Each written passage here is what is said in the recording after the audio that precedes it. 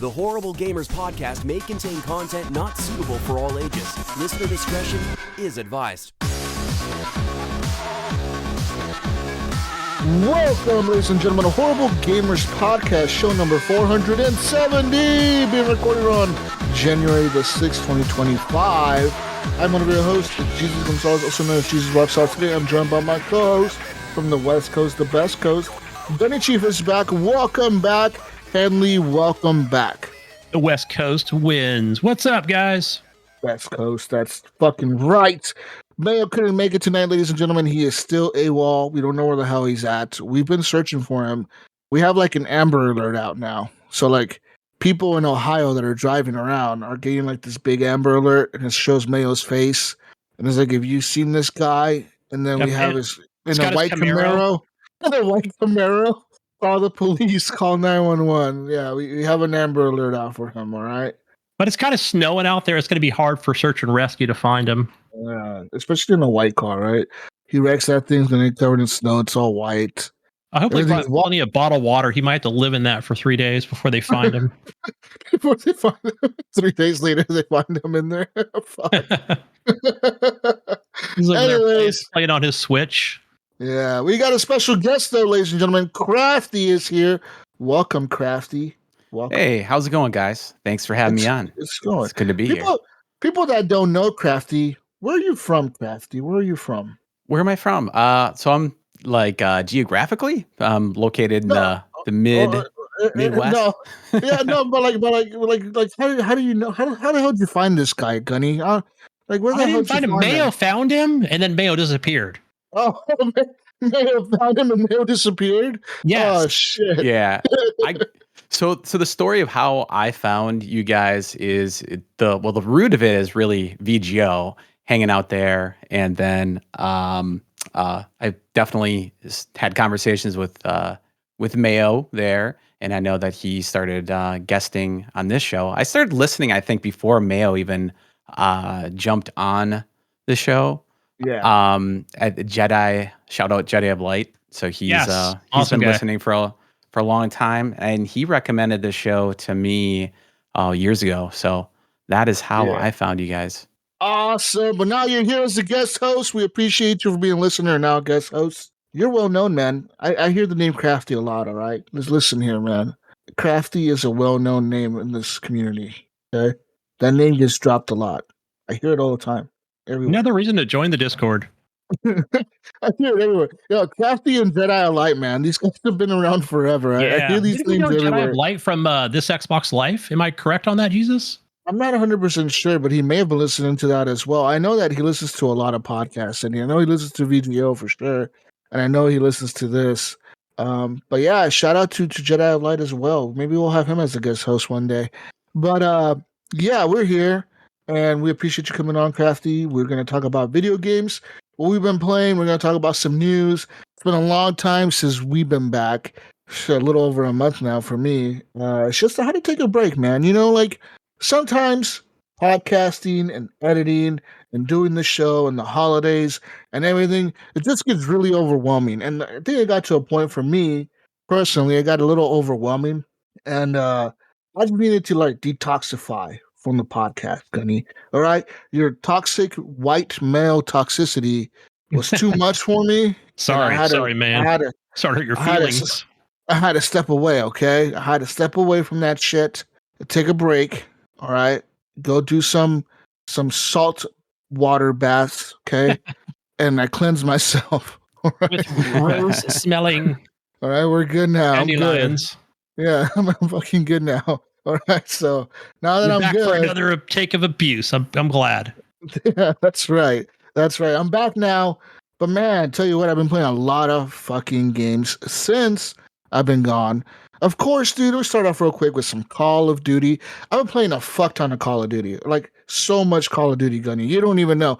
I'm like Prestige fucking 7 now, or some shit, or 6, or 7th. I haven't slept. That's all I know. I don't sleep. It's just Call of Duty all the time, dude. Does it get harder each time you prestige? I'm kind of a Call of Duty noob. I mean, I understand kind of what that is, but I really don't even understand what it is. Or is it like a snowball that just kind of every It time actually you go gets through, it's easier and easier. Okay. It kind of gets easier because the prestige mode, the way it works, it used to work. It's always worked this way, kind of. You reach level 55, you prestige, and you reset back to level 0. You get like a cool little badge or whatever to put next to your name, like a little emblem. But it resets everything back to 0, so it takes away all your guns and everything, your perks that everything you've unlocked, which is pretty much everything once you reach 55, gets reset to like when you bought the game. So you have 0 things unlocked. But the thing with this different about this game though is any blueprints you unlock. So say you have like a gun that's like a gun that you get when you're level 50, but you go and you buy a skin for that gun, or like you buy a skin pack and it comes with the blueprint for that gun.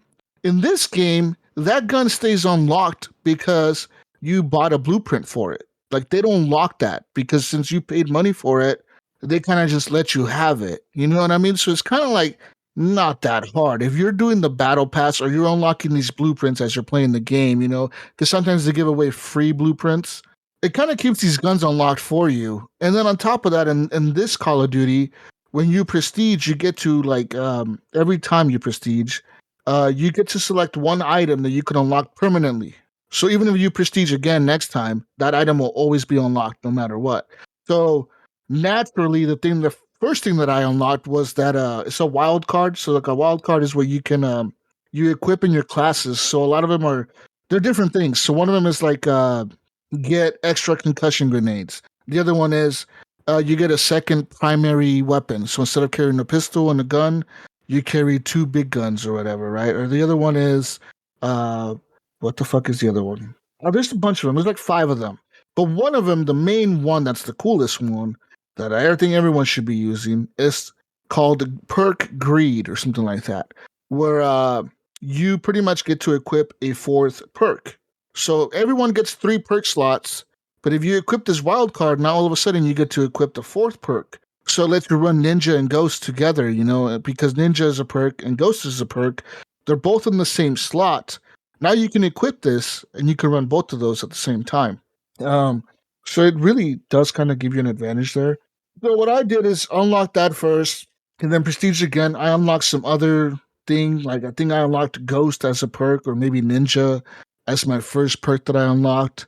And then I unlocked some other perk, and then I unlocked some other perk. Now that I'm prestige 7, I've unlocked so much shit that I'm just sitting on that free unlock because I'm like, I don't know what to unlock. I don't know what the fuck I want to use right off the bat because I have everything I want to use right off the bat already. So it's like at this point I'm just prestiging to like prestige, just to get to like the max prestige. That it's really for nothing. It's just a badge. It's a cool badge, man. All right, don't fucking judge me, Krafty. I see you looking at me like this fucking noob over here. What the fuck's he doing? Stop fucking judging me, man. All right, listen. I'm gonna prestige max. All right, I will fucking reach it before the next Call of Duty comes out. That is my goal of 2025. What is the max? 10th prestige. Once you reach 10th prestige, oh, you got this easy then. If you're on 7, oh yeah, I'm on 6th or 7th already. Yeah, Jeez, so I got this. Yeah, like I'm already like level 50 on the 7th prestige. I got 5 more levels to go, then I can prestige again. So like, yeah, have you switched over to mouse and keyboard, or are you still? I think I remember you're still doing controller, right? Controller. No. Actually, I'm doing mouse and keyboard. I've been doing mouse and keyboard for like a few years now. Actually. Oh, okay. I'm still on. Stuck in my head that you were still. Yeah, I'm still on controller. Okay. That first for certain games, shooters. The first year I had my PC, I did use a lot of controller. But I've kind of forced myself when Modern Warfare, that first one in 2019 or 2018, when that one came out, I forced myself to learn mouse and keyboard, and I kind of just said, "Fuck it, I'm gonna do it. I don't care how much I suck. I will learn this shit." And I finally got the hang of it. And now I pretty much play all my games with mouse and keyboard. It kind of, when I play on controller, it's only if I'm playing something like Indiana Jones or Starfield or something that's like a single player. It doesn't really fucking matter, like it's like whatever. I just want to chill, whatever. That's when I pick up a controller and play with the controller. But if it's a shooter or anything competitive, anything that's you're playing against somebody for something, I try to use mouse and keyboard for it. It's for the most part. But yeah. Fuck Call of Duty, man. Let me tell you something about Call of Duty, Gunny. Call of Duty released a new update last week All right, Squid Game season 2 came out last week, right, or 2 weeks ago after Christmas. Yeah, I think it's been has it been about a week? I think that's when it About came a out. week, right? A week ago, right? Well, Yeah. anyways, Call of Duty has done this big update this week where they released the Squid Games pack. Okay, listen, this is weird because people are kind of pissed off about this. I'm a little like, whatever. They're trying to make money. It's fucking Xbox. They're trying to get money out of this shit. They're trying to make their $70 billion back, okay? I know what it is too. So they have this fucking event pass. It's called events. They do these events. So they had one for Christmas where you like had to get like these fucking little charms. When you kill people, you picked up this little like jolly fucking Mary charms or something that people dropped. If you picked up so many, you could unlock stuff or whatever. And then whatever. If you unlocked all of them, you got like a sniper rifle, which I did get. But this new event is called the Squid Game event, which is, of course, a tie-in with the Squid Game TV show on Netflix. And this event, pretty much what it does is it fucking lets you unlock items from the show. So like character skins from the show, whatever, player cards. You get like some double XP tokens and some like a meat cleaver or something that they use in the show. I haven't watched the whole season. I've only watched like 2 or 3 episodes. But they unlock shit. You unlock shit. It's almost like a mini battle pass. Is it tied to just season 2 or is it season 1? No, like it's tied to season. I think it's tied to season 2 only. But it's only. Okay. But they only call it Squid Game event. They don't call it Squid Game 2 event. They just call it Squid Game event. I don't know. Do you think what this is? And as soon as you talked about it, I was like, I think I know what this is. But I think they see how much money Fortnite is doing with their licenses and I should say their team and how they reach out to like everybody. It could be Lego or whatever. Yes. Like, Beyonce. Oh my gosh, we have to have Beyonce in the game. But Call of Duty can have anything on their shit because it's a mature rated game. So they could have like fucking Sleepy Hollow on there. I don't fucking know, man. Like anything that's fucking murder and death. Okay. They could have it on there with guns. They could have it on there. So Squid Game, of course, naturally fits with the game. And they do have they have this like battle pass. It's called an event. And there's a free tier, which is a bunch of hobo shit. Like you get like some skins, a meat cleaver, some stupid ass shit. But there's also the paid version of the event, which I bought. I bought it with Call of Duty points I got from the battle pass. Of course you did. And this is an addition to their battle pass. Yes, this is on top of the battle pass you already paid for, which will end in 20 days. On top of the price that they're charging for the game. Yeah, on top. But listen, that's not it, though, Krafty. This is soccer, guys. You got to remember that. No. But listen, I never bought the battle pass. I paid this event pass with the coins that I got for free from the free version of the battle pass. Because the battle pass, the free version, you get free coins like every so many tiers or whatever. And I almost have it all completed. I'm on page 14 of 15 on that thing on the battle pass. And I had like 1,100 COD points, which are the coins that you use to buy shit in the game. I had 1,100 coins, which was what that event cost. So it cost 1,100 coins, and I just used that coin that I got for free from playing the game to pay for this. But I got a question for you, Jesus. I got a question for you. So since I play zombies a lot, am I earning any coins like towards anything you're talking about, or does it have to be multiplayer? No, the XP carries across from zombies. It's the XP that's counted. Okay. You'll see it. Yeah, it's all counted towards the battle pass, I think. I don't know. I don't really play zombies that much, so I don't know. Anyways, Gunny, you're interrupting me, dude. Listen, people are pissed, right? Because in the battle pass, to get the battle pass, you have to pay for the battle pass to get all the shit from the battle pass. The cool stuff, I guess, right? Not the free money that I got. But like if you're rich and you're like a super rich person and you want to pay the battle pass and you paid for it, cool. But you know what? For example, if I bought the battle pass right now, right, to get all the stuff that I've already unlocked, and it'll give me all that stuff. I still don't get everything from the battle pass, because to get everything from the battle pass, you have to upgrade to the Black Cell edition of the game, which is another $35 upgrade on top of the $70 you paid for the game. You have to buy the Black Cell edition to get the Black Cell items from the battle pass. And that's a one-time, though. And that's a one-time. I'm like, what the fuck? Okay. That's why I did not buy their battle pass, because I was going to buy their battle pass, but I'm like, wait a minute, I have to pay $45 for this because I have to pay for the Black Cell edition, and I have to pay for your battle pass. Fuck you guys. I was like, I'm not paying for this shit. But anyone who bought like the ultimate edition of the game, which I know like Brink and IAMS did, they got that. So they got the Black Cell upgrade shit, and they got the free battle pass for the first season. Now, if they complete that battle pass, they will have enough coins to buy this Squid Game shit, or have enough coins to buy the next battle pass, which will cost 1,100 coins as well, or 2,100 if you want this. Like, because they have two versions of the battle pass. Of course they do. They have the one that's like the hobo version, like the poor people one.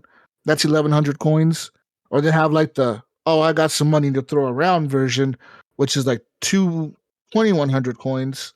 Like 10 more bucks, but you get like 20 tier skips. So you skip 20 levels off the bat. How long does it take you to earn the 1,100 coins, the free coins or whatever? Well, the battle pass has been going on since like November, and it's now January. So I guess a month and a half. But I've been playing a lot, dude. A lot. Like so month and a half of like serious grinding to get that. So it's almost like most people are probably gonna just pay for it, dropping the money. Okay. Yes. Yeah. So yeah, but the cool thing is the Squid Game events. Once you do pay for like the cool version of it, not the poor people version, but the rich people version of it, you get some pretty cool fucking shit, man. You get like some cool ass skins. You get some cool badges, some cool gun fucking like some gun blueprints that look really fucking cool. You get like the cool, the guy in the show, Gunny, the guy that runs the show, the guy that wears like the black outfit with the black mask. You get that skin when you beat it. I haven't beat it yet, but I'm halfway through it. Okay. But you get that skin at the end, but you don't get it with the hobo version. You got to pay for that. Oh, that's one, man. That's what I'm saying. I want that fucking skin, so that's why I paid for it. So yeah. Call of Duty, yeah, man, it's gone. Some people say the battle pass is hard. Brink was saying that he's barely got like anything done on that battle pass. He's like, dude, I'm barely like a quarter of the way through it. How the fuck are you on page 14? But I'm also like, dude, I'm prestige 7 or 6. Are you doing anything like activating any kind of codes like from like Mountain Dew or Doritos or anything on that? Because I still see those. I still see them in the stores. Listen.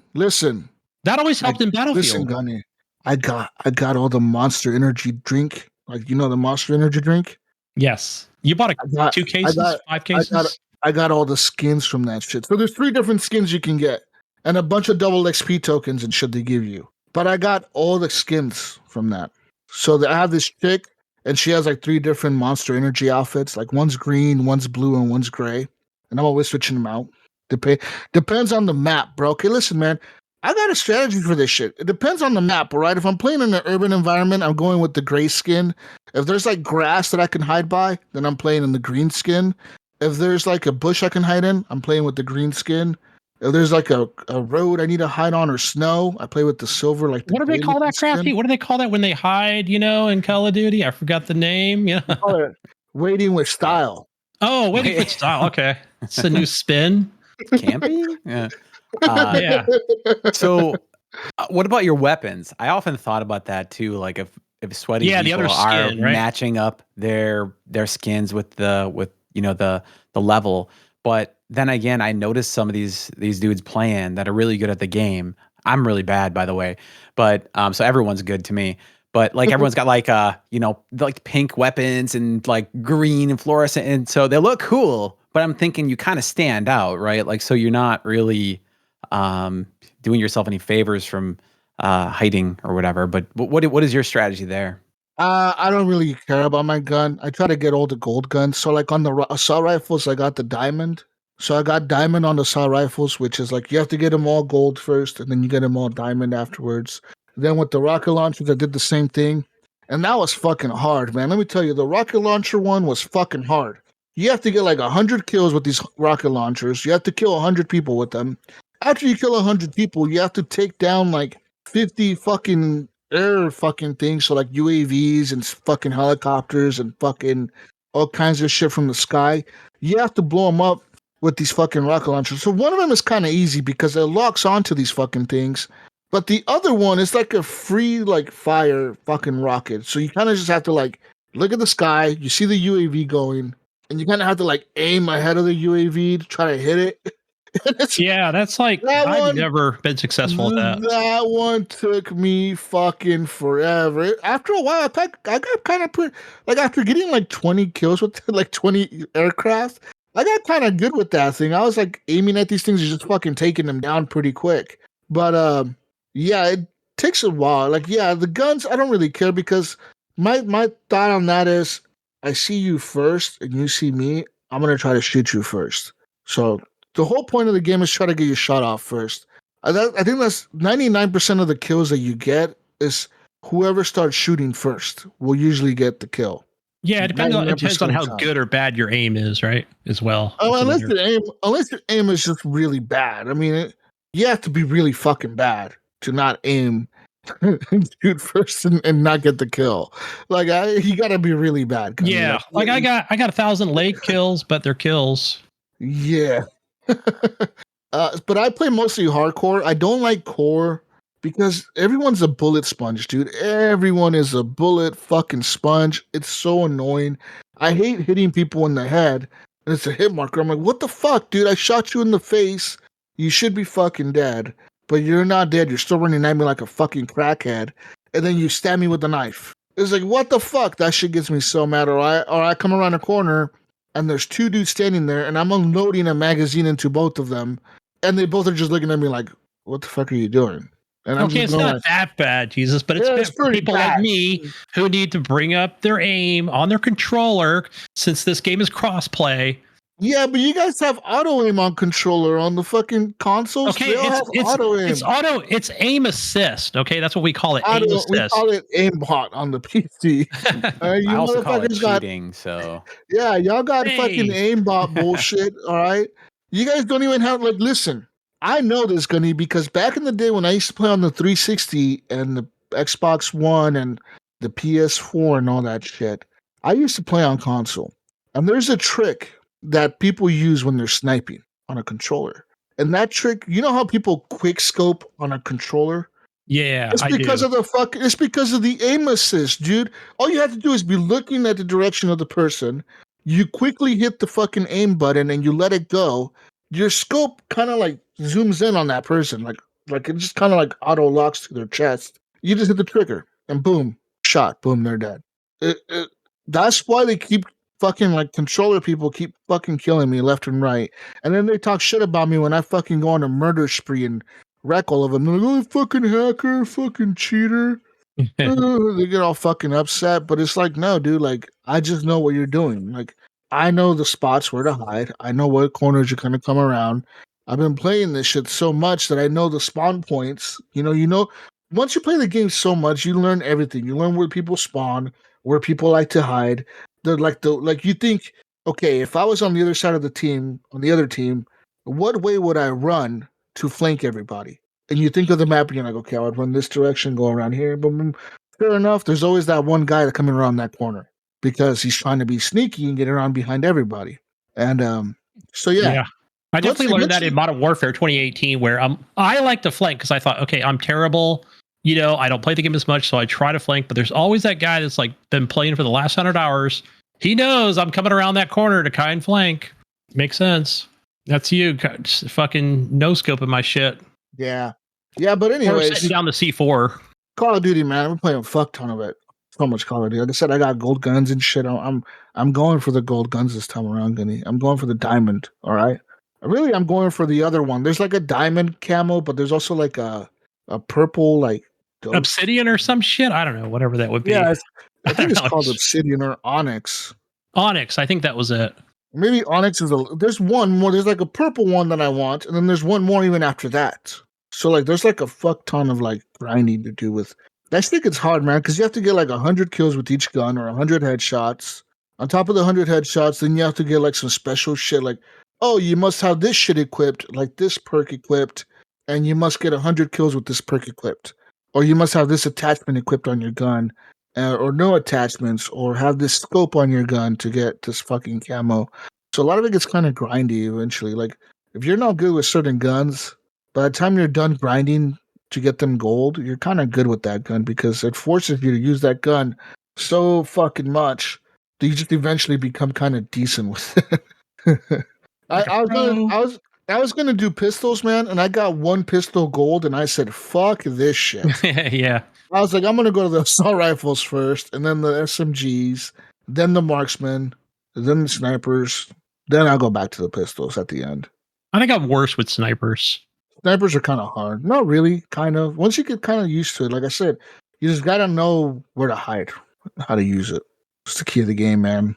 The strats, Call of Duty strats. You play Warzone? No, I don't. I don't like no. Warzone. I like it. I used to play it a lot when it first came out. I like plunder mode. I used to really like Warzone when it first came out. I fucking loved it. Played it all the time. Would get wins every once in a while, not all the time, but it was cool. And then, like, I don't know, man. After a while, I was like, "Fuck this shit!" Like, it's not as good as PUBG. It got really bad with cheaters, and then they cleaned it up, and then it just seems to be like a wave of how that goes. Like they clean it up, then the cheaters come back, then they clean it up, then the cheaters come back, then they clean it up, then the cheaters come back. It's like, I don't want to deal with that. I just don't want to deal with Warzone. I'm not a big fan of it. So no, but I have been playing another mode in Call of Duty. I've been playing ranked mode. So ranked mode is a little bit different, Gunny. Ranked mode is that new? No. I don't know if that was in other CODs. It was in other CODs, but this one is the first time I've actually played it. This one pretty much what it does is it pits you 4 versus 4. So 8 players on a match. Every map you vote on what to veto. You don't vote on what you want to play. And then once you veto certain maps, it selects the map that you're going to play on. And everything is an objective based mode. There's no like team deathmatch or whatever. Everything's like search and destroy or control points or hard point. Those are the modes that you play in this 4 versus 4 ranked mode. And also the guns that you pick are like certain guns. You can't just pick any rifle. Like there's only like 2 types of assault rifles you can use, 2 types of SMGs, 2 types of marksman rifles. I don't even think you could use sniper rifles at all. I don't think they're available. And then you can only use certain pistols. Like the 22 is the only pistol you can use. You can only use certain tactical upgrades. You can only use certain perks even. Like you cannot use you can't use Ghost. You can only use like the flak jacket or ninja. It sounds more like a custom mode than ranked mode. But it is ranked because once you play a match and you lose, you get demoted. You lose points. Oh, that's right. Now I remember. It'll kick your bracket down, or if you win, you gain points, and it'll bring you up to a new bracket or whatever. You know, you raise enough points to get to the next bracket. So you start off with bronze, you go silver, then you go gold. Each level has 3 levels to it. So you start off at bronze 1, go to bronze 2, bronze 3. Then you go to silver 1, silver 2, silver 3, then gold 1, gold 2, gold 3. And then from there, it actually goes to diamond or platinum. It goes gold, platinum, diamond, obsidian. And then the last one is like fucking, I don't know what the last one is. It's like super diamond, some shit. You have to have like a lot of points to get to that fucking last one. And you get some crazy skin. If you get to the last level, you're like in the top 200 players of Call of Duty, I think, if you get to the last one of ranked. I think I was watching somebody in the phase, like or like I don't know if I'm sure he was like a phase player or whatever, like in the clan or something, and but that brings back because I was watching him on like those videos on YouTube, and then watched him like not get demoted, like just kind of go down a notch, and because they're good, right, in the phase clan, and then meeting somebody who's actually like better than you and just watching them have a fucking meltdown and after getting clapped is just hilarious. Yeah, that mode is pretty fun because you really have each team only gets 30 respawns. If your team loses all your respawns, then that's it. You can't respawn no more. Like if you die, you're dead, and you lose the match if your whole team dies. So one thing you were saying, pretty hard. One thing you were saying is that like there's just only certain weapons that are unlocked in this mode. And that's one of the things that's always intimidating to me playing this game, is because I feel like when I start playing this game, even if it's on like day 5, it's like there's still a bunch of people that have unlocked all the best weapons, quote unquote, and all the best, like, I mean, from my perspective, I'm sure even like newer weapons are just fine, but I feel like I'm kind of at a disadvantage because of all the things unlocked. So it sounds like almost this puts people in a way an equal playing Yeah. field. But are all the It weapons does. unlocked right away, or do you still have to unlock all those weapons I that are think they're all available? unlocked. They're all unlocked right away. And then certain attachments are banned. So you cannot use suppressors. Those are banned. You can't use like a certain compensator. I think you can't use a compensator on some of the guns. You can't use a certain grip on some of the guns. And you can use some sort of some of the rapid fire mods are disabled on some of the guns. So some of these attachments are disabled. Like it'll tell you like, hey, yeah, you have this gun unlocked and you have all this shit equipped on it. You got to take this stuff off and replace it with something else, or just use it like with nothing. So yeah, it does kind of level the playing field a little bit. And when you're playing ranked, it feels like core. It shows the mini map, it shows the objectives, it shows like a HUD. It's not like hardcore where it takes away the HUD. But I don't know. It just feels more. I don't know. It feels like I Right. could kill people easier with in ranked mode. I could kill people. But that brings up a question, Jesus. So, but that, because you reminded me of something where I remember again watching the videos, but do you think there should be a ranked mode where nothing is nerfed? Like, would that be something that's No, fun as well? no, It wouldn't work. Is that what you're saying? it wouldn't work. If I have everything unlocked and Krafty goes in there and tries to play against me, I'm gonna fucking wreck him, dude. No, Because but what I'm saying is, I have ninja and ghost and all these fucking suppressor on my gun. You can't fucking never spot me. You can never tag me. You can never see me coming. okay. You never Yeah. hear me coming. Like it's not level. It's not a level field. You know, like at least in this mode, it kind of does level it out a little bit. Like yeah, there's certain things you can do to like make yourself like have. You can have ninja to like minimize your footsteps, like the sound they make or whatever. You can have all that, but like starting like everyone can have the same shit. Like if someone sees where you're running, they can change to use what you're using. You know what I mean? The thing about this mode though, it doesn't let you change classes in the middle of a match. Once you start the match and you're locked into the match, into that round, I would say, because you could change it every round. But in once the round starts, because there's 6 rounds. Best out of 6 wins. So like if your team gets 3 wins, then you guys win. If each of you get 2 wins and the last person gets the third one, that team wins. That's how it works. It's 6 rounds or whatever is round based, except for a hard point. Like a It's team not deathmatch, right? hard point is not. It's not round based. That one is just whoever gets the 250 points first. But anyways, the like each round you cannot just change classes in the middle of the round. It'll tell you like no, you're not allowed to change classes right now. Like you're locked into this class till the round is over. Like this is what you chose to come in with. You're fucked. Like if you don't like it, too bad, dude. It's what you chose. You had 60 seconds before the round started to change your shit, and you didn't. That's on you. So yeah, it kind of does do that to you. But I like it, man. I like rank mode. I'm silver 3 right now. I'm trying to get to gold. It's not as easy as it sounds. I'm pretty fucking close. I'm like I got 1700 points. I need like 2100 to get to gold. But I only get like 60 points for every time I win. So that means I gotta win so many rounds. And if you win like 3 rounds in a row, then your fucking emblem becomes on fire. So when you get in a fucking match with people, they know you're on a winning streak because your fucking shit's on fire. And they're like, oh, this fucking guy over here is on a winning streak. And then they fucking come after you and they fucking wreck you. You're a target. You're a target. This has to be toxic as fuck, I would imagine, right? Oh, it is. Because Rank mode is way. There's people talking shit Yeah. all the time, dude. Everyone has their mic on. People are just talking shit to you left and right. Yeah. Oh, fuck. It's kind of terrible. fun, but I'm sure it gets old after a while. I used to play League of Legends for many years. That was kind of like my main game. That's all I kind of did was play League of Legends for years. And yeah, that shit just gets super toxic because if you lose, it's always someone else's fault. You know, people. So like with you when you're jumping in playing with randoms, of course, you know, you have tons of guys that are just like, I'm the best and it's everyone else's fault. And they get all pissy and super toxic. So Krafty, I think that's Riot Games, correct? Yeah, League of Legends. League of Legends. So I remember reading an article. I think we read an article on this show. I think because I don't know much about League of Legends other than what I watch on Twitch or YouTube. But yeah, I think Jesus. I remember we did an article. It was at least like a couple of years ago, and it was just talking about how they said, oh, we're turning off the actual like chat service on the game. Like it was so bad. Like you couldn't even like do in-game chat. Hey man, well, Call of Duty actually has Talks mod, and that shit does work.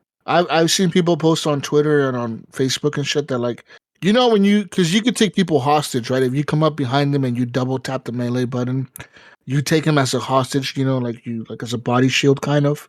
Well, when you're in that mode, you can talk to that person and that person can hear you and they can talk to you. Well, I heard that some people, while they were like, the guy was camping their spawn, they were able to get behind the guy and take him as a hostage, and they told him, "Hey, man, quit fucking camping our spawn," and they kill him. Like 5 seconds later, the fucking AI kicks in and kicks him out of the match and says, "You've been banned from multiplayer for an hour or 2 hours for toxicity or whatever, for toxic behavior." Like the AI in Call of Duty is active, so you got to be careful. Really? What the So, fuck you say like, to people. I mean, I just wonder, like, if Yeah. Okay. I'm just thinking of like if somebody actually like I'm sure they tested it where like let's say if that situation was changed where he gets up behind him and said, "Hey asshole, you're doing a great job," and then kills him anyway. I don't know.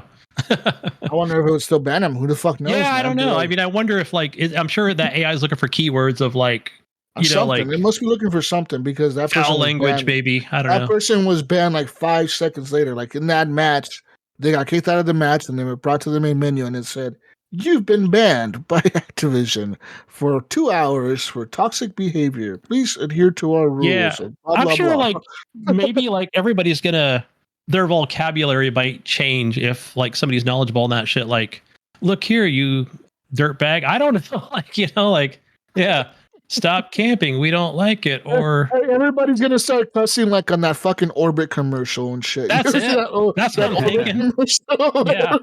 Cleaning their mouth or whatever. I guess everyone's gonna Yeah. start talking, dude. Oh fuck. That's Take gotta be Latin. I don't know. Yeah. that's gotta be Oh, expensive as shit. fuck to run like an AI algorithm No, against no, runs- live chat with how many chats there are. That's gotta be a substantial millions amount and of millions Yeah. of I mean, I'm thinking players, dude. bandwidth and yeah. I wonder if they just Well, audit randomly, or because I can't imagine they have a that on process running everything. on every single mic. You know what I mean? That's like Yeah, that would be expensive to insane. process. I would I mean, imagine. Yeah, that's even though this is Microsoft we're talking about, and they got the money and the servers to do that shit, but it is expensive, dude. And Yeah. they're trying to make their fucking money back as quick as they can on that purchase, dude. You know they are. yeah. Right. Holy fuck, we spent $70 billion on this shit. We better make our money back like in 2 years. I bet Or it's we're killing- like a cop. You know what I'm saying? Like how many times do you speed? Yeah, And you don't get pulled over every caught. time you speed, right? And so Yeah. I bet you any money they just randomly sample.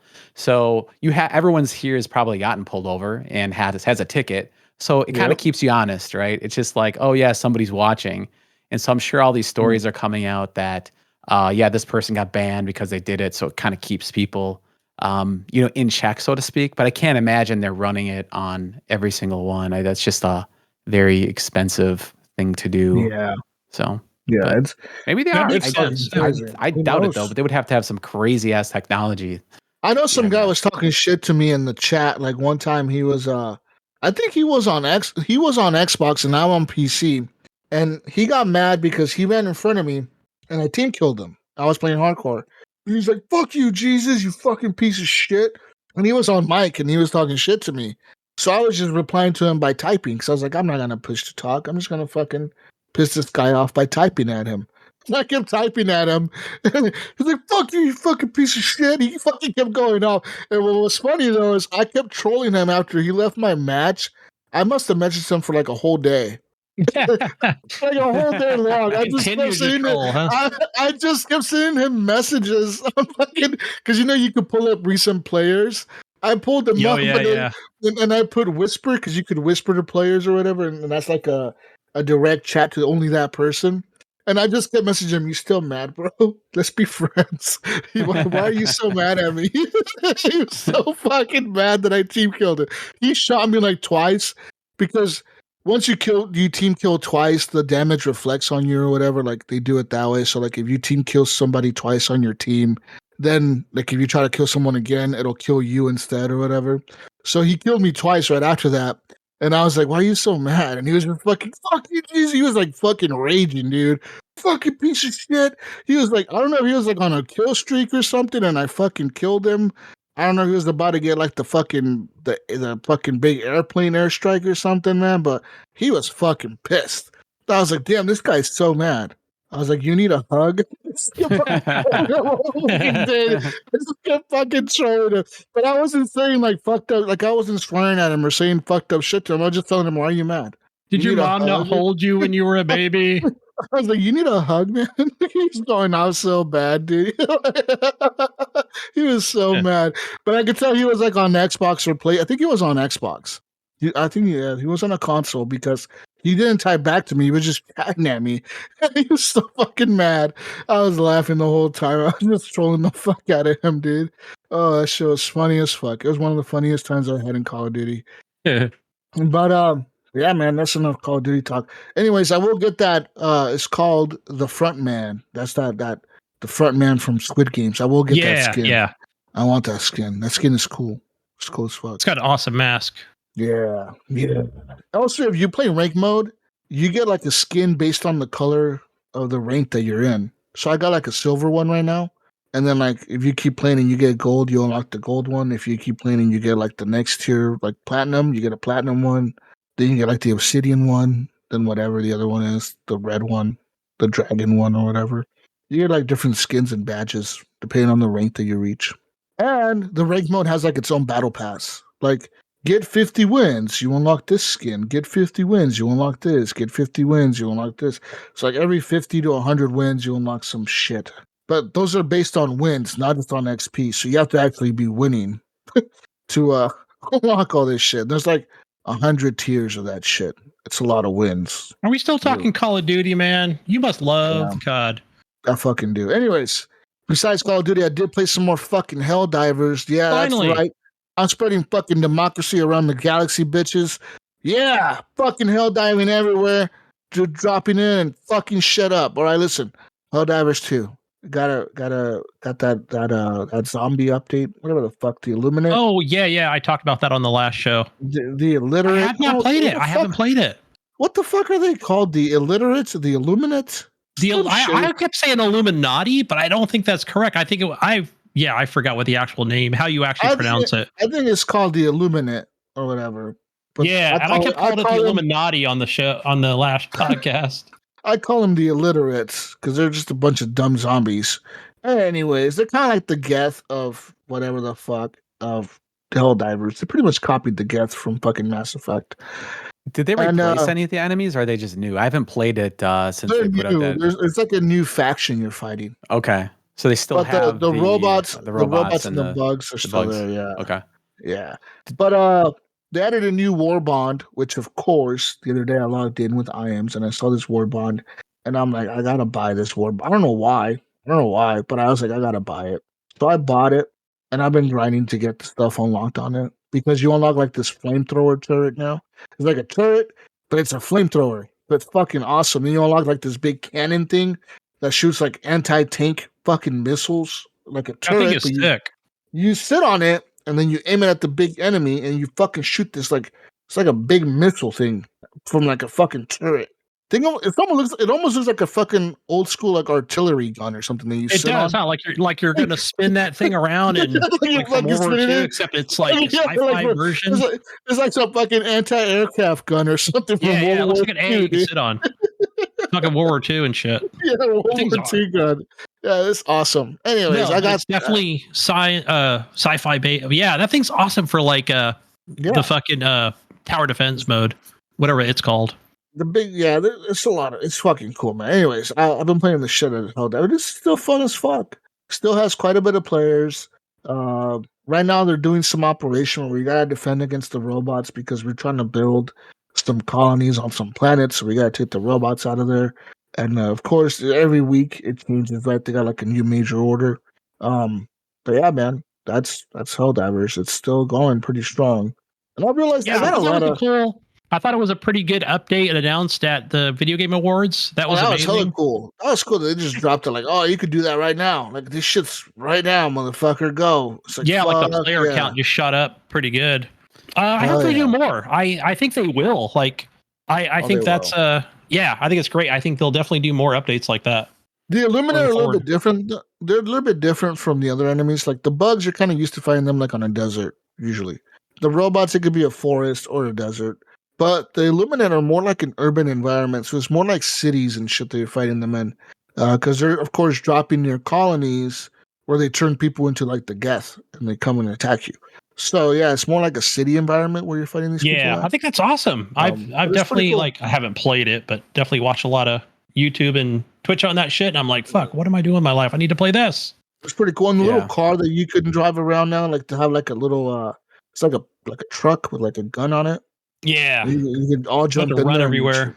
Is it drive on the around. map, or is it like something you need to call down? Both. So now you can call it down. Now now it's an actual stratagem. But Okay. it used to when that update first came out, you could actually find that truck on the map. I don't know where the fuck we found it, but we found it like And that's three times. that's the other cool thing, Krafty, where when you're joining like a match, like this is awesome. I think like Jesus talked about this a while back, where you'll join like, so basically you're joining a match, right? You're kind of creating like a server, boom, boom, boom. It's 4 of you. And then I don't know if it was you, Jesus, or we talked about on the show where like it was kind of like in this quiet beta form where the devs like put this fucking like vehicle down on the ground, didn't tell anybody about it. And then people were like, what's this? We can actually drive around. So I think that's cool when they do just random stuff, like just quietly drop stuff, and whether it's in like an alpha beta form, you know? The devs do test shit out in the game. If you didn't know that, Krafty, like the devs will get in there and they'll randomly pop in people's lobbies and just drop shit. Yeah, and I also heard that they basically have, I guess it was kind of like a GM or a dungeon master guy who kind of directs like who, like the larger war of who's winning, and I don't know how all that stuff worked. I played that game pretty heavily when it first came out. It was definitely like a surprise game for me. I was expecting to like it a little bit, but it definitely took over my life for I don't know, like a month and a half, I would say, maybe 2 months, and then I got my fill. I unlocked everything, and then I got my fill. I was like, okay, I moved on, but I have not come back to any of the new content since it first released. I've just been busy, especially around the holidays here. I've just been busy with that and like holiday stuff and playing other games. So I haven't got back to it. It's fucking awesome though, man. So yeah, I got the newest war bond. I forget what it's called. It's called Urban Deployment, I think. Of course, urban because of the urban environment that you're fighting in against these new Illuminate fuckers. You unlock a new stratagem with the new I don't know, is it a stratagem? I think it is. It's kind of like it is a stratagem. It's like a support stratagem where you have like when you aim your gun, you can equip this thing where it brings up like a shield in front of your gun. So as you're holding your gun and you're aiming it, there's like a shield in front of it that blocks bullets and damage from coming at you, which is pretty handy against like the robots since they shoot at you. You know what I mean? So that's kind of a cool little support perk stratagem thing backpack that you can wear around. It's a backpack. You put on the backpack and you pull up a shield in front of your gun. So yeah, it's just on the. I was going to say, is it an actual shield that goes around you, or just the front? Just when you're holding the gun. It's just the front when you're holding the gun up. So you can fire through the shield. So you can basically fire. You fire through it. Yes. Okay. Yeah. You're firing through it, but it's like someone looks like a Halo or some shit. Where like it's like a shield around the gun. You know, you've seen it in Halo. Yeah, that's a good one. You've seen it in like Halo or Destiny or something. I know I've seen it like in Overwatch and shit, like that type of shit. Like where like there's a shield in front of you and you're just walking or whatever. What was that? What was that game we played, Jesus? That Microsoft game? It was like hot garbage. That Redfall. Like they tried to do the same thing. I was like, what is this crap? But they did it horribly. Me and somebody played that game for 30 minutes. I don't know who the fuck it was. That was me and you, but it was horrible. Remember I told you, I'm like, what is this garbage? Yeah. Like 30 minutes. And I was like, take that shit off of there. Yeah, it was bad. Yeah. It was so bad that everyone got fired in that studio. That's how bad that game was. That game was so bad. They didn't want to do it anyway, but that's another story. Those are the guys that made that fucking Dishonored. Was it Prey or whatever? Prey was a good game. It was not popular. They made Dishonored, whatever their last big game was, that Dishonored fucking spinoff with that chick. Oh, yeah. That was a good game too. Dishonored Trials of the something or some shit. I forget what the fuck. Yeah, she had like a gouged eye out. Like I thought it was a cool art style. Yeah. They made so is Arcane Austin. I couldn't remember either. And it's so they Dishonored, Prey, and Deathloop they did. So that's why people were expecting it to be to be good. And then it just completely shit the bed. I really like. So the only thing good about it was the art style of the game was actually good because it's Arcane. Like it. really looked good, even though it was only 30 Did it FPS or though? whatever. Did it though? The stupid fucking vampire is like stupid as fuck, dude. The one was spinning in circles. Like, the fuck was he doing? He was just The spinning game in was circles. broken at launch, and we only played it because it was on Game Pass. He was like spinning in circles and like, what the fuck, like shooting shit at me while spinning in a circle. I'm like, the fuck's he doing? This guy's supposed to be a vampire. He's supposed to be like chasing me down and biting me or something. But anyway, What the my fuck? point was they tried that gun with the shield on it like it was Halo, and it just was like, okay, that just, yeah, I switched to pistol real It was quick. But bad, Gunny, all right? It was bad. Anyways, not moving on defending from it. Helldivers, I played some other shit too, Gunny, okay? Now I gotta pull up a list of what I played. I got a list. I'm checking it twice. All right. I played. I don't even know what I played. This is how much I played. I don't even know what I played. Just Call of Duty, apparently. More Call of Duty. Did More did you battle. buy that No. on? Did you buy Call of Duty? I did, On but on Steam or okay. but I only bought the regular version. That's weird, huh? That is weird for you As because much normally as- you're like an as much Ultimate as I- Edition guy for the last 15 years. But I didn't want the fucking battle pass because I knew it would suck. And like, I know it sucks. Fuck you, Call of Duty. You're gonna give me for $70, but you're not gonna give me for $100. The I like joke's on Modern you, Warfare 'cause, more. I like Modern Warfare more, man. Okay, listen. Yeah, probably will get me. Okay. I'm gonna buy skins and I know this, Krafty. Okay, they're gonna get me for like $200, but it's okay. It's See, the that's a skins that problem I have. want. I have a problem with that game being $70. It just really bothers me because It really should be. It really should be a free to play. With how many fucking skin packs? Did they have at least Yeah. like 40 skin packs in that fucking store? And there's at least 4 of them that I want. But I'm like, I'm not paying $23 for the fucking coins to buy this fucking skin pack that costs $22.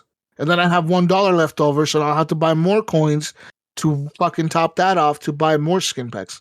Nope. I can't fall into that trap. I can't There's do plenty of others out there that'll fall into it. Don't Oh, worry. there is.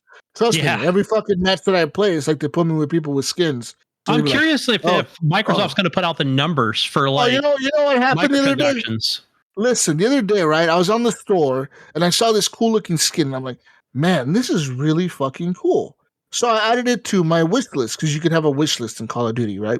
You add it to your wish list and it'll like save it for you whenever you. So you never have to search. Like in case they take it off the main store, you can find it on your wish list and buy it. So I added it to my wish list, right? Very, very, very next match. We're spawning into the match. I turn around, and what do I see, Gunny? What do I see? I see some motherfucker wearing that exact fucking skin. I'm like, these motherfuckers, no. Oh, dude, I'm like, these motherfuckers, no. I'm like, these motherfuckers, no. I want this shit. They knew it, man. They do that shit. You know they do that shit. There has to be something programmed into that game where it tells them if player wants this skin or sits there and looks at this page for more than 20 seconds, show them this skin in the game in action. They know that, dude. Oh, yeah, dude. They fucking do it. They something programmed into that shit where they do that. Because I was like, what a coincidence, dude. The very next fucking match, the dude behind me is wearing that skin. Really? Really, Call of Duty? Really? Like, it wasn't even like a subtle thing. Like, that shit was like right there. Boom. It's like, what the fuck? Yeah, they almost got me, man. They almost got me. Saying that shit works. You learn though. Hey, so Jesus Christ! But I remember did you try it like you did? When did you buy it on Steam? Like immediately, or did you just try it on Game Pass first? I couldn't remember. No, I bought it. I pre-ordered it. Okay. Call of Duty, man. Yeah, that's a must buy, right? Day one. I'm gonna buy it. I'm gonna buy it. I want to buy it. I got the Game Pass cheap deal or whatever. I like pre-bought, for I think I got it through like 2026 now. Oh shit! I bought it for like $3. I got it for like $3 a month. So I didn't buy Call of Duty. I just they're running those deals where you could convert. Oh, there was like a bunch of shit you had to do, right? Like to 2020 or whatever. Yeah, if you bought like I Xbox remember that. Live and you could get it cheap on like key sites, and then you could do a conversion thing.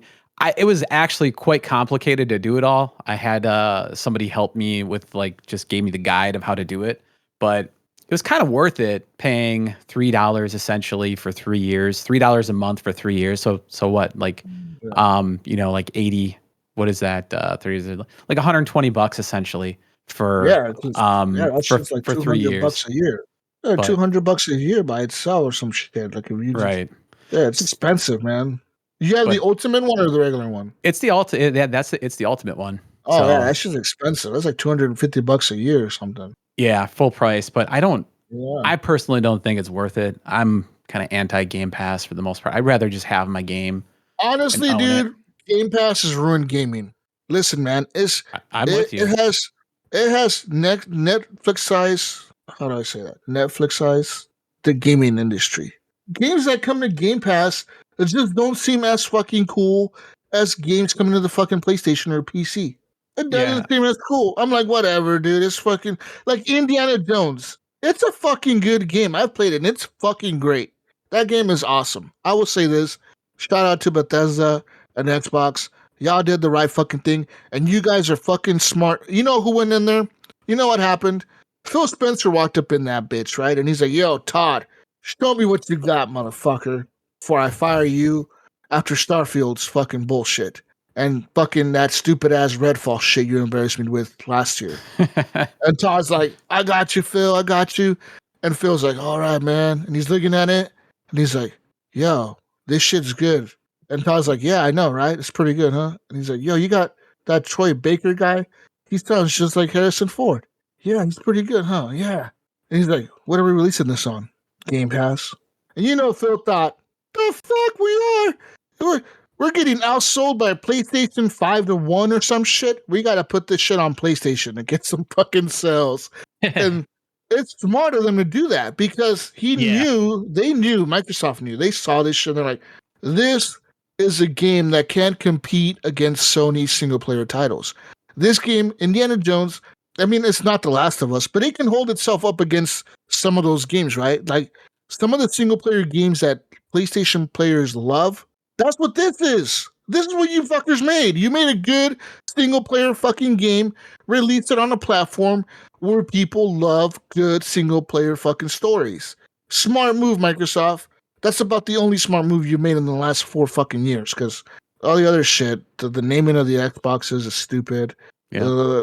They've just done a lot of dumb. They've done a lot of stupid shit in the last 4 years. Does anybody know? Does anybody know what they're like? I get it what they're doing, right? It's kind of a, it's a timed exclusive, right? Is really what it is. But do we know when it comes to PlayStation, or is that like next month, dude?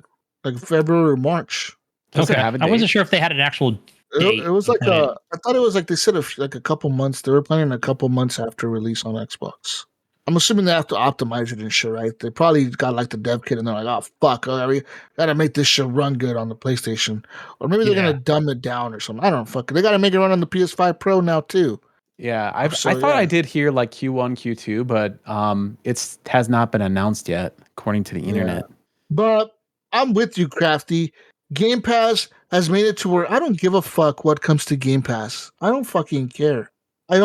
I never check Game Pass. I pay for it every fucking month. I pay the stupid $10. They got me. You got me, Microsoft. You got me. Me coming from Xbox, like I do. I check every day, actually. I don't fucking check that shit. I look at it. Now that I'm on PC Game Pass only, so I don't. Yeah. This looks stupid. This looks dumb. I don't want to try this shit. Fuck this. Fuck this store. This fucking thing sucks. Take me back to Steam. Take me back to Steam. And I want to go back to Steam. That's the thing. It's like it's Microsoft. It's just mind blowing to me how bad that app is. The Xbox app is on the PC, considering they have the operating system. They're literally the biggest software developer in the world. Yet their app is complete dog shit. It's completely crazy. It's gotten better though. Okay, it's gotten better, guys. It has not gotten better. I don't know. I hear people complaining that they can't even get fucking Indiana Jones to run and shit. It's just like they can't even get it to run because the app just crashes on their computer. Now, I don't know. It seems to be a bigger problem than like Steam. I'm sure that shit happens on Steam and people's janky ass PCs or whatever. Yeah, on a fucking 970 trying to run that shit. Yeah. I know Ghost Nico, he's only got the 1070, but it does require like a newer gen 3070, 2080, whatever it is. Yeah, ray tracing is ray tracing is required for that game. That's what it was. It was the ray tracing. Yeah. You need a So hardware. you need at least a 2080, right? 2060 or whatever to run that shit. But I'm saying, like, dude, like, I don't know, man. Like Microsoft, See, the thing is, thought Jesus, Game Pass would be good, but it turns out I don't think Game Pass will be good. So Jesus, I wonder how good this game's going to do. Indiana Jones will do on PlayStation because it didn't really sell well on Steam. It didn't. You know why? Because of fucking Game Pass. And that's no fair. one wants to buy this shit. Everyone just pays. Yeah, everybody's like it's like Ubisoft with their stupid marketing. Oh, we don't want you guys to buy our games. Just sign up for you. Okay, Ubisoft, fucking stupid French fuck. Let me sign up for your stupid Ubisoft pass. Get all racist about it, bro. For $20 a fucking month for 1 month to try your fucking game, and then guess what? I'm gonna cancel that shit and never play your fucking game again, like I did with Star Wars Outlaws. Okay, I paid like two months for that shit, and then I cancel it. I'm like, I'm fucking done. Done with this shit. Well, check this out, though. Check this out. I'm with you on the Game Pass, but just an interesting thing, though. So Stalker 2 was a day one Xbox game, okay, and came out on Steam. That had, like, if you look at the Steam charts, it had an all-time peak of 121,000 players playing Stalker 2. Yeah. Indiana Jones, what do you think Indiana Jones had a peak of? I'm gonna say 80,000. Gunny, what do you think? No, more. 90,000. I'm gonna go with 70,000. I'm gonna go lower. Okay, 12,000. Oh boy. What? Yeah. What? Well, I feel like there was more. It's not. That's the thing. It's not selling well. More people are playing Battlefield 5 or Battlefield 2042. I think it was more. Yeah, more I think for, it's one of those things 2. where it's hard to tell because it could be one of those things where people are like, "Well, I'm not too sure about this game. I'm just gonna rent it on Game Pass or buy a month of Game Pass and check it out that way." And Stalker 2 has like a big modding community and things like that, so it's not really a one-to-one comparison. But that's the closest thing that's kind of like a day one PC and Game Pass release that came out recently. But it's crazy because, and also, the game is critically acclaimed, Indiana Jones, and it's getting lots of positive reviews. But it's interesting to see it just didn't sell. It's not selling on Steam. At least it's not selling on Steam. Yeah, it's gonna sell. I think it'll sell well on the PlayStation. Yeah, and then I think that's the question. Like, I think even Microsoft, right? They're kind of in this testing phase. Like, okay, fine, like whatever that timed exclusive was or whatever. And then I wonder what their expectations are. Like, I guess we'll find out eventually. But is it 3 million copies? Is it 10 million? Like, what are they looking for, right? And then here's the other thing: is it coming out? Okay, it does have to come to the PlayStation 5, right? Like, I don't think it was coming to PS4 because of the ray tracing. I don't. No, it's definitely not coming to the PlayStation 4. PS5 only. PS5 only. Okay, and the Pro, of course. Okay. But like I'm saying, I don't. Okay, have they ever released the numbers for how Call of Duty sold this year? I don't think they did. I don't remember. I think I was asking that earlier, and then what are the numbers as far as like? I didn't see IGN put out anything about like skins or battle passes or sales numbers. I want to know. Right? I want to know Call of Duty sales this year compared to last year when it wasn't on Game Pass. How much more money did they make last year than they did this year? Like, how much money are they losing by putting it on Game Pass? Because some of these developers are saying, Game Pass, it fucking sucks because we put our shit on there, and Microsoft gives us a little bit of money to help us develop the shit or whatever. And we put it on there, and we don't sell shit because everyone fucking plays our shit on Game Pass for 2 minutes and then turns it off and never comes back to it because of the Netflix effect of I got too much shit and I can't make up my mind of what the fuck I want to play, right? You got too many options. It's like Netflix. You ever get on Netflix and just click on a movie and think, oh, this is stupid. I'll back out. Go to the next one. Boom, click on it. All right, let's watch this. Oh, this is fucking stupid. Back out. Click on the next movie. No one fucking cares, dude, because people don't fuck because you're not investing anything into it. You already paid for all this shit. So in your head, you're thinking, there's no investment of me clicking on this movie. Now, if Netflix fucking charged you every time you clicked on a fucking movie, if they charged you 50 cents for every fucking time you clicked on a movie to press play, guess what? Your ass would be thinking twice about just fucking watching anything on there. You'd be super more diligent, at least, of what the fuck you want to watch. And I guarantee eventually Netflix will go that way, probably, where they're gonna charge you to watch they're stuff that gonna you've like already how much yeah bandwidth Yeah. you're sucking up versus versus the subscription. yeah. I hope Like, I oh hope no, not. hey, we're getting rid of our subscription fee, guys, but now every movie that you watch, you have to pay $1 for it. Think about how much more money they're gonna make. Don't they already have like different tiered for like 4K Yeah, but or whatever? All that listen, crap, Gunny, listen, Gunny. Okay, listen. I could make them more money right now. All Netflix has to do tonight is go home. The CEO has to go home, smack his wife around a little bit, then wake up in the morning and get into that board meeting and be like, yo, motherfuckers, you're all fired. I'm the new boss. And they're like, sir, you're already the boss. Fuck you. You're fired too for being my assistant. Get the fuck out of here. I want a new one. And then they're like, I forgot how inclusive you are. all right, sir, what do you want to do? All right, I want to make a new rule. We're getting rid of all our subscription fees. We're free now. Netflix is free to everyone. To watch. But now you have to pay per movie that you watch. And if you want to watch the 720p version, it's 50 cents. But if you want to watch the 4K version, it's $2. How much more money do you think they would make that way? If they just made it free, no, that's not going to work. It's not going to work. It will work. It won't work. It will not work. That's not the business model, dude. Like, seriously, okay, you're funny, Jesus. You're funny because I'm not going to go on to be like, oh, I'm going to go to my Netflix tonight and be like, oh, fuck, I got to spend another $2 to watch this or that or the other. Like, people are not going to be able to choose. Look, it's man, just charge the monthly fee, charge them for extra premium shit, and let it slide out of their bank account, and nobody notices. No, it's free. It's free. It could be an alternative model. I doubt they would change. I mean, it's interesting. Oh yeah, it could be another plan, pay as you go type of plan or something like that for people that.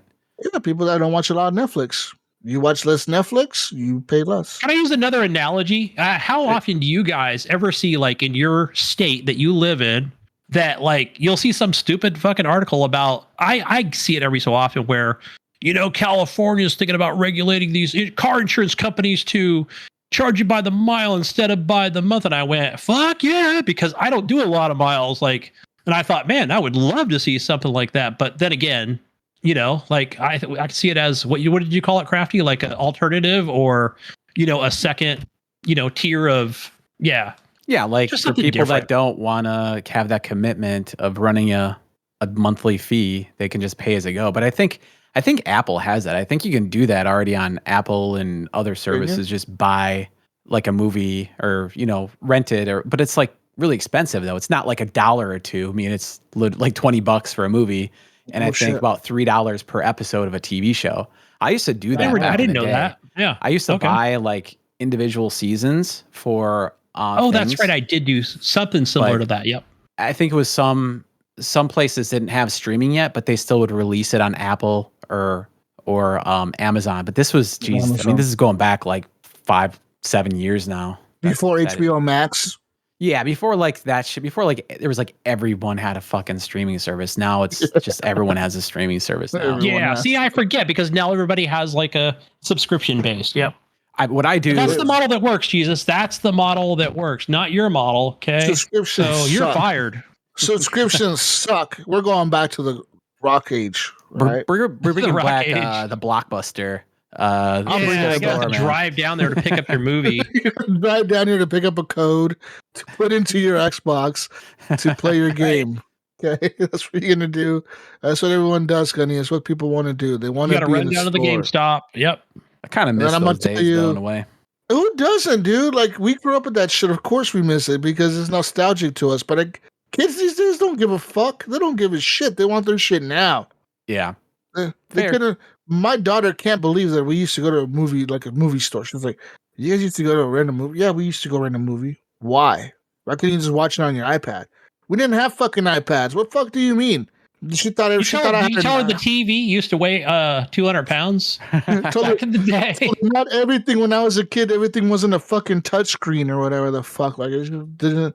She's like, "How the fuck did you live?" I'm like, "We played outside, dude. Like, what the fuck you mean? Like." We had tents and camping gear, and we played with their bikes and shit. Yeah, we drank out of hoses. Yep. Yeah, people's backyards.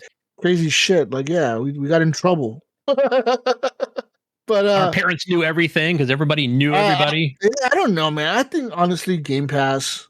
I don't know. I think it makes it too much to where like it's just too many options. I don't want to play nothing on there. It gets overwhelming, and then I give up. I give up. Yeah, so I think it's different for everybody. Jesus, I still like it. I think it is the best tier for the PC Game Pass. Actually, it's actually the best value if you actually Google it. But I mean, Ultimate was cool. Like I would play on the console and cloud. I didn't do much cloud, but now I don't have the option for cloud, which I think is stupid, right? Even though I have PC Game Pass, I think those should go hand in hand.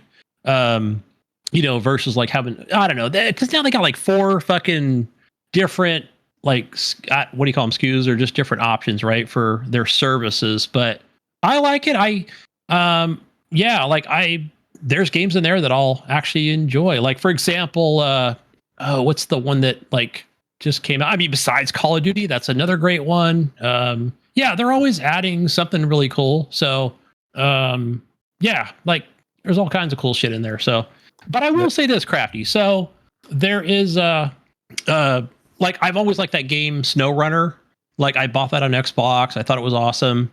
And it's a slow game. And then I bought like the Epic version on my old PC, and I went, oh, this game's so much better, but I'm not getting like, barely getting 60 frames out of it for the rig that I was running. So then I always wanted like the Steam version of it, because the PC Game Pass version of it is the Xbox One version. And I think I even messaged them, can we get like a current version of this freaking game on the PC Game Pass, please? Like, yeah, or it was a Windows version or something, and it sucked. So then, okay. Yeah, I messaged them. I was like, hey guys, like you actually have like an old version. Is it just like is it like a numbered version, or like they just didn't update it? Like there was like a newer update that just wasn't. Trying to think of what it was. I can actually go on there right now. Pal but it was World like that too, like where Pal World was janky. Yes, that's correct. So Xbox it is versus Steam. Yeah, and it's like the Xbox version of the game, and I don't think that'll ever change, right? So I think it's almost like this parody thing, right? Where I feel like that's always going to be, you're always going to get that version. So if you're in the know of things like me, that's another great example, right? That's another argument against myself, as far as like how with that game, if you remember when I was talking about on the show, when it first came to the PC Game Pass, or just Game Pass in general, I fired it up on both. And then I was like, literally like within a day, and I was like, you know what? I was looking at, all the different news and stuff, and talking about, oh, there's a new update, and we're going to try to update this game as much as possible within like the first even like couple weeks of the game. And then I was like, oh, cool. I'm looking at all the different changes. And it was like, well, yeah, see, okay, we're talking about the Steam version here, not the Hobo Game Pass version. I was like, it's because, listen, the Game Pass versions of games, for example, like say Indiana Jones or whatever, if it releases on Game Pass PC and it releases on Steam certification for patches is really quick. Yeah, it's fast. They can approve a patch like in a day, like within hours. They can do it really fucking quick. They just do it. They just approve it. Like, all right, you want to patch your shit, bro? We got you. This shit's going out right now. Well, fuck you. We're doing it. Xbox, on the other hand, when you have your game on Game Pass and you want to patch it, it's like you're patching it through the Xbox. Correct. It's like a port to the PC. You send it to the Xbox team. The Xbox team has to test the patch, make sure it doesn't break the fucking game like super bad. And then they have to approve it, which takes about a week or two. And then the patch goes live after like 3 weeks or 2 weeks or a month almost sometimes. Depends how backed up they are, right? Yeah. Like if you're getting some little hobo indie game, it's not a priority to them. It could take weeks, a month even. But what? I think that game only took me 4 days before I went and bought the actual Steam version of it. Like I did usually not hesitate to pay the $40. Patches on consoles are like usually weeks behind Steam. Usually, like City Skylines was one of the big ones that did that. There's a few other ones that have done the same thing, where patches just take way longer to approve for a console. Now, I don't know how Helldivers is doing it with PlayStation. I'm wondering if PlayStation's kind of letting them patch the game quicker because they know it's like a live service game, so they know that, like, all right, if we push the shit out to the PC players, the console players have to be able to play too. So, like, I would think for that one, Jesus, since it's cross play, I think they're getting equal. I think they're letting them they're do getting it an really equal. fast. Yep, correct. So I they think gotta have maybe the same version. I'm assuming Helldivers is like one of the only teams It's a live probably service game. out of all of PlayStation that has that ability to just patch the game, like say, all right, we're doing the patch today, and then like, okay, yeah, we got it, boom, boom, boom, like it's done. But but like, fuck, say Last of Us 3 came out on PC and PS5 on the same day, that Steam version would be getting a patch like right away within that first few days, whereas the PlayStation version would probably take a week or longer to get At that least, second at least a patch. week. Yeah. But Right, like, because you're limited on the console. because it takes time. They got to certify the patches. It has to be certified. That's why, like, when you're playing on the PC version of Game Pass, especially like games like City Skylines or any like those strategy games, like what's that one? The big one, Kingdom, whatever the fuck 3, whatever the fuck, the one with the king, the guy, the king, and they had a big number 3 in the Geez, what is front. that? King something, Kingdom something, King Kingdom something, Come Deliverance? tournament. What? Lord something. I don't fuck. Okay, I fuck know what you, you're Gunny. talking about. It's a big number 3 in the front. All right, god damn it. All right, big number 3 in the front. For You the guys King know what I'm 3 talking. or 2? No, whatever. So some kingdom something, kingdom dynasty, Kingdom some shit. Hearts? I don't know. Dynasty Builder. I don't fucking know. But it had a big number 3 in the front. Like for that example, that releases on Xbox and the Game Pass and the Steam version. The Steam version is going to get the patch like within a couple of days. You're getting fixes and hot fixes and shit, where the Xbox will be lagging way behind. City Skylines version, that's a big one, dude. Like, if you see how quick the PC version got patched compared to the console, the PC was like a month ahead of the console in terms of patches, because they were just getting patches and hot fixes like every fucking other day. Like, oh, we got a hot fix, a hot fix, a hot fix, a hot fix. Oh, we got a new patch, new hotfix, boom, boom, boom, like really quick. Where City Skylines on the console was like, oh, we're Yeah, still working on this patch. So if I could just touch on that real quick, Jesus, I think it was like 3 months? Like it first came to PC Game Pass, and I think me and you played it there, or no, I bought the Steam version first, and then you bought the console version. This was back in the day. So, but it's even longer now for like just to kind of get these games. I think because of the Series S with its lack of or just low memory, right? So it's still not on the consoles, right? The City Skylines 2. And there's a few out there that are like that, and it's an okay game. I've been playing it on PC Game. Again, this is where the PC Game Pass thing comes in for me, where it's like, okay, do I want to buy this on Steam? I feel like I'm just doing a lot of demo stuff, right? For that $14 a month or whatever it is. But then I always do appreciate when Xbox, puts things on there like Vampire Survivors and, Stalker 2, right? Because, if the game's really good, I'll probably eventually buy this on Steam, where I'll actually will own it. I don't know. I just don't mind paying that subscription fee. Yeah. Still a good value. Fight me. I will. I don't think it is. I mean, but it also depends like what value is different to different people, right? I mean, if you find value in it, then it's valuable, right? Like for me, I barely even find value in $3 a month, I'll be honest. I like even that I'm kind of just a principle of like there's really nothing I really want to play on it. And if something does come out, I very rarely play a game and then beat it within like a month or two. So, and they can pull something from Game Pass. So there's no guarantee that your game and your save is really going to be around.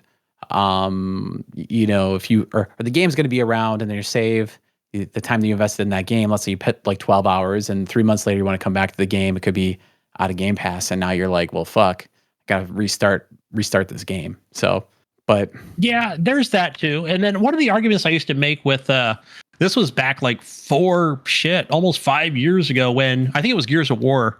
And it was when we had Eric Smith. I know that, was it Gears of War 3? I think when that came out. And then that's when Game Pass was around. And then we were just like, so giddy over that subscription.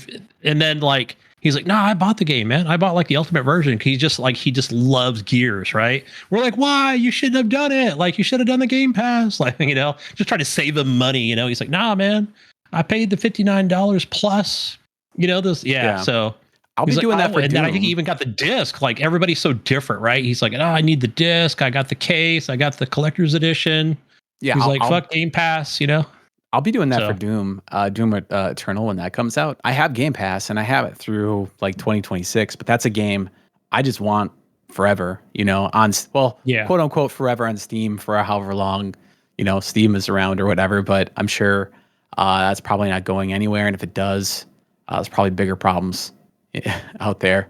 But that's a game that for sure I will be buying, even though I can get it for free. Yeah, I think Yeah. Cyberpunk 2077. I have it's like a small collector's edition for the PS4 Pro, and then I have an actual disc for the Xbox as well. So it's like, oh, I wanted the case and the stickers and the fucking wall art and all that other stuff. So yeah.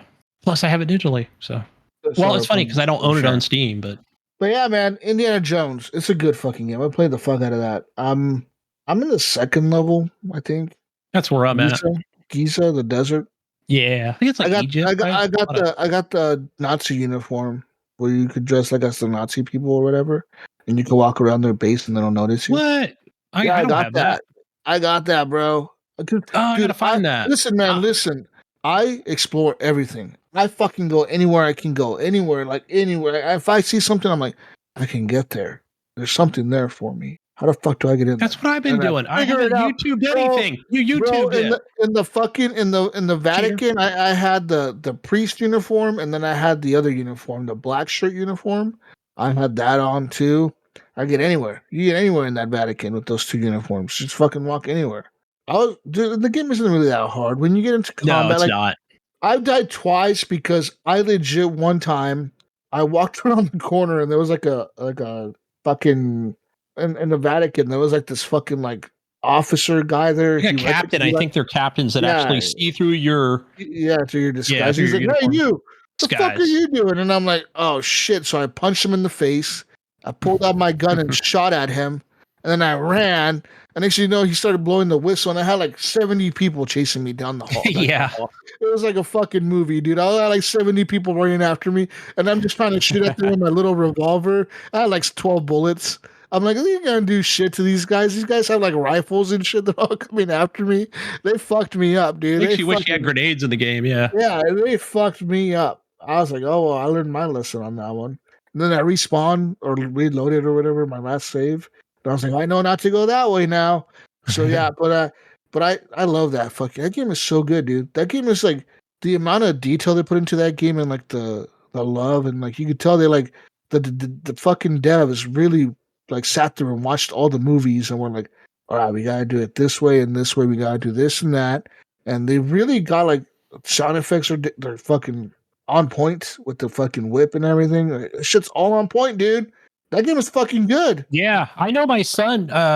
So he came up actually today. I was playing the game, and then he goes, "Is that Wolfenstein?" Like, I'm like, "Well, it's from the same developers, so yeah, I can see why he would have thought that." So yeah, it's definitely very crispy on my computer. Yeah, I played up until the Vatican, and I kind of fell off in the Vatican when it opened up, and I was wandering around, and I didn't know where the hell to go. And I just got impatient. It just wasn't the right time for me to play the game. But yeah, to your point, Jesus is like this was a passion project, I think, for them because Todd Howard was I think he's the executive producer or something on that game. And he's like a huge Indiana Jones nerd. And so I think he was kind of like the task manager on people of just saying like, hey, it's got to be done this way. And so you can tell like it totally has that vibe. It feels like you're in Indiana Jones movie, like in that world. Yeah. And the voice acting is now I'm drawing a blank on who it is. Why am I Troy doing that? Baker? But Troy Baker, yeah. So it's incredible how good his performance is. It's just dead on. I mean, it's great. You're like, fuck, like, is that Harrison Ford? For a minute, you're like, what the fuck? You're like, no way they could afford that guy. Yeah. Like, no, there's no way.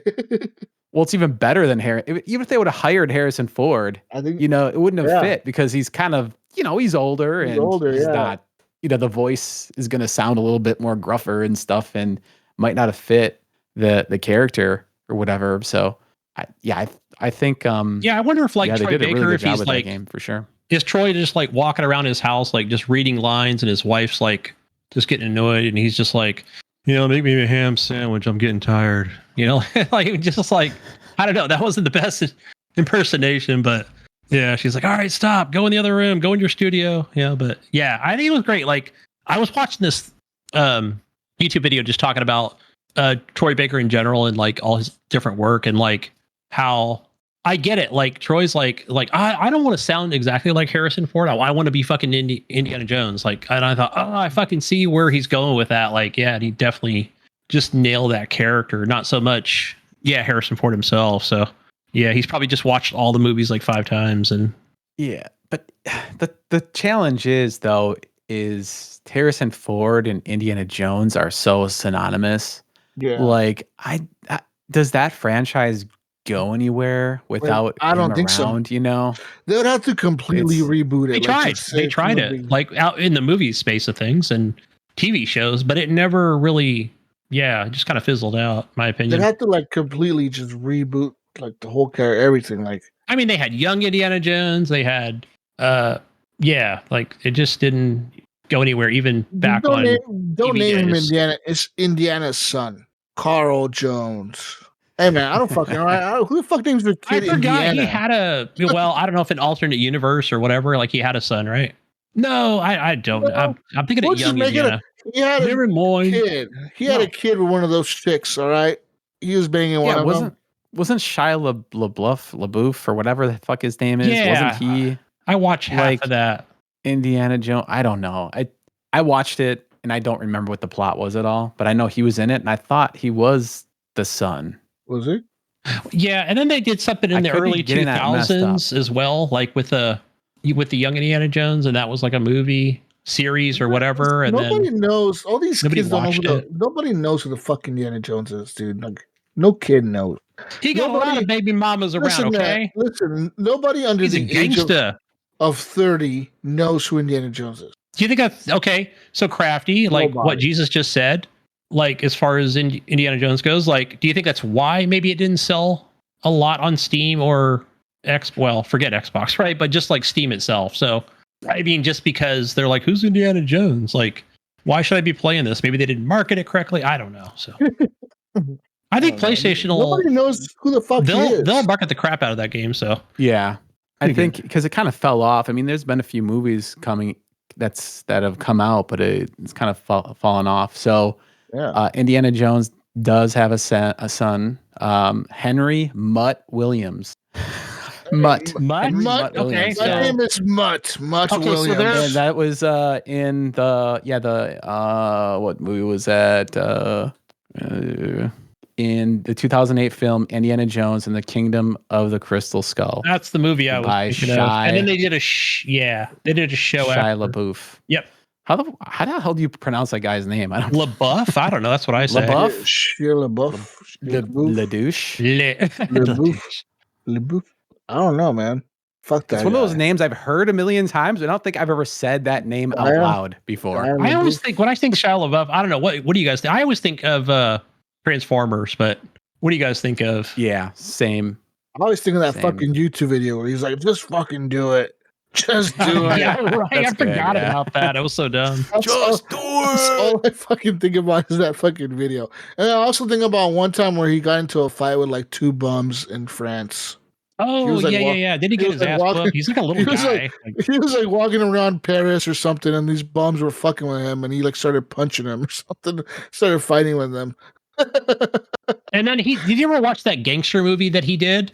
Where he No. was in a gang and just got like he just got murdered. But he was like a real badass with the hair slicked back like he was a fucking Chicano or something.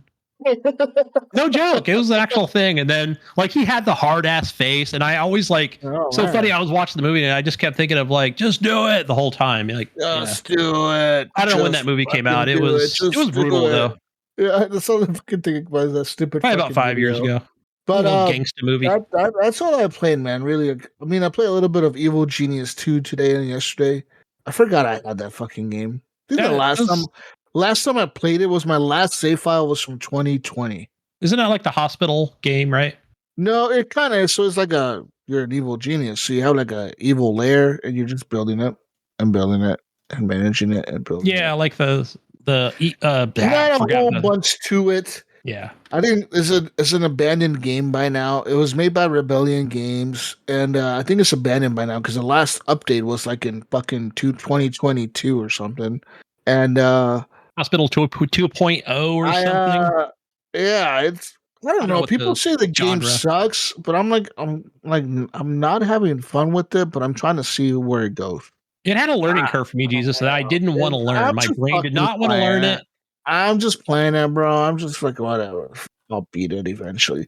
It's not hard. Sounds like a game you just kind of chill to, right? It's It just really is. probably no. You're just clicking on shit and building shit, and every so often some shit happens, and you're like, oh, okay, click on more shit, click on more shit, and you click on more shit, and then more shit happens. It's like It's not exciting, to be honest. it's like that But isometric it makes grid you thing. It might be good on the Steam Deck. it's supposed to be like a fucking strategy builder, fucking like you're building a base and you gotta strategize and how you're gonna. But there's like no strategy to it, man. Like I could see why people are like on the reviews are kind of like this game fucking sucks. It needs mods, and yeah, I agree. It does need mods because it's not very hard at all. Like there's these super agents that come to your base, right? They're like I don't know, like CIA or James Bond or some shit, right? They're coming to your base to like investigate your base. Half the time, I don't even fucking see them coming, and they're in my base, and my little thing highlights them that says like, "Hey, these guys fucking were taking photos of your shit." And I just tell my guys, "Hey, arrest these guys," and I sound the alarm, and then all my minions start fighting them, and all my security guards start fighting them, and then they arrest them, and that's it. I'm like, "Oh, well, that wasn't hard."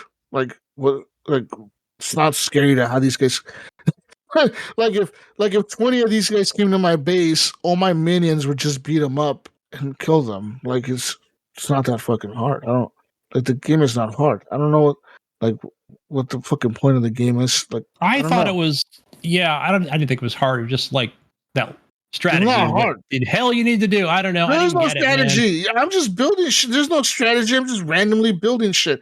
I'm like, I think I could put something over here. All right, let's put a fucking bedroom thing over here where people can sleep. Let's put a fucking lunchroom over here. Let's put a bathroom over here. Let's make a hallway this way. I want to fucking put a staircase over here. We're gonna go to the second level. Then we're gonna build a hallway. Like there's no fucking strategy. We're like Frostpunk 2, all right? You're thinking, fuck, if I make this fucking choice, these people are going to be pissed and they're going to start rioting and then they could fucking kill all these other people and then I might get fucking kicked out of being the ruler. Like, this is no punishment. I could fuck everything up and, like, no one cares. No, nobody So is cares. there like waves of enemies that come That, at you, or you not just really, no, because like it'll be like because you like have like a world map and then you send minions around the world to commit crimes and get gold and you get gold, which is money, to build shit. Well, once they do so many crimes, like rob so many banks or whatever the fuck they do, you build up this thing called heat, which is like a heat meter, which is like a wanted level. And after you build it up so much, is it'll say, "Hey, you've maxed out your wanted level in this region. Now this company, Saber or CIA or whoever the fuck, are sending agents to your base to investigate." So then it'll say, "Agents incoming in 4 minutes." So you wait 4 minutes. And then it'll show a little boat pull up, like a cruise liner pulls up to your casino. Because it's like the front of your evil base is like a casino on an island, like every evil genius. And then they come out of the thing, and you just click on him and you say, arrest this guy or kill this guy or distract this guy. And you could I just put arrest everyone. And I put arrest this guy or kill this guy. If I don't have enough cells, I'll put like kill that guy, arrest this guy, kill that guy, arrest this guy. And then they walk around for like 5 or 10 minutes till they find the entrance to my base. They get into my base. My guard spots them on the camera. He tells the other guards, hey, these fuckers are in here. They all start running over there and fighting them. And then that's it. There's no punishment to like them showing up. I've never seen like, oh no, these guys showed up and found your base. Now the fucking US Army is coming with all their fucking Marines to come fuck you up. Like, no, nothing. It's like nothing. Like, no punishment for these guys finding my base. So, like I said, I don't know what the fuck the difficulty is in this game. Like I said, people are kind of like, this game sucks, kind of. And I agree, as a strategy game, it isn't that great. But I heard Yeah, that this evil. is from So that's from Rebellion, right? That makes Rebellion. Yeah, that's awesome, right? Sniper Elite. They make all that bullshit. Yeah, but like Brigade was actually pretty good. Zombie Army. As a strategy game, they fucking failed at it. And I hear that Evil Genius won the first game. I played that one. I didn't care for it. This is a sequel to was way better than the second one.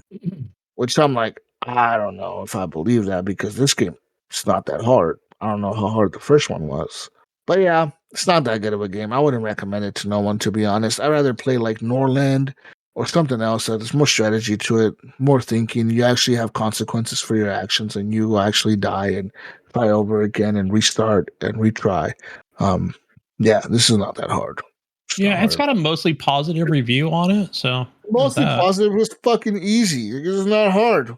And I'm not playing it on the baby mode either. I'm playing it like in normal mode. So it should offer some kind of fucking challenge.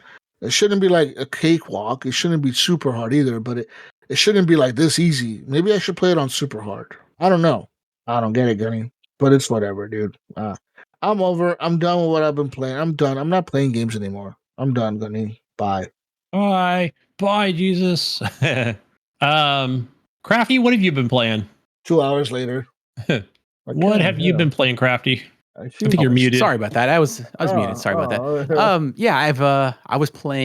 I've been playing Final Fantasy X, believe it or not. So what's that? A few people, I don't even remember how exactly, a few buddies of mine, we got down a rabbit hole of, I think we were talking about Metaphor. Because I was playing Metaphor and then I was talking about like, oh yeah, I kind of miss these turn-based RPGs. And then someone I know was like, well, here are my listings of favorite turn-based RPGs of all times. Oh. And it seems like Final Fantasy X is up there for some people as the best turn-based RPG of all time. And that's a game that I have never finished. It's a game that I started a couple different times over the years and always got to, I'm not sure how familiar either of you guys are with the game, but there's like this thing called Blitzball, which is a really dumb thing for this game. I don't know why they added it in this game. It's you kind of have it's like water polo, but dumber. I don't even know how to explain it.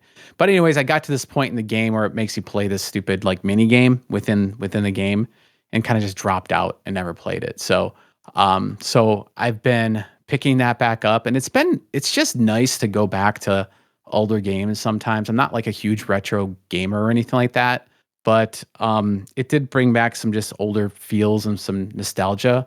And one thing I kind of noticed about playing this game is I just feel like games back then, there was just a level of passion and love put into the game that you sometimes just don't see much now. I mean, we talked about Indiana Jones, and I think that is a game where that shows, where you can tell they really cared. But a lot of these games are kind of just mailing it in and copying paste assets and things like that. Or like this game, I mean, even the soundtrack is just next level in this game. Just playing this game and hearing the soundtrack is as most Final Fantasy titles are. Yeah, the music's top notch. But I mean, going back, I mean, this game holds up for being close to 25 years old now. Yeah, I'm seeing this was on the PlayStation 2. Wow, this goes back. Yeah, so I've been playing that a little bit, and I mentioned Metaphor, so I've been playing that. I still have not gotten through the demo of that game, but I don't know if you guys tried this yet, but it only is Mayo. I think Mayo's the only one that purchased it day one, and we were talking about it the other day, and I was like, we need to hit record so we can talk about it. But go ahead and tell us about Metaphor ReFantagio. So I picked I'm playing it on Steam. There's a demo. I think there's a demo for PlayStation 5 as well. There could be on Xbox. I'm not positive about that, but I looked it up the other day. There is a demo on PlayStation 5, and it's a healthy demo. It's like an 8-hour long demo, and which is definitely give you an idea if you like the game or not. And this is a game made by Atlas. So the people that did Persona. I'm not a Persona guy. Like weirdly enough, I'm really not like a JRPG guy or an anime guy normally. Just for whatever reason, I just have the bug for it. And I think it's because I spent a good portion of the year gaming, playing Elden Ring. So I played Elden Ring when it very first came out years ago. When it was at 2022, 2023 when that came out. Yeah. And it just wasn't for me. I tried it a couple different times, but this year I made the commitment to, yes, I'm going to play this and finish it. And so it took me like 200 hours to beat this game. I went way deep. I think I still have way like deep 2 into this bosses game. left to finish it. No, actually, I'm at the last boss, so I take that back. Can't do it, Krafty. We'll talk about it another time. Yeah, I absolutely love this game. But anyways, I think this turn-based RPG is kind of hitting the sweet spot for me, just because it's a little bit lower stress, where you could just sit back. If it's your turn, you don't have to really. You can think about it, pause the game, walk away, do whatever. You don't have to stress and be there real time. It's just more of a thinking game and story and narrative. So I think it's just been a good change of pace for me. That's just nice. It's just chill and kind of relaxing. But but this particular game, the art style is really, really cool. That's what kind of drew me into this game. It looks like when you're playing it, it looks like hand-drawn animation. When you're running around, it looks like hand-drawn animation. It's a really cool art style in the game. And the story is intriguing me as well. The story hits you right off the bat. They have hand-drawn animation, like almost like an short anime movie in the beginning that kind of hooks you into the story. So yeah, it's a very cool game. It's not normally my type of game, and people that know me are a little surprised that I'm even playing this game. But even if you're not into JRPGs or this type of game, I recommend checking it out. Give it a good try. Put 2 or 3 hours, 4 hours, something like that into it. And you probably know if the game is for you. So you're saying try I the can demo understand why out. it's not. Yeah, Yeah, I just definitely, 'cause installed the demo as you were speaking, so I'll Is check the it out. demo, so like say I play the demo and I like it, and then I go buy the game. Is it one of those fucking games that's like, oh well, we know you played the demo and you've played like 8 hours of this shit, but fuck you, you're starting from the beginning again. No, it lets you continue. Okay, good. Yeah, I hate that shit too. Yeah. I will not. I hate would not that. even mess with it. I fucking hate that when games do that. Like I know, like I don't know, a few games have done that, but like Monster Hunter or some dumb shit will do that where like they'll let you play for fucking hours and hours and hours, and then you'll fucking go to buy the game, and they're like, oh well, we know you played for like the last 5 hours, but fuck you, you're starting from the beginning again. Fuck all that shit, don't count. You're done. It's like, God, dude, this sucks. Yeah, if I can Yeah, they also let give you- kind of Mayo's kind of out, like one of the things he was talking about, not that I really have an issue with it, but he was talking about, how like in a lot of the Persona games where it's, it's schoolgirls and schoolboys, right? Like that's kind of the shtick of the thing. And he goes, no, not in this game. This is not. Right. Yeah. I didn't have a problem with it. I think I played, I forgot the last Persona game. It might've been 3 that I actually enjoyed. Like I actually put in about like, I don't know, like 8 hours of the game. So I enjoyed it. I thought it was really good. So, and there was another Atlas game. I can't think of the name of it that was back on the Xbox 360 that me and my son really enjoyed. It was kind of like that, like, I don't want to call it Cubert, but it was like this like pyramid style type game with the girlfriend. And it just had a lot of weirdness to it that was like actually really cool. So I'm not describing that game very well, but it was actually, like an Atlas game that was actually pretty good. I'm kind of anti, like I said, the anime and JRPG thing. Like, I just call it like, I rate things on the grunts per minute scale, because if you like, it's like, I don't know how much anime you guys watch, but they're always go like, huh? Yeah. All I don't that, like all that. that shit. I don't like it. It kind of rubs me the wrong way, and it just grinds on me. I did when I was and younger, but not now. This game doesn't really have a lot of that in. It's more of a serious tone. And yeah, the Persona games, like I played a demo of that and like years ago when that came out, Persona 5, and it was definitely very, very weeby, very like school age type of theme and stuff like that. This is more fantasy based and magic based, and so far I'm liking it. This could change. I'm definitely potentially in like the honeymoon stage. I have not even finished the demo. I'm like 6-7 hours into the demo, but so far I keep wanting to come back to it. So, which is a good sign for me. Usually I'm out. Usually I'm checked out of game pretty quickly. I've played enough games where I can kind of tell whether or not a game's going to be for me. and I kind of jump out quickly. Like even Indiana Jones, I got to the Vatican, and I'm like, I'm not really feeling it right now, and so I may go back to it. Yeah, let me just say But- here, Krafty, on real quick. So on the Indiana Jones thing, I should have talked about it earlier, but it's really not. It's not like you're going to spend a lot of time, nor is it a large, labyrinth of, something. Yeah, I think if you do, like, once you get time, I would recommend going back. It's not very long, or I feel like it can be more of a linear experience, unless you really just want to venture off and try to find another puzzle or do any kind of side quest. I did a couple, and then it was like, okay, let me get back on track and just kind of go with the, the main story, because you can always pull up, like, I play on a controller, so I could just pull up like that left button, is it the hamburger button as they call it, right? So then, yeah, or whatever, select, and then it'll kind of like hold your map open, and then you can just keep walking towards that icon on the map. Like, I feel like, okay, I'm constantly pulling that up, and it's not annoying to me, right? It just kind of gets me in the right direction.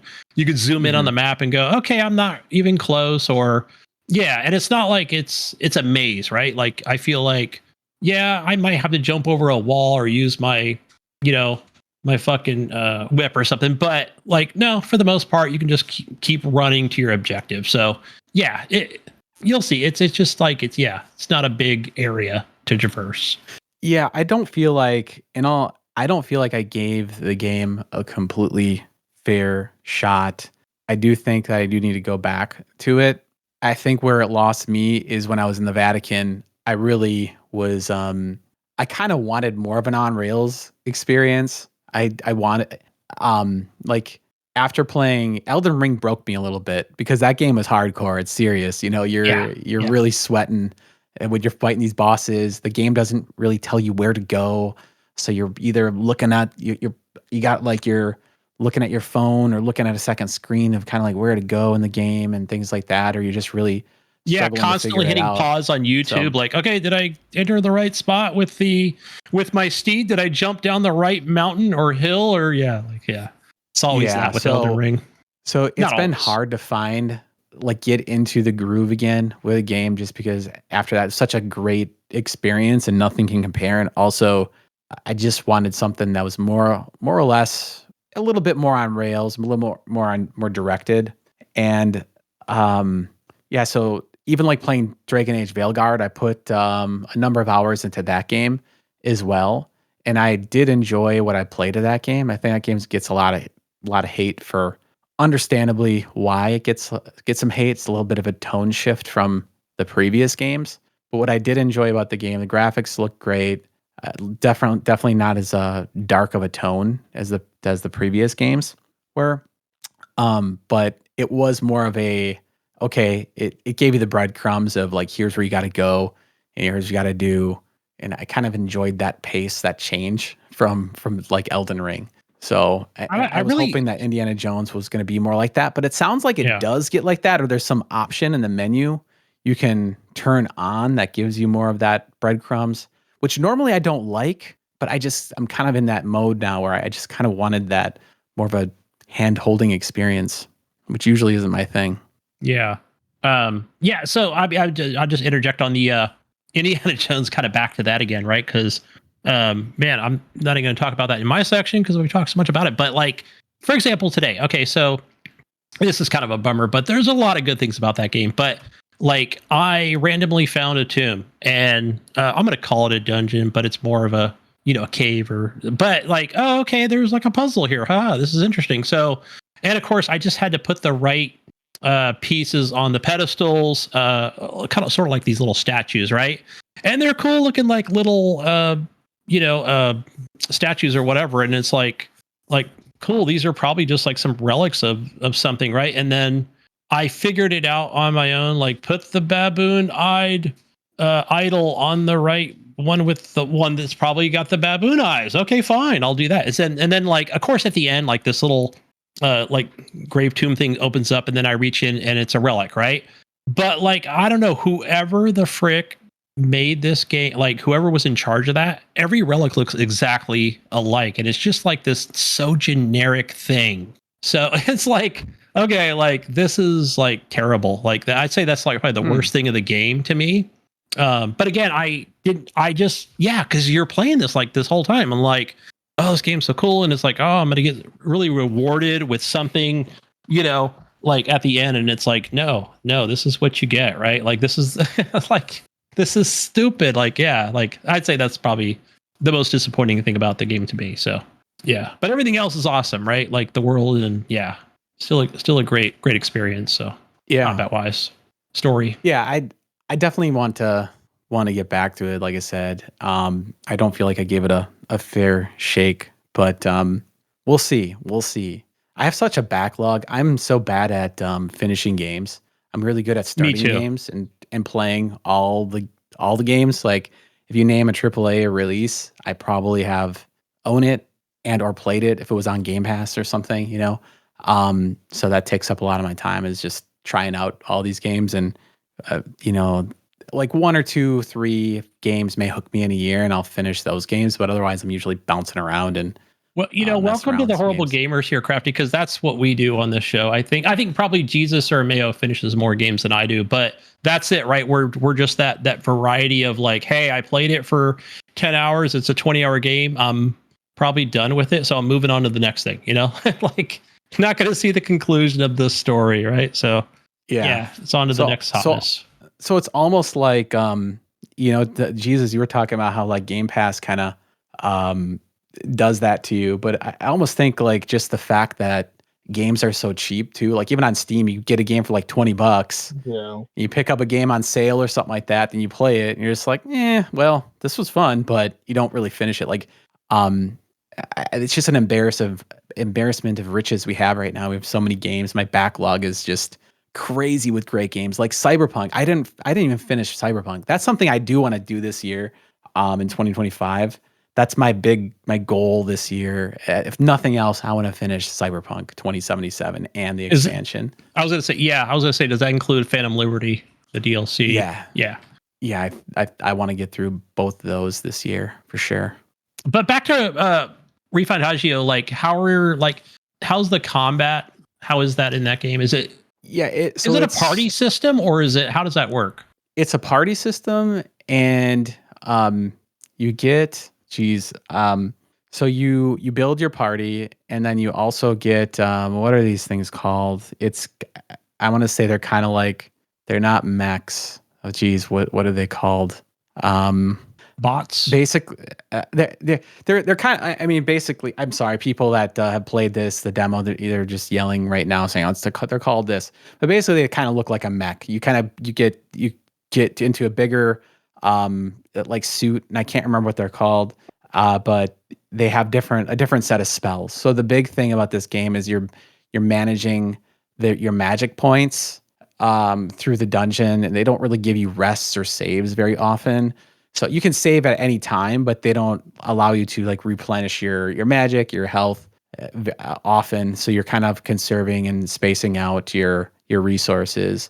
But basically it is turn-based, and you can do an auto battle as well. So a lot of those scrub mobs that you run into, you can just hit auto battle and it'll just go through and kill all the those easy mobs pretty easily and pretty quickly.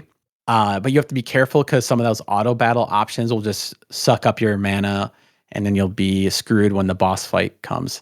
And the bosses are crazy. Like the boss fights are really something. Just the designs of those are really neat, and the artwork is just really incredible. And also the soundtrack is pretty neat as well. Nice. Yeah. But I say take all this with a grain of salt, because right now I'm just kind of in the mood for this type of thing. If you're not in the mood for a turn-based RPG or this style of game, I don't think this demo is really gonna sell you on this type of game if you already aren't somewhat interested in it. But it can't hurt. I mean, They're very confident in the game to give such a huge demo. You have such a liberal amount of time to play this game. So even if you think you might not, it might not be a bad idea to just give it a try. Yeah, it's funny because I'm kind of like you. Well, some of the things like again, going from recently from Xbox over to the PC, like, yeah, I was definitely used to buying a lot of the AAA titles, having a game share partner, right? Like it was easy to do, right? Like, hey, you buy this one for $70 or $69, I'll buy that one for the next one, right? Which, yeah, I mean, they're full price titles. So then like now that I'm over here on PC and I'm just kind of game sharing with my son, and it's like, I feel like I'll find myself over there texting him like, Kyle, can you buy this game? Right. So that we can share it. Like, you've got more money than I do, buddy. You got a full-time job. But yeah, so like, but I was really hoping like, oh, I really hope this comes to Game Pass, kind of like they did with the Persona games, right? Like the last 2 or 3, right? Like they actually came to PC or Game Pass. I was like, hell yeah, this is cool. I get to play them for not free, but with a subscription. So yeah, when I found out they're like, we're not putting this on Game Pass, I was like, darn it. But yeah, maybe down the road they will. You could play the demo. Potential strategy is play the demo on the Xbox and then cross your fingers that one day it shows up on Game Pass one day or something like that. But maybe, right? I think some developers and publishers, right? Like Rebellion or whoever it is, or Atlas, right? Sega. Like you never know. They might actually do it, but I'm definitely going to put in Persona was on Game Pass at one point. They did. They actually did the announcement and they put the last 2 new releases on Game Pass. And I was like, fuck yeah. I played, was it Persona 5 or whatever? And then, yeah, I can't think of which one. I think it might have been 5. And then I didn't play the other one. There was another new release that they did, but I skipped on that one for some reason. But anyway, yeah, I'll guys out there listening, I will definitely play this one. I know I said I'd play Marvel Rivals and talk about it on the next show, but yeah, it's another hero shooter, but I will play Metaphor ReFantazio. Sweet. Yeah, that's it for me. It's really it. Okay. And for me, yeah, Indiana Jones, playing that today. Anything else I can kind of add to that? I just like today, sometimes, Krafty, I get in this mood and I'm just like, I try to be a little stealthy, and now that I'm in that like desert, I'm just gonna say Egypt, right? It's got the Sphinx and the fucking pyramids in it and stuff, and like today, I'm just gonna go around just punching people in the jaw, a bunch of Nazis. That was my thing, and try to carry as many bandages, right? Because not every fight is fair. I do have, and I'll be upfront, I have not YouTubed anything as far as like, oh, where are the skill books? To make me more powerful or anything. I'm just kind of like going around like, yeah, if I find a skill book, I'll make sure. It's weird, right? You'll pick those things up and then it doesn't mean you've got the skill. You still have to like on a controller, like you got to hold down X to actually equip it or to activate it, I'll say. So yeah, you think you've got it and it's like, oh wait, I actually have to, take a next step, right? And then it would pop up to say, okay, you have better stealth, or your right hook is stronger, or whatever it is. So but anyway, so yeah, I'm just going around punching Nazis in the jaw, like just knocking them out. It's fun. Yeah, but some are good, man. You'll actually like wind up for like holding the right trigger, and it's like the funky mechanics of the game. Well, it's not funky, but then the enemy will be like, he'll duck, like, whoa shit, he's actually like saw that one coming, like. And then you'll get the right hook in the jaw, so, or to the belly, right? So yeah, and then like it's cool, like some of the larger enemies, right? Like I would say stronger, right? Like more buff. They'll actually do a number on you. How often are you shooting that game? Because I pulled out the gun once and I just shot everybody, and I thought it was pretty fucking fun. Yeah, shooting. I know it's not the main mechanic, but I mean, I get it's Indiana Jones. It's supposed to be limited, but I had way more fun doing that than the fighting or the boxing or whatever, the punching. I thought that felt much better than I thought it was going to be, especially in first person. I thought it was going to be kind of janky and weird, but it worked. I thought it worked, but the shooting also is just like, man, I'd like to be shooting people more. It is pretty spot on, but I would say like, if you just don't want to alert everybody within the area, like, so it depends on where you're at. Like, so I did use it today when I was out in the environment. Like I wasn't in like a camp or like a base, right? Like the little, where they got tents are set up, because I tried that today and it's like, oh man, they're alerted by the sound. Like, oh shit, now there's more coming, and it's hard to take on two at once. So yeah, I did do that a couple times today. Like, I think maybe like recently, I finally just said, fuck it, let me just take the pistol out, shoot him in the face a couple times, and yeah, like that'll work too.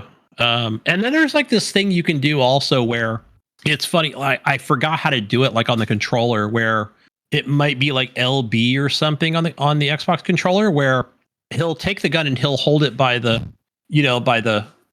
fucking, and he'll throw it. Like he'll throw it at an enemy, and it's like, yeah. And I'm trying to get like this achievement, I think, where they can actually catch it. Like they'll actually catch the gun and use it on you. But then if you're fast enough, you can whip them. Like you can pull out your whip. I think it's just like a quick right trigger thing, or quick RB, and then boom, like you can take the gun back or knock it out of their hands. So I'm not really after achievements much as I used to, but yeah, I just want to see it. So I thought that would be awesome. Hearing everyone talk about this game and how much they like it, I feel like I kind of need to. It kind of is making me start wanting to go back, because yeah, I kind of got shit from some other people about not liking it. So I don't know. Maybe this one I need to go back and maybe try sooner rather than later, because I never even got to like the point where I could like whip a gun out of somebody's hand or something like that. I never even like got to that point. I was just running around aimlessly in that fucking Vatican. I'm like, what the fuck's going on? And I was like, yeah, I don't know. I'm out. I think, yeah, you're probably at that point now you're at that point in the Vatican where it's like you still have to go around to get a lot of the story, right? That's where they want you to go. So you kind of are on rails a little bit, because the whole area is not, when I say the whole area, it's a small area that's just not everything's open. It's a weird thing, right? Like, so a little bit of a spoiler here for anybody listening for the Vatican. So then, and at least this was my experience, where you kind of start out and you're talking to Father, whatever his name is. And then like, he's trying to tell you like, hey, you need to go, talk to these people or this person or whatever. And it's like, I think you're almost in that like tutorial kind of stage. It doesn't tell you that you are, but it's like, ho, you better watch out, because when you go over here, you're in a restricted area. And you're like, okay, I better be stealthy and I better crouch and, and walk slowly, like almost like you're playing. It kind of reminds me a little bit of, you remember that game Thief that came out 20? Yeah, I do. I never played that, but I mean, I'm familiar. Wasn't the greatest. Yeah. Wasn't. And then somebody said it's kind of got Hitman vibes too. A little like the game has Hitman. Yeah, a little bit of that. Another game I never really played. Yeah. I'd say without, Dishonored. Like what's that? The Garrig, or the thing that, you choke people out with, like without that part of it. But, yeah. And I don't, yeah. So then, right. Because it's in that first person view. So, right. It can be stealthy if you really kind of choose that route. But, yeah, but then I feel like after that, like after you've kind of, done like a mission or two, and then I feel like it opens up, like, and that's where I felt a little bit confused, where I'm like, whoa, wait a minute. I thought that area was restricted, like that's odd. But it's not restricted anymore. Right. Like it doesn't even, yeah, it was an odd thing. And it's like, okay, you're kind of free to kind of move around most places, unless there's like this little fenced off area where, yeah, there's like the, restricted, right? Like a small area. So, but then there's a big hole in the fence, so you can just sneak under there. Right. So yeah. Yeah. All right. It's pretty obvious. Like, okay, obviously there's some kind of document or some collectible that I'm going to need in there, or something for a mission later on. Yeah. And I think, and then there's like, I don't think it's like the whole game, but then there might be something where you can't take items or something, like, don't take money and somebody will see it or something, right? Because you can pick up coins to purchase these brochures. And I think the brochures are like, I know it's not so much. Yeah, man. Indiana Jones is a thief. He's sitting there stealing money from the I know. I thought about that. I thought, well, but am I a real? You could steal, just don't do it in front of don't get caught. That's the thing. Don't get caught. Right? Come on, you didn't take money out of the thing when you were, in mass. But yeah, what's that thing? Anyway, so, but yeah, just little things you learn. But yeah, overall, I'm enjoying it. Indiana Jones. I'm gonna finish that game for sure. But no, I mean, you figure it's been like a month now, but I've just been playing another game, Krafty. I think I heard you talking about this, or one of your co-hosts on this, and that is Path of Exile 2. So Oh yeah. I don't know much about Path of Exile. I only know that when I've got a coworker and he says, "Oh yeah, man, I played so much Path of Exile 1, like he's like, definitely, I picked that up and it was hard for me to get into the servers day one." I've got another another customer of mine, and he's a lot younger, and he's like, "Man, I already gave them like probably like a $500 like in Path of Exile 1." Like, he goes, "So you're kidding if you think I'm not getting this early starter pack, right?" Or I should say early access, right? So yeah, I knew I was going to wait because Indiana Jones came out. I was still playing Stalker 2, which I'm still working on. So I was going to wait for, just more, more servers to spin up or whatever. But so far, it's been a good experience. I haven't watched too many YouTube videos or tutorials or nothing much. I've just been playing the game, and I don't know if I'm playing it correctly or not. I really don't, because I know this is like an eventual free to play game. So I am playing as an archer. I don't know if I have like what do you call them, like subclasses or whatever, or if that's something that comes later on. Yeah, I don't know. That game is like next level complicated with builds and shit like that. But supposedly this version or the Path of Exile 2 is more accessible to play. So like the build paths are supposedly more straightforward, but it still looks super complicated to me. Like when you play the first game, you really need to use like a build guide to get anywhere, really. Otherwise you just fuck yourself. So yeah, supposedly this game is a lot easier to do. So I personally don't know the subclasses. It sounds like when it's free to play, they'll be releasing quite a bit more classes and more story as well. Yeah. So right now, I think there's only 3 chapters, and I forgot. I don't know how many classes they have, but I know there's 3 that are not out yet. So that'll be out sometime in the future. So, but there's probably 5 or 6 different classes, I think. Like, I mean, 6 more warrior. Yeah, you're kind of your Diablo-esque, style type. It looks like there's 3 more acts that are coming out for the early access. I want to say they release with 3. I could be wrong, but there's 3 more acts and then 6 more classes that are coming when the full game comes out. Yeah, but I'm going to tell you about my experience. So this is my experience with the game. As far as like, I think I did watch one video, and it's like, hey, like this is what you should do with your early access credits, because you paid the $30, you got the coins, you can buy different things, right? So then it's like, okay, buy more space, more tabs, right? So for your loot and cosmetics or whatever, not cosmetics, but more weapons or everything you have. So I'm like, okay, cool. So because there's more stuff that you actually pick up, like whether they be, rubies and diamonds, just like in a Diablo style type game. So and I'm probably just going to blank on some of the actual like things that you will actually need for your character. So yeah, so the first thing I bought, and it was like, okay, I need these, like, I'm trying to think of the name of them now. I'm going to blank on it, but like it could be like, what do they call them in Diablo, where it's like, okay, you'll plug this into your armor, like the gems or those. Yeah, like a gem, right? But they have their own name for them, and then right. So then there's the gems. There's other things that are like uncut gems. I'm using the wrong word, but yeah. So then there's like, again, like the free to play model, right? So I'm like, okay, cool. Like I know, but anyway, so then I've got like 10 tabs, right? So then I think that's pretty good amount of space for what I spent for the $30. And, I'm probably saving items in there, whether they are related to weapons or armor that I probably don't need to. I can probably deconstruct them or just sell them. So, but speaking of that, I'm only like a level 11. I haven't completed that part of the story in chapter 1 where I get I don't want to call it a crafting table, but it's like a deconstructing table, I think. Okay. Right.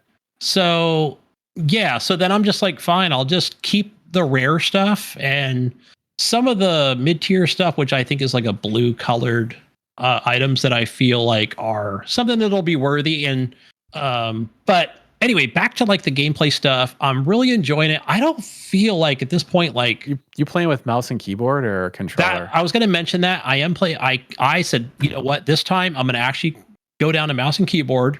I'm not going to use a I did the controller at all. reverse. Usually I'm a mouse and keyboard guy for these type of games, but I actually went to controller. I just felt like, because it's like more of an active game. Like Diablo, you kind of just sit back and feels like you could just sit back and chill. Like this game is fucking hard. Like you gotta like dodge roll and avoid things like crazy in this game. It's more, it feels like more like an action arcade type of RPG to me. But I'm not like a huge Diablo guy or anything like that. So I don't know. Like I know that for like the hardcore people that just laugh at me and, you know, point their finger that I even tried using a controller. But, yeah. And I'm, like I said, I'm normally the controller guy, but I think that comes again with the first person shooter style type things. But, and all the Diablos, I've played pretty much all of those on a console, right? On an actual, controller. Okay. But no, I knew day one, this is going to be it for me. So, and I'm going to talk about like my desktop version of this game plus Steam Deck, which I don't know a lot about, right? I'm still learning Steam Deck stuff, and but I'm getting better, right? I've had this thing now for like 6 months now, and I know what MU Deck is and Decky Loader, and you know, and I've kind of worked my way around it. But back to the desktop version of it, mouse and keyboard all the way. I would say the only thing that I don't do very well is, so I think it's like, you know, as you know, WASD, right, is kind of your movement, and so then like it could be, I think it's like Q and E, right? I think it depends on what you're doing, like with your specials, right? Or your So then it's like, I forgot, like it's something like I keep hitting tab, or you know, and it keeps bringing up the actual like overlay of the map, and it's just driving me insane. So like I think I actually switched like my Q key over to like, okay, fine, it'll be E and R. And I feel like my brain, because I'm not looking at the keyboard, right? So then, okay, this is actually working out pretty good, because I feel like those hotkey items are really good. And it feels really good, and it feels natural for me. So then it's good. I'm like dodge roll on the freaking space bar. It's amazing. So yeah, I don't think I can ever go to like a mouse and keyboard to play this, or excuse me, a controller. So, okay. And also, at least where I'm at in like the first chapter, where I feel like, okay, you'll get to a point in like the story, or, you know, like the main campaign, where it's like, oh, you know, you've run across this boss, and it's like, yeah, you may have gotten him down half health. And I went, okay, I don't know what to do. Like, I don't know. Like, I guess I'm going to go maybe replay the level again, right? Because kind of how it is, like, in this game, it's like, okay, like in this area, they're level, 1 through 3, and just like in Diablo, right? Like, it's like, these are like level 5 through 7, and these are level 10. So then I went back through it again, and I'm like, okay, I feel like I found a better piece of armor, or maybe I got something from the store, and I feel like the weapons, like maybe that's the thing, Krafty, I don't know about, where it's like, I have not really found any really good weapons, right? I feel like I've been using the same bow and arrow forever. Like those are not dropping very often. That's one thing I heard people complain about. I don't know if that's just late game or early game, but people complaining that it's too hard. And then there's people complaining that drops are just like not enough drops in the game. Like not enough, loot that's really helpful in the game. So it seems to be more of like a grinding kind of experience. Absolutely. It's interesting. It kind of does make it more rewarding, because in a way, I'll be honest, when I play Diablo, I just kind of check out. My brain's just like, this is really easy. Even if you jack up the difficulty, it just seems, I don't really feel like there's any chance I'm dying, even if I jack the difficulty. And I'm sure I'm not like one of those, again, I'm not like a ARPG veteran that goes through and beats the game 5 times and then it becomes really hard, but just right away playing the game, changing the difficulty up, just never really felt hard to me on Diablos. But this game, Path of Exile, just the default level, it's just like, holy shit, get my ass kicked. Yeah. And I haven't had that. I've only had it to where, like, okay, fine, like, let me go back through it, and then I'll just go, because it kind of refreshes the level, right? So then like even like it's funny, like even the map is like not unlocked, right? It doesn't kind of it still has that fog of war on everything. So then, but you already know, like, okay, there's enemies here, enemies there, and right, grind. But I feel like I didn't grind that much to where like, okay, I'm back to that boss again. I've got a different ability. Maybe I found another shard. Is that what they're called? I think they're called shards, right? So then like that shard will give me an extra ability, and then that could be upgraded by things that again, through the grind that you're going to find from enemy drops. So yeah, then that's like, okay, fine. Oh, cool. I finally beat the boss. That's awesome. So I don't feel like it was, I don't feel like it was a grind, like too much so far. But again, I'm not even finished with chapter 1. I'm like level 11. I don't know how much further I have to go or how many more hours I have to do, but it's a good carrot on the stick for me. So, because I feel like, okay, I'm going into the next biome. I'm going into the next graveyard, right? And the enemies are a little bit different, a little more stronger. And yeah, and I can always kind of fall back to that previous biome. I'm just going to call it a biome, right? Like now I might be in some underground location, right? Where, there's still like a pretty high enough level to where I can get some decent drops and, sell a bunch of crap or, not pick up any of the common stuff. So I don't know, maybe whether I'm playing this game correctly or not, but but go into that skill tree, or as they call it, passive skill tree. Yeah, that's like something a lot of PC players know, but yeah, I recommend anybody going to like check out videos or whatever of that, because it's like, yeah, even Path of Exile 2, I'm like, if you scroll out, you're like, whoa, like that's a skill tree right there. That is like a skill tree that hurts the brain. Like it's just unbelievable. But I think one of the things, and I can't speak to Path of Exile 1 because I recently played like a little bit of it, right? Just to kind of see like, what's this game about? And I don't know if this game did come out on Xbox or PlayStation. Do you know if Path of Exile 1 was? Yeah, it's on console.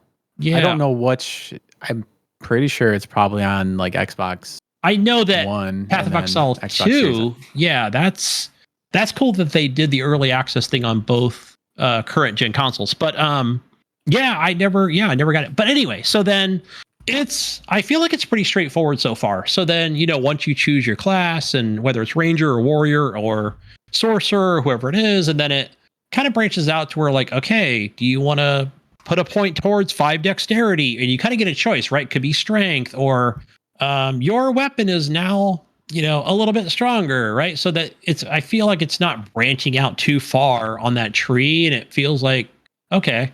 But I know later game stuff is like, you want to be very specific on that class.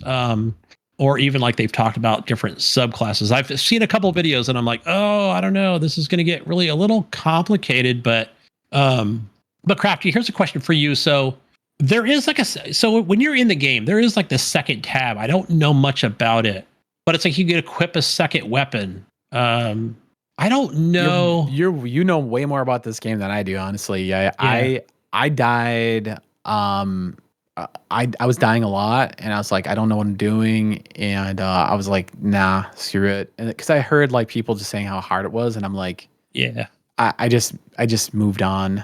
Oh. Yeah, maybe you know what, Krafty, you need baby mode like I do, like I always talk about on this show, which does not exist in this game as far as I understand. But I like that it's hard, but like part of me is like, it's an early access. I've heard some people like complaining about certain things. Like it sounds like it's a great early access game, especially for $30.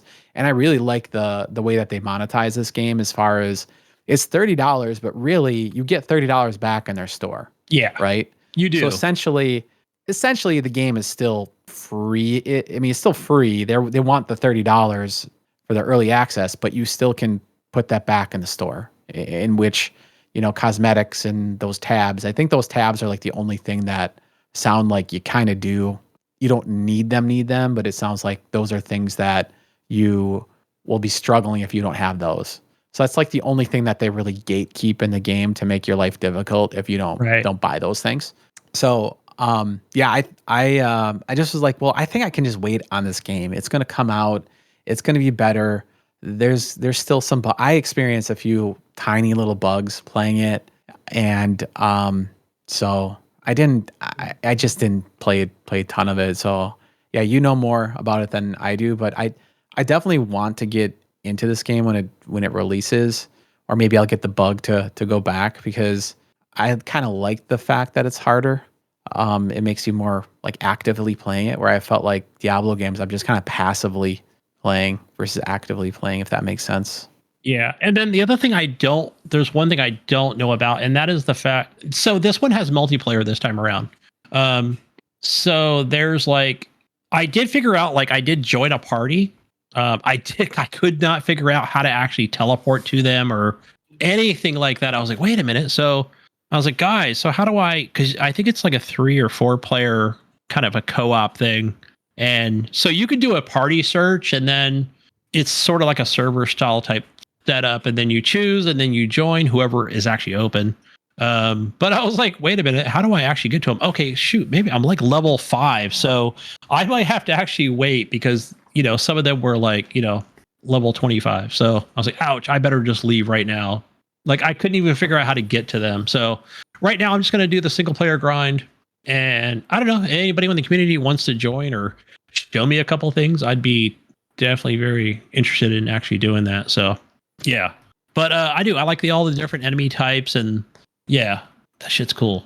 But another game I've been playing. Let me just back up really quick on the Path of Exile 2. So the Steam Deck, I thought, you know what? Let me try it. Like, how does it work? Like, how does it work with like with an actual like Steam controls? And like, I could not I didn't want to try and figure out how to do the hotkeys. So then, basically, Krafty, the only way I could actually play this game was my style, and that was like, I went and got the keyboard, which you kind of see behind me, right? It's my old PC keyboard.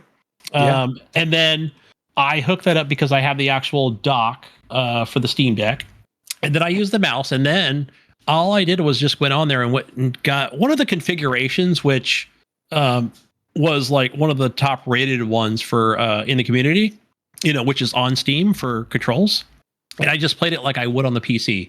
It was like, okay, this is kind of rudimentary. I can just play it here on the actual desktop or whatever.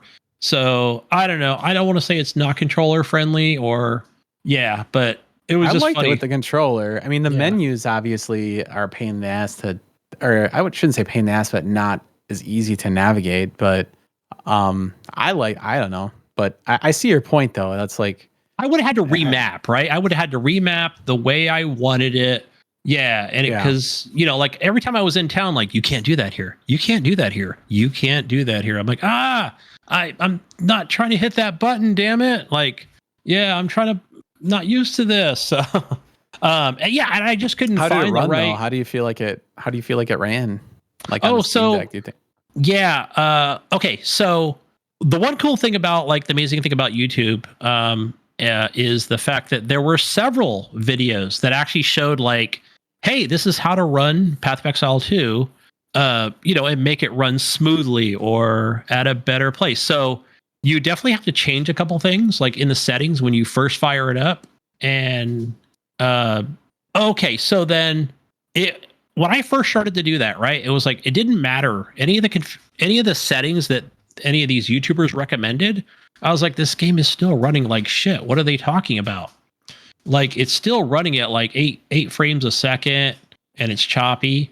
But I realized, Krafty, that I freaking had my Steam Deck set for like a manual GPU clock or something like that. And I was like, I think that's what I did wrong. Like, for some reason, I had it set to like manual, and I don't know why. Don't ask.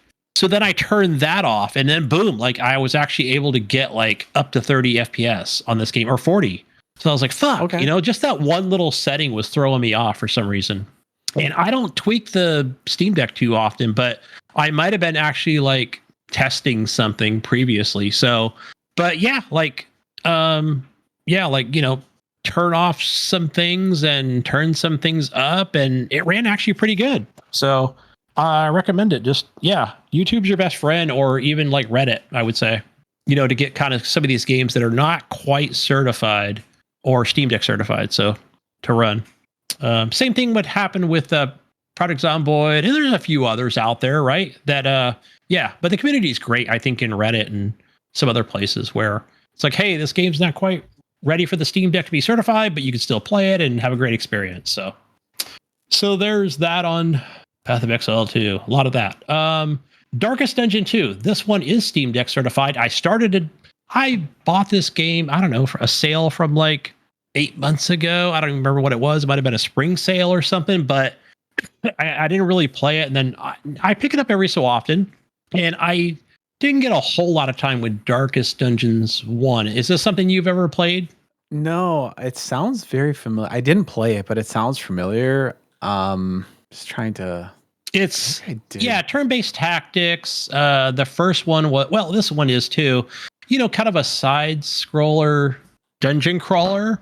And I feel like it's funny, like this game, I feel like Darkest Dungeons 1 to Darkest Dungeons 2, I feel like they kind of went like the way Frostpunk went from 1 to 2. Like, I don't know.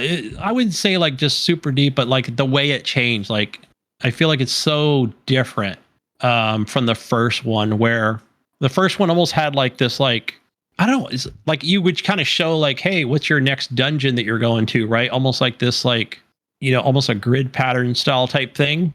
Even though you had things that happen outside of that dungeon, right? But this one, it's just so different, where I feel like because you're in this wagon, right? With your crew or whatever. And it's like, you're really, the only control you have over it is just going left or right. And the roguelike option is like, you don't know what you're going to run into, right? Could be a merchant or a trader, or it could be a trap, but then there are different forks in the road, as your wagon goes forward, where it will kind of give you the option, like, hey, you want to go to the hospital? You want to go, these areas are unknown. Like, yeah, good luck with that. And I think there's different, like, yeah, this is a higher difficulty fork in the road, so just kind of be caution of that, right? Like maybe you're early in the game. But either way, like you will eventually run into like a dungeon where you're going to fight enemies, just like in Darkest Dungeon 1. And so some of them are like, oh man, I really got this. Like, the party's stronger than they are, and they're going to crush them. And then others are like, just that like roguelike item where it's like, no, like not this enemy, because you killed the 2 squid kids. He's going to like reanimate them. Like they're coming back. Like, it's not like you get the opportunity to do that, right? With your freaking like people, right? So then, yeah, you're going to lose health eventually, right? Because you can only got so many health potions in there. Yeah, so this is a roguelite, hey? And I was just looking at a video of it, and the artwork looks really cool. Yeah, I really like the artwork in it. And it still has the same guy who does, like, he's got like this iconic, I want to call it an iconic voice, right? Because he's like, like he'll just pop up in there like with his voice and just like, the road is dark, and and as time goes on and all will die. Just this like I don't know, just like this unimportant, like whatever philosophy crap, right? That comes out like, thank you, buddy. I know we're all going to die in a dungeon and the lights will burn out. Appreciate you. For this? It does not look like a $40 game to me. Yeah. I guess maybe I'm just spoiled, but I don't know. It's just kind of, I don't know if I'd pay that much, but maybe I did at launch. But yeah, I might have got, like I said, I got it during like a spring sale. But yeah, I don't know if I really want to recommend this game. It's got like this learning curve, I think, to it. Like just the way it's set up, I don't know. It's not something I can recommend. It's more of a casual game for me. I don't know. I feel like I have to spend way more time, watch more videos to say like, what do I need to do? Like what are the provisions that I need to carry with me on the fucking wagon? Like, because I feel like if I put one thing in my inventory, like 7 different things go in there, and then it says I'm over encumbered. I don't understand it, Krafty. So it's one of those. Big turn off for me in this game, because I really like the art and everything. And I think that's probably what, like I probably heard about the first one. That's probably why it sounded familiar. And I saw a roguelite. I'm usually not a huge fan of roguelites. I want there to be some sort of progression. And I know that like there has to be like some sort of progression in some loop, but and I don't know what that is. I couldn't tell you. I could not tell you what the progression is. So the only thing that I do know is like, okay, fine, you'll finish a run or a journey or whatever, and you'll get these skill points. And it's like, okay, I figured out the skill points, or at least you get like, it's weird. Like the first thing you'll do is you'll get 5 skill points, and you've got 4 characters, and each character has 4 different abilities. So it's like, huh? Like that just seems odd, right? What do I do with that extra skill point? Because I can only, upgrade one skill, right, for each character, or just put them all into one character. I don't know what I'm doing. So I just kind of like spread it out, like whatever I just put it in what I would consider their main skill. So obviously my warrior's going to get like the crush. He's going to get a point. And then, same thing with my warlock, or the person with the ranged weapon, right? Which is like the pistol shot. So I don't know. That's what and then I don't know what the progression is. It seems like a good Steam Deck game though, right? I mean, it runs really good. It does run really good on the Steam Deck. And it works I feel like it works pretty well with the controls. And also keep in mind as well that the way this kind of game is set up as well, like if you're just not sure, like if you're picking something correctly using the directional pad on the Steam Deck, you could always just click on it using the touch controls. So it's one of those. So I'm like, oh, okay, that actually worked. Like that was actually pretty friendly. So, or Steam Deck friendly, helpful. So yeah. I've just been kind of switching back and forth, but it does look great on the OLED screen. So yeah, that I would recommend. Like, I'm trying to think. No, I think the first one came to Game Pass, but yeah, I don't think the second one did. So, but Jesus, that's all I've been playing. Probably just more demo stuff. I do got a demo. I'll talk about it later. Send you a link. Finally. You done? We're done. Hey, you talk about Call of Duty for 4 hours. All right. I guess it's finally news time. It's news time. Beep. I got big news right now. Breaking news, ladies and gentlemen. Breaking fucking news right now. Krafty, you'll be happy to know that NVIDIA has now announced their 50 series cards. Yes. Starting with the 5070 up to the 5090. 5070 starts at $549. The 5090 goes for $1,999. The 5080 is $999. The 5070 Ti is $749. It is said that the 5070 has comparable performance to the 4090, which is fucking insane. Yeah, that's looking at performance charts. Seems to be pretty fucking crazy how the performance of these cards are compared to their last series of cards, the 40 series. Yeah. It's like I'm almost shocked. double on everything. It's literally almost I'm double. shocked. I saw this pop up too. I'm glad you brought this up because I was dying to talk about this. Yeah, it is fucking crazy to me that like all these they're dropping in January 30th. So when they go on, I can't believe the price. It's actually pretty. All the leaks were wrong. The leaks were like, the 5080 was supposed to be like 1,500. People are talking about. Wow. Yeah. The only thing that I didn't see, is how much VRAM these are going to have, though.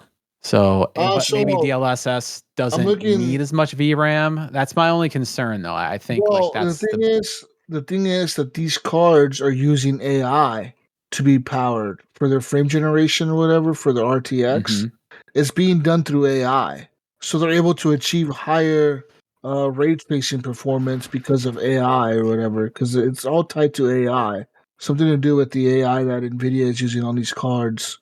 So yeah, it's fucking crazy, dude. Like, so I'm looking right now. I think there might be something to do with the DLSS 4 because even with DLSS 3, if you wanted to run a game in 4K, even with DLSS on, some games would take like 17 gigabytes of VRAM running at 4K. And but that again, that's with DLS 3.5, or I think it was. So with DLS, 4, this might be a different type of architecture where you won't need as much. Yeah. But that being said, some people still are not fans of DLSS.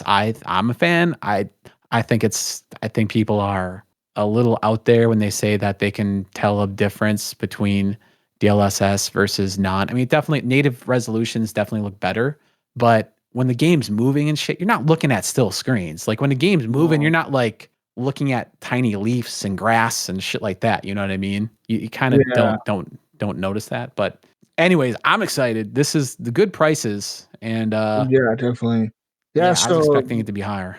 I missed it. What are the prices now on, or what's the introductory pricing on so those? the 5070 cost $549. The 5070 Ti is $749, and the 5080 is $1,000. The 5090 is $2,000. Scalpers are going to change them prices. I don't think Yeah, scalpers dude. are gonna get a hold of the 5090. Yeah. I don't think so. I think they're gonna be scalping that uh that 5070 and the 5070 Ti and maybe the 5080 for sure.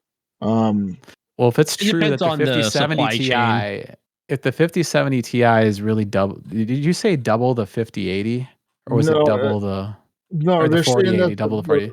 the 4090. Yeah, dude, that's gonna be scalped to fucking shit if that's true. Yeah. That's insane power. Like that's fucking crazy to me that like they're able to achieve that. People, I know a guy that just bought a 5070 Ti or 4070 Ti for like $800. He's probably pissed right He's now. He's probably oh yeah, fucking pissed. Yeah.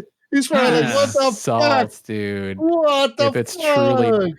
Yeah, no, I'm looking at That's what performance. I pay And for my 4080 70 yeah, Ti the Super. all the rumors on Twitter and stuff are saying that yeah, the performance of a 4070 is comparable to a 4090, of a 5070 is comparable to a 4090, which is fucking insane. That is crazy. They're saying this $549 card can beat a $1,600 RTX 4090 card. But yeah, and you aren't getting those cards for $1,600. I don't think you rarely even could. Like the Barely even they're 4090 like was 1900, yeah, Yeah. like 2000, close to easily. 2K. Yeah, Yeah. easily. That's insane, dude. That to me is insane. But Nvidia is saying that they're the this all this AI shit is called agentic AI, and that's what they're using it to whatever, like fucking power their shit. Like when you say power it, like how? Like I'm a little lost on They're that. using the AI. They're using pretty much AI to generate frames or whatever. Oh, right, the frame generation. Yeah. So they're saying that for every frame that you need, the AI generates 3 frames. For every frame that your game needs, the AI will generate 3 of them. Whereas before, it would generate like 1-to-1 or some bullshit with the previous cards, Yeah. Yeah, I and think it was about 1-to-1, yeah. or some shit like that. But they're saying this one is 1-to-3. So frame generation does usually introduce a little bit of lag. So that's another thing is like how much, if it's tripling, like this is exciting. I mean, the fact that they're these introductory slides, I'm getting hyped up here, but Yeah. we'll see how the performance really is. Like if something's too good to be true, usually I don't know, man. So- Nvidia right now has the money. I feel like to just. But does roll the this, fuck like, I out would and say dominate. also on the development side of things, right? How they take advantage of this, correct? When it comes to the next gen game or whatever, right? Is that kind of the how we'll see how this works thing? Like, I don't know, the next Cyberpunk or the next I don't know if I want to say GTA 6, but because it's going to kind of run on everything, but I don't know, maybe GTA 6 would be a good example, right? Like how that's going to run on a 5080 and frame generation and how that plays out. With or the next Call of Duty, right? Whatever, because that one has so many different fucking million different options for video. So Nvidia promises How it that there will benchmarks be. out. Nvidia is promising there will be 75 games and apps to support multi-frame generation on day 0. They're saying that DLSS 4 will include a new neural rendering capability that pretty much works on the RTX 50 series GPUs, which can do multi-frame generation, which generates up to 3 additional frames per traditional rendered frame, working in unison with complete suite of DLSS technologies to multiply frame rates by up to 8 times over traditional brute force rendering. According to NVIDIA, that's big enough upgrade to make 4K 240 frames per second fully ray traced gaming possible. Also, in an upgrade that would work on all GeForce RTX GPUs, DLSS games with RTX or ray reconstruction, super resolution, and DLAA can be updated to the new Transformer AI models that use the same tech as AI tools like ChatGPT, which it says is the first for the graphics industries. NVIDIA says that their new frame generation model is 40% faster and uses 30% less VRAM than their old model. By replacing the old convolutional neural networks with this new transformer model, the claim is that generated pixels will have less ghosting, more detail, and more stability in a scene for clearer pictures overall. So they're saying Alan Wake 2, Cyberpunk 2077, Indiana Jones, Star Wars Outlaws will be supported on launch in January, while over 50 games will have support for the new Transformer-based DLSS features that can run on all GeForce RTX hardware. And but yeah. Wait, can you repeat that last sentence? So they're saying that they're gonna Does it have. sound like does it say that they're what I heard you say, and I might have misunderstood, is that this new DLSS will be rolled back to older cards, or maybe I misunderstood. Yes. Wow. Yes. Okay.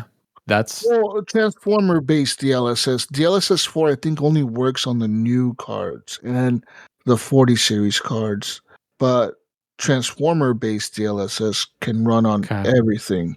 That's an RTX card. So that goes back to the 2020 series or whatever. So 2080s, 2070s, 2090s, all those can run this new DLSS or whatever. Yeah, the transformer based DLSS. I don't think I've heard that term before. It's a new one, they said, because their old one was they called the old one a neural network DLSS. This is like a new one or whatever. Damn, dude, they're killing. Dude, they got some Yeah. smart motherfuckers working at that company, dude. They're saying that so pretty much the RTX 50 series will have a DLSS multi-frame generation, which is a new thing. They will have enhanced DLSS frame generation. They will have enhanced DLSS.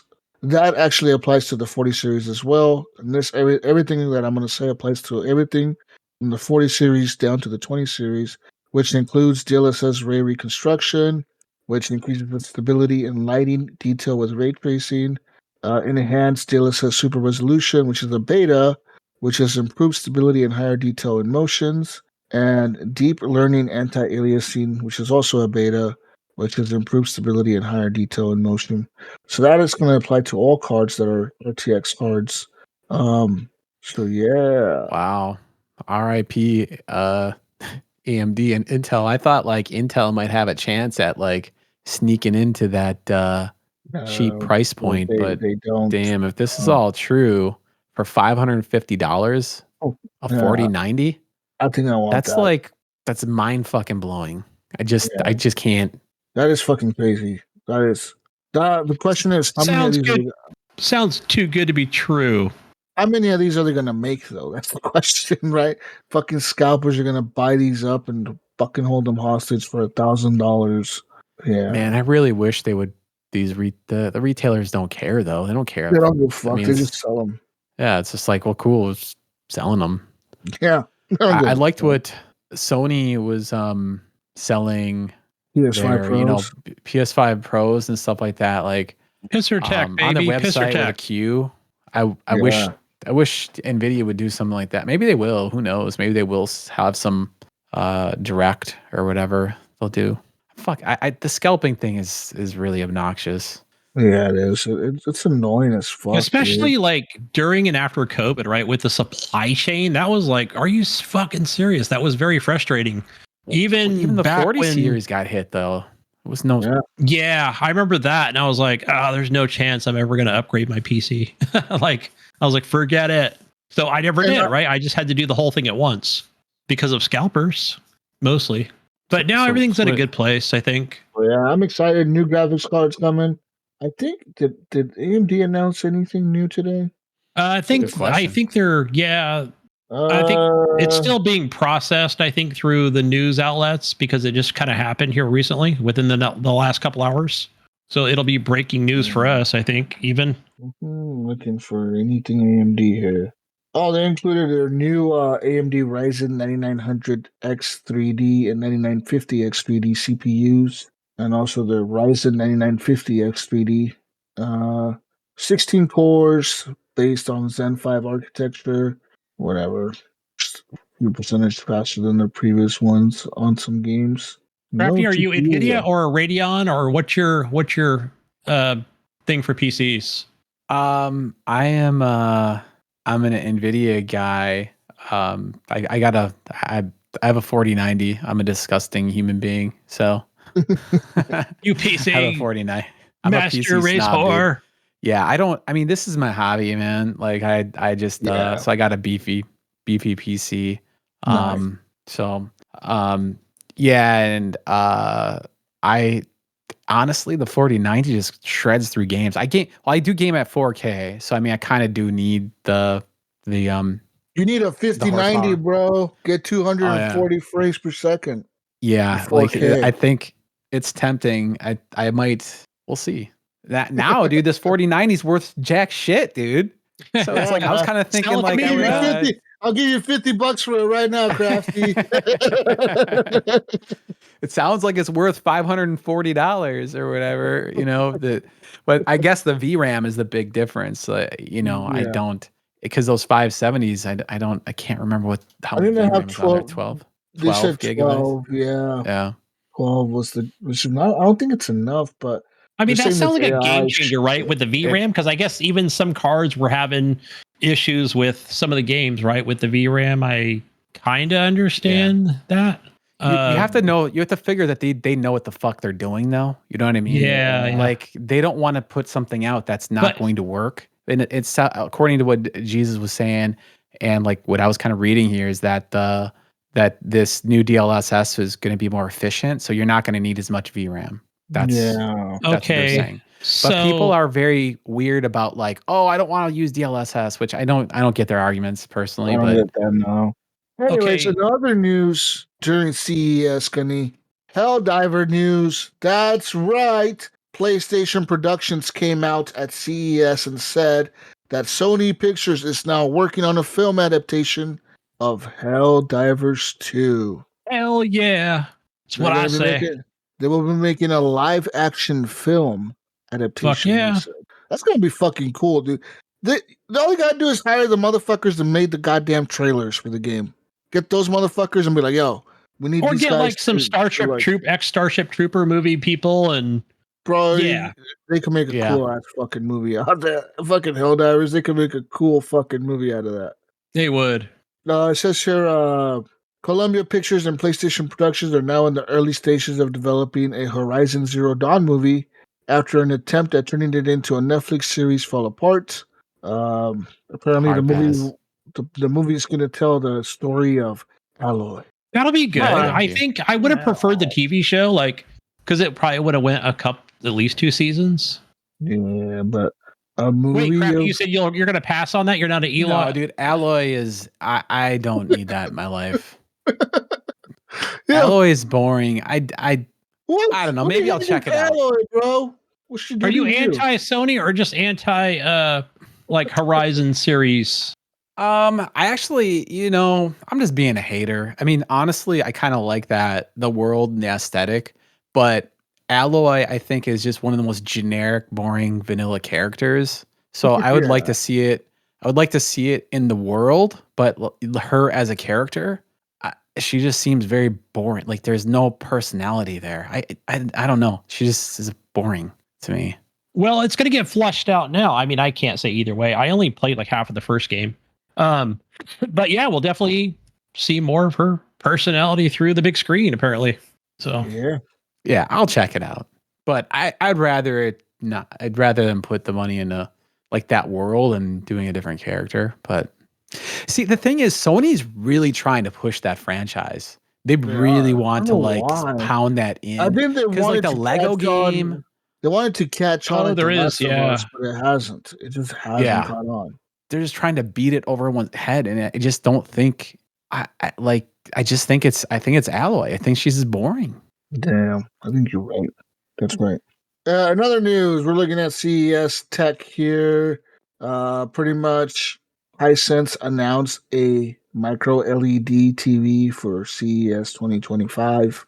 This will be the first micro LED TV.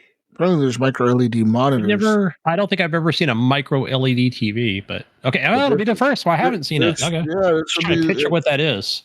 It offers deep OLED-like contrast. Okay, see that? I do want a smaller, better peak brightness. Yeah. Yeah, it's smaller screen. like the best of OLED and the best of LCD combined. Essentially, there have been products out there, but they were so expensive. That's the thing. I wonder how much it Yeah, must no be one like. knows. I think they're professional based, not consumer based. Yeah. Yeah, that's usually what we see at these things. Like, Well, it's consumer. This should be consumer, right? Consumer right. electron. Hello. I wonder how much. Hence I wonder how the much. name. Yeah, because I saw some that were like definitely presentation style type things that were not consumer friendly. That were like, "Fuck, that needs to be a fuck consumer item." Did it say the price? No price. No. Yeah, Probably $10,000. that's getting to be more reasonable though. Yeah. Yeah, that's because how kind of OLEDs have come OLED down in started and all price. that stuff. I gotta admit, like Yeah. some of the OLEDs have come down, like whether it be a handheld tablet or not a tablet, but more, yeah. They practically TV. are giving TVs away these days. You can get like a 65-inch TV for fucking like $200 sometimes. Yeah, I Yeah. got this. It's crazy. I got a Fire TV. I'm going to call it a Fire TV. It's an Amazon Fire TV, or right, but basically it's Insignia, and it was just one of those deals that like I was watching Wario on Twitter, who I haven't seen on Twitter lately for some reason, but so yeah, he's great for anything, you know, electronics or game based products, but he's like, get this from Best Buy and like you're gonna get free shipping. And I'll never forget it, Krafty. I was like, oh, okay. So then I actually gave the wife the link and I said, hey, check this out. You're looking for, you know, kind of a basic 4K TV, nothing to gawk at, right? Like it's not an OLED, it's not Q dot or anything. Like $270. But and then it was like, I swear to God, Krafty, I came home that day and it was already just sitting in the living room. I was like, what the hell? How does this happen? She goes, yeah, like I put in the link and $270 free shipping, Nice. and they showed up like 3 hours later. I was like, whoa, nice. So that actually worked out pretty good. So I'm going to do that more often for any kind of a hot deal on, you know, any kind of TV or electronic that, yeah. In other news, Samsung announced a new AI, their Galaxy AI, which will be powering their new Galaxy S25 series. They say that this is based off of Google's Gemini models, which enables features like real-time translations during phone calls, summaries and auto transcriptions, plus the ability to turn your sketches into AI-generated images. Samsung says that the new Galaxy AI will be more natural and intuitive and will change the way Galaxy users interact with the world. They're going to announce their phone next month, apparently in some All right, event. Jesus, I've got bad news. What? So, you know, this household has been Apple, I'm going to say about 7 years. Like we were all about the Apple, bro. We're all about Switch. What the hell is no, wrong fuck with no, you? man. You got to have the iPhone and the fucking iPad Pro or you're out. So my son, who's 18 now, like he's got a job and like, you know, he makes a lot of decisions on his own. He's a big man. Goes out and gets a fucking Galaxy phone like 3 weeks ago. God. No more Dude, iMessage. like, yeah. So when I saw on my phone through my Xfinity app, it's like there's been a new device that's been connected to your Wi-Fi, and it's a Samsung device. I had to grit my teeth on that one and just fucking like, what the hell? So then what does he do? What did we do yesterday? Go to the mall, Jesus, where nobody goes, right? Because nobody goes to the mall these days, right? But yeah, so we go there for like, you know, get some whatever shit. I needed new boots from Work World. So then they're over the fucking T-Mobile store buying the new Samsung Galaxy Watch, which is pretty nice actually. So then that was added, but I did get an iWatch, an old Apple Watch out of that. But that's my tech stuff that I got yesterday. But yeah, those are nice watches, I gotta say. Cool stuff and good products from Samsung. All right, let's see more. LG TVs also announced that LG TVs will be getting Xbox Cloud Gaming in 2025. Woo! Yeah, I read that earlier, and it doesn't clarify if older TVs will. I don't think so. But it might, because my Fire TV, my Insignia TV, it's a couple years old at this point. So it's funny because when there was an update through the actual cloud-based cloud gaming through Game Pass, apparently it was only like Fire Stick devices that were actually part of that. But this is not a Fire Stick, right? This is an actual, like, it's built in or baked into the TV. So, but there was an update, Jesus, that came like a few weeks later that boom, I can now do cloud gaming on my TV. So I'm going to say later on this one for LG TV. So keep an eye out for that. I think all they have to do is just basically say, hey, here's the app, which you can find on the store probably through your older devices. It'll just say, hey, that doesn't work here. Like it's available, but you can't download it. But I think there will be an update later on. So thanks for the cloud, man. NVIDIA also announced that they will be bringing a native GeForce Now app to the Steam Deck in partnership with Steam. What? Oh boy. You know, they're bringing. Oh they said shit. You can play GeForce Now right now through like a workaround because I have it on there, but they're saying they're gonna bring a native app to it just so you can fucking download the app and use it. There was rumors that Phil and Gabe were talking, so I wonder if that puts the kibosh on that because would there be like the Game Pass app through Steam and then now this NVIDIA app? I wonder. Oh, I wonder that if you would be just nice. what if you just put Game Pass on GeForce Now and put that app on the Steam Deck, and now people are playing the Xbox. Just sit in there. You can play and then put the Epic launcher within that somehow too. Yeah, you can play Fortnite there too.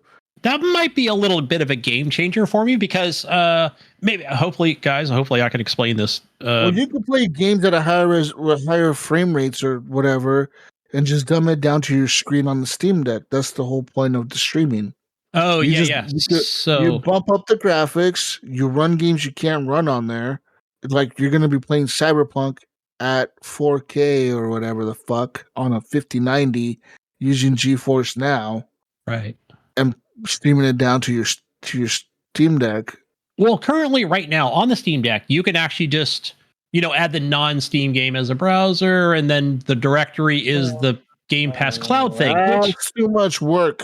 Too much. It is a lot of work. I want a fucking app, Gunny. I want a fucking app, all right? Yes, I do too. I do too because I no longer have it. I now have PC Game Pass, which does not exist on a Steam Deck. I'm an iPhone user. Give me an app. Just give me a fucking app. I agree 100%. I will take the app any day. So your fucking I'm looking forward to it. Yeah. And yes, you are right, Krafty. I think they've been talking a lot more often on Gabe's yacht over in New Zealand. I'm sure Phil's been smoking a few blunts with him over there or doing some ashwagandha or whatever fucking hallucinogenic drug those two have been taking. But it's, I'll have more to talk about it next week as far as like how Steam OS is going. I've been learning more about Steam OS and, that coming to other devices, whether it be handhelds or desktops. Gunny, have you ever sucked at a game and you wanted a good gaming partner, but your gaming buddies are never on? Like, for example, I need people to play Call of Duty with, but Brink is just never online anymore. And he's always showing offline, trying to hide from me. Well, guess what? NVIDIA listened. And NVIDIA has been showing off their digital ace characters for the last few years. But now, at CES 25, they're taking ace characters a step further, Gunny.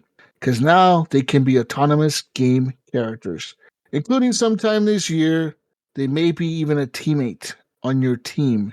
That's right. NVIDIA says that ace characters can use AI to perceive, plan, and act like human players. These things are powered by generative AI. Ace will enable living, dynamic game worlds with companions that comprehend and support your goals as the player, and enemies that adapt dynamically to your player tactics.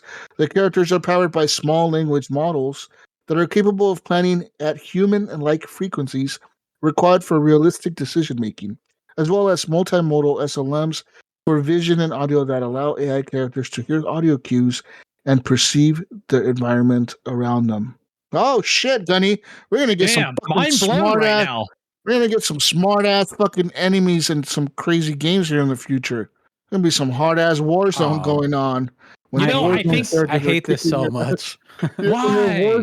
Look, Krafty, the Warzone AI is gonna be too good. You're gonna never beat Warzone because the fucking AI is gonna be killing you left and right. I mean, Krafty, your AI anime girlfriend who's your bestie, right? Or side chick. Again, anime digital, right? She can now be your fucking road dog in fucking Call of Duty, bro. And you'll get good with her.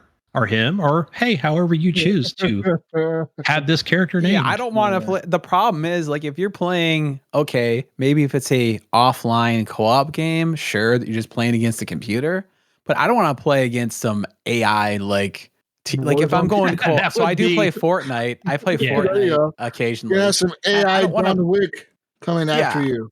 Yeah. I mean, there are bots and shit like that, but Right. I don't want those to be part of the player pool. You know what I mean? So you just gotta be your own ace robot thing, AI thing, character, buddy. Yeah. Just replace, listen, Krafty, just replace all your friends with AIs. Right. You always win. You will always win. You're gonna be like, fuck, we're too good. They'll always love you, Krafty. They'll always love you. You're too good. And they never complain. They never talk shit to you. Yep. They just hang out with you and take all. They're always online. You don't gotta wait for them to get online. You don't gotta schedule time to play with them. You're like, hey, bro, are you done eating dinner yet? Is your wife done? Are you guys done putting the kids to bed? You don't gotta do none of that shit. You just gotta fucking get on and be like, my AI buddy is on. Hell yeah. All right, let's go. Yeah. It's so weird. So weird to me. Like, who does this appeal to?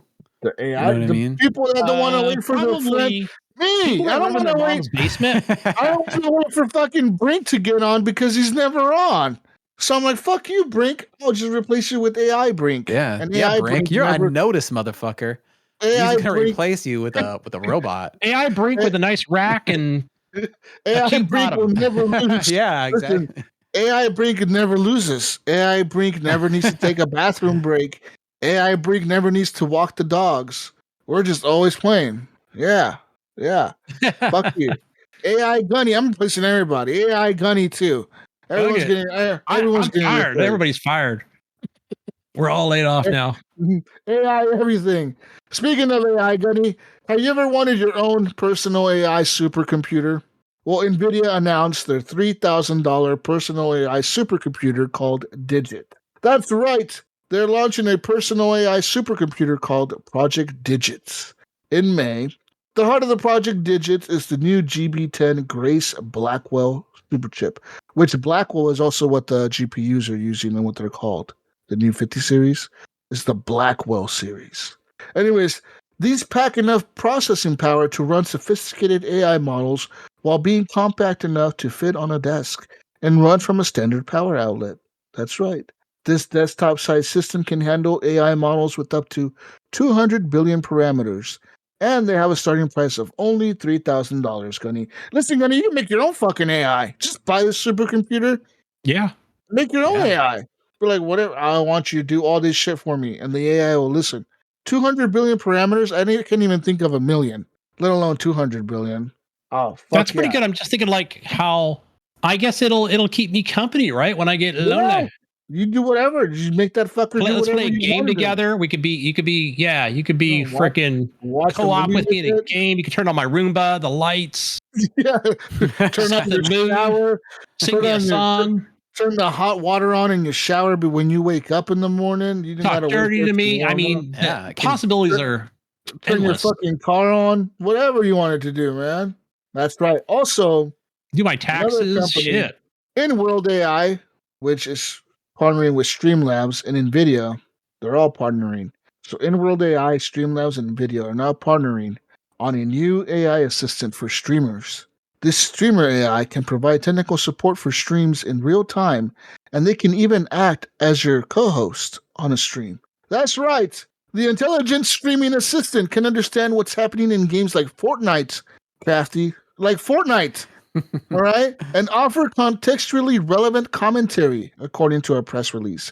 This awareness enables the assistant to do things like highlight a well-timed build, provide commentary during a dramatic victory royale, or shout out audience members for sending tips during a stream. That's fucking nuts. You're going to be streaming a game, your AI computer is going to be massaging your back and making a sandwich for you, while your AI buddy's in the game with you kicking ass, and the other AI buddy is streaming to Twitch, making a whole commentary about it. Look, I got all these AI buddies. I don't need friends. We got computers. We don't need friends no more, Gunny. We don't need people. Humans, that's not creepy. That's smart. Humans are obsolete. Humans are obsolete. We What just a need weird- AIs. What a weird future we're headed to. Yeah. Honestly. But I feel like the Because bot. I watch enough Twitch that I feel like the bots kind of already do something similar to that. But yeah. as far as like thank the viewers for sending suckers. Thank you suckers for sending me some money and sending me some biddies. I don't know. I mean, here's the thing, though. I'm not. I think at some point in our lifetimes, for sure, it will be very likely that we have like legit robots in our house doing chores and shit like that, like doing dishes, cooking you a meal, happen, dude. And so it's like, and you know what? I'm gonna buy one of these motherfuckers. I'm gonna wait until people they work out the bugs and the like kills a few people accidentally get like somebody's getting like accidentally killed by these things. Gonna make sure those bugs are worked out. Someone's gonna die. I'm getting from this fucking thing. People are gonna have like people are gonna have like a car loan payment and then the robot payment. No, and then your mortgage. Payment. You're gonna have 3 fucking payments, and you're gonna be paying Nvidia another fucking mortgage. I'm gonna be paying Nvidia my AI fucking mortgage. Hey, my I feel like I'm gonna be that guy though. That's gonna be like AI, my drone, my love drone. I'm gonna be standing there with a fucking shotgun, going, "You ain't taking my honey." Listen, man. All they're gonna do is send more robots to pick up your robot. They're gonna send more robots to pick up your robot, man. That's all. Yeah, there's gonna be like some killer fucking police robots, and then they're gonna throw smoke bombs in, and yeah, man, that's gonna be like a robot modding community that people are gonna like. My robot's stronger than your robot, and then there's gonna be robot fights. They're gonna be jailbreaking the robots. Jailbreaking fights. It'll be robot fights. Yeah. Jailbreaking the robots. Holy shit. We're making them do illegal shit. You could jailbreak your robot to make it rob a bank. I just definitely see like gangsters going, I don't even deal with that no more. My bot does it. I didn't even think about that shit. But you're right, dude. What the hell? The crime possibilities, dude. You could jailbreak robots to start committing crimes. Holy shit, man, I didn't even fucking think about that shit. Bypass all like their safety. Like you could make them bypass all their safety protocols and just make them do crazy shit. Hitman robots. That's a whole market right there. Oh, dude, there's no digital tag on that sniper robot, right? So they don't know who it belongs to. It's going to be quite a lengthy investigation to find out who actually you grind the serial number off that fucker. Yeah, man. Wasn't me. I didn't do it. I didn't kill Jesus.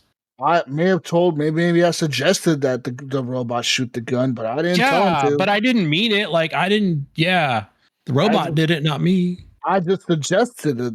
Maybe that's an option. The robot said, okay, I take it as a command. I bring this up, guys, every time on the show when we talk about these things, but I always think like probably the perfect example, I think, is if you ever saw that movie with Robin Williams and the Sentinel Man or whatever, Centennial Man. I feel like that was like a good, because it wasn't like, I felt like that was super realistic, right? Where it played with the kids. It watched over like 3 or 4 different generations, but it was always like the same woman, like in the thing, but she always played that same character as she got older. And then, I feel like damn, but like going back to what Krafty said about like, once all the bugs are worked out, and then it's just like, not a pet, but like another family member. Like that's really what it'll almost become. Right. Yeah. I don't know. Like you'll become to it. Like with all this shit, you know what? You Detroit become human, right? Like that's another game. I just want flying fucking cars, man. What the hell? We're going to have fucking robots before we have flying cars and hoverboards and... Listen, no, bro. Listen, we need the robots first, all right? We need the robots to make the flying cars. No, we need the robots to drive the... Have you ever driven on a highway, man? You got people driving really slow, people driving really fast. If everyone drove the same speed limit, there wouldn't be traffic jams, but there is. Are you sure though? Because there's too many cars, many flying cars. No. We just need robots to fly them. Robots don't make mistakes. You program the fuckers to not make mistakes. They don't make mistakes. They will do the same thing over and over and over and never fuck it up. And they will just fly perfectly. And if everyone flies perfect, no one crashes and everyone's good.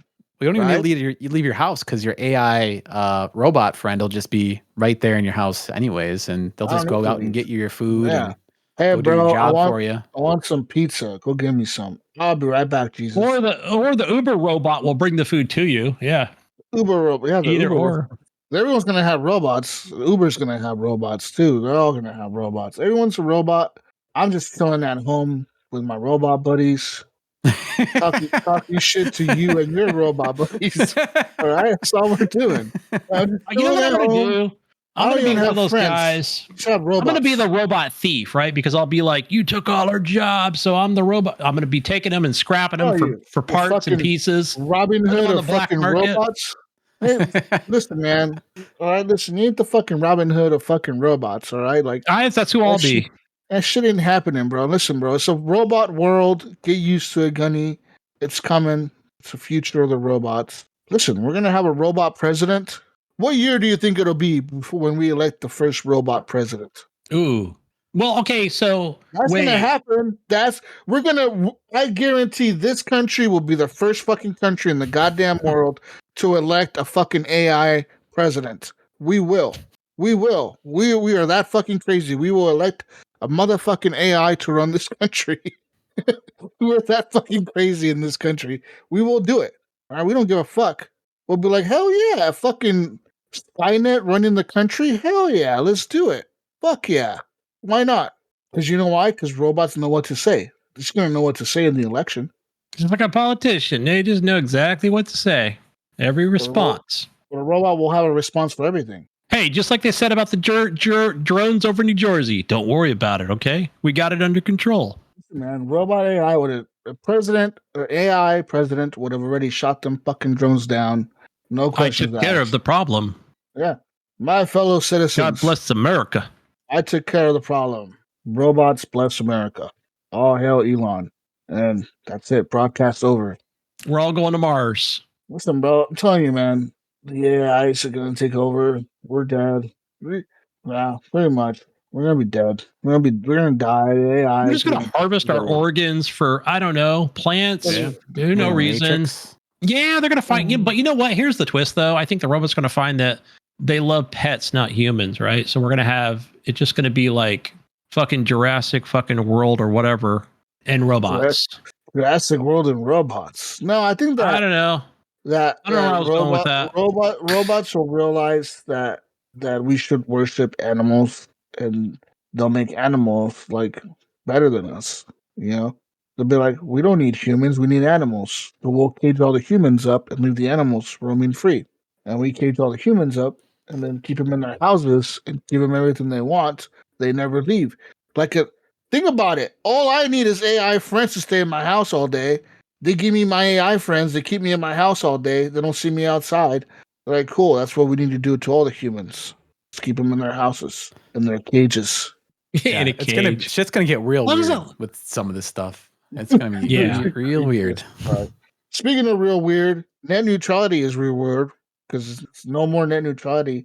According to the U.S. Court of Appeals for the Sixth Circuit, they declared that broadband internet service providers offer only an information service as defined under the current United States law, and therefore the FCC lacks any statutory authority to impose their desired net neutrality policies through the telecommunications service provision of the Communications Act. The Act also does not permit the FCC to classify any mobile broadband provider as a commercial mobile service, which would have also granted them the ability to impose net neutrality regulations on them as well.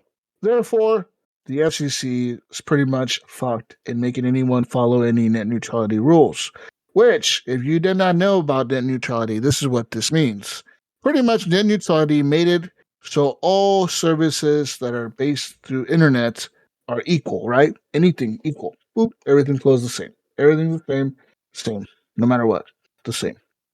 It's just based on your internet speed that you get at home. So if you have gig speed, all your shit should be gig speed, no matter what. But Netflix, whatever, right? With net neutrality out the window now. For example, Comcast owns Peacock.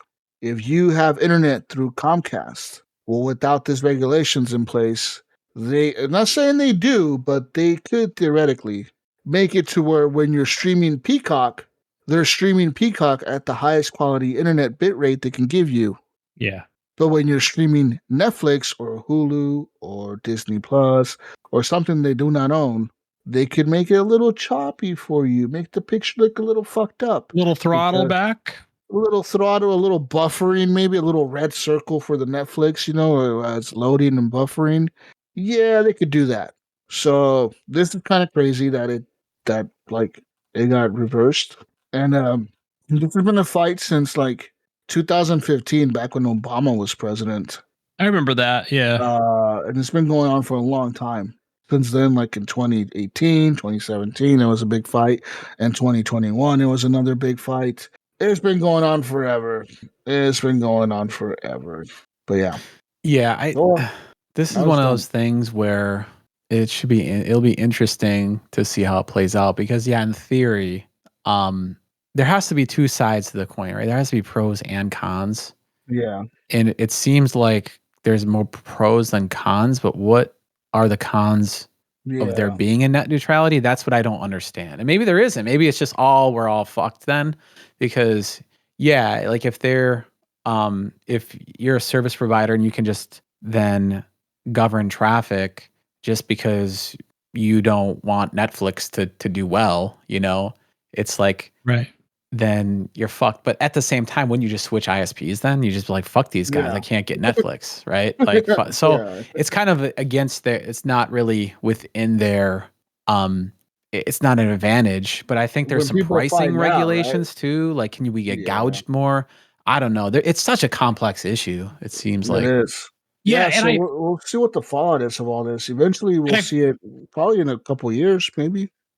I feel like that's where also like, and I could be wrong with this. Correct me if I'm wrong, but I don't use any of it. But I feel like that's kind of like after that Obama 2015 and net neutrality and Supreme Court and all this shit. Like, and there was a lot of heat and, but like I feel like that's where a lot of VPNs were born out of. Like more of the popularity of them. Like more people went to them, whether they're free versions or it's, I don't know. I don't use it, but like other people do. So they find more uses out of it. In other news, Star Citizen they've lost their director, who promised the game would release before 2026. That's right, Cloud Imperium Games, the studio behind. There's like fire him so we can delay this shit more.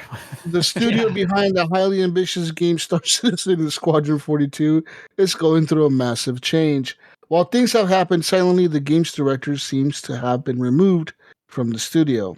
According to the official website management section, the director of Star Citizen and Company, CFO Carl Jones, who promised that the game would be released by 2026, has now been removed from the company. Why that matters?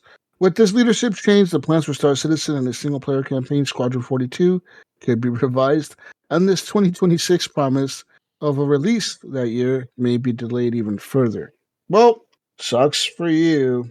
Yeah, so I watched, I don't know about you, Jesus, I don't know if you watched any part of it, but so there was like a Star Citizen Con, I forgot what they actually called it, but and that was back in like, could have been September, but it was cool. Like, so it was like one of those things where they invited, like, it was like a 3-day event. It was a con, but they're investors, their fan base, early supporters. And to me, it was a cool movie. Like literally the fucking cutscene was like 45 minutes long. And there was a lot more to it as far as the game goes. I don't follow it too closely, but yeah. And I was like, that's cool that they showed this 45-minute cutscene.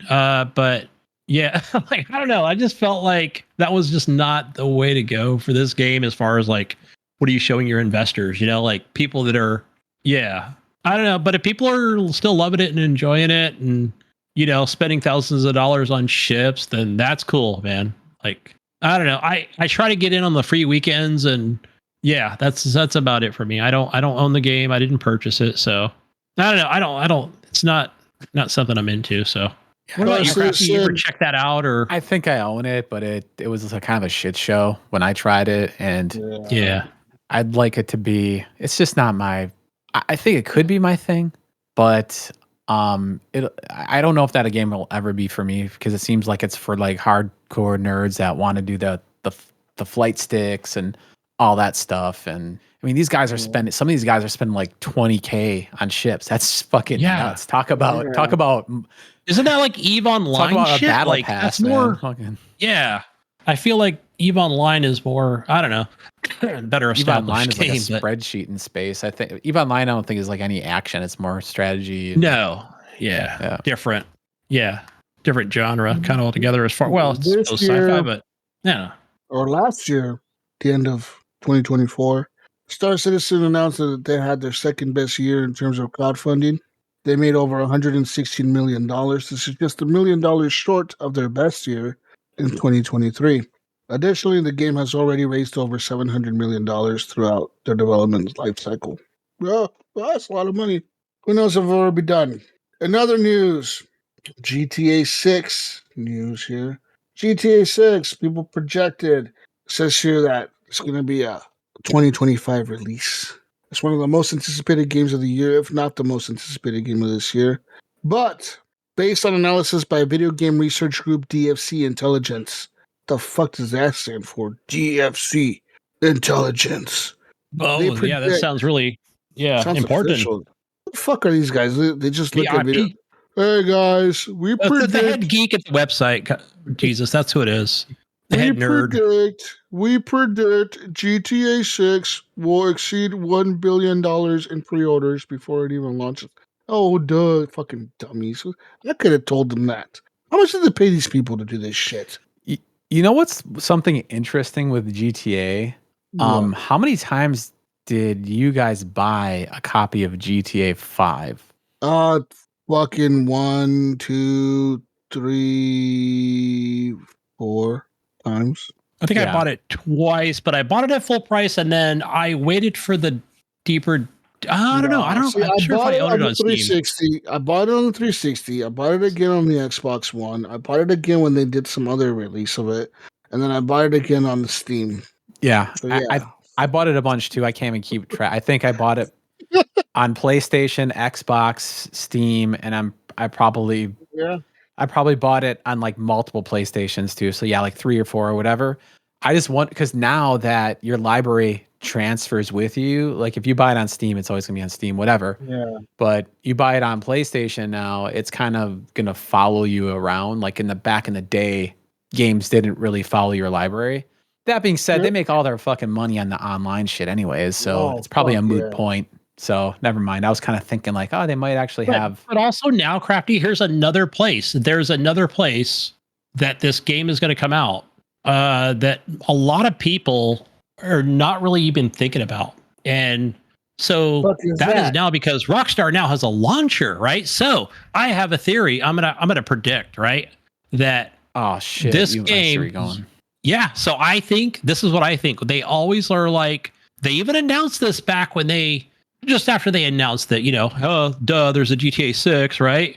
And it's, TBA, but now they're saying, so now we're getting closer and they're saying 2025, which I don't know. I think they'll push it to probably 2026, just my thing, but we'll see. But as we get closer here to November, which is a ways off, but I also think that they're just going to come out with the same shtick, right? And just how they've always done it and say, PC's like much later, like a year later, like how we've always kind of done it with our Red Dead Redemption 2. And did they do that? Yeah, they did the same thing with GTA 5. So I think they're going to say that, but I think what they're going to also come out with a couple months later, they're going to be like, you know what, guys, we're going to have I think we're ready for the Rockstar launcher. So I think people will buy it on there because it came out 6 months earlier than Steam, get the full $70, and then they'll be like, or you can wait till it officially comes out on Steam and buy. Well, no, we're going to buy it here too, bud. And then we're going to buy the Steam version because we're fucking GTA nuts. So that's my prediction. 6 months early.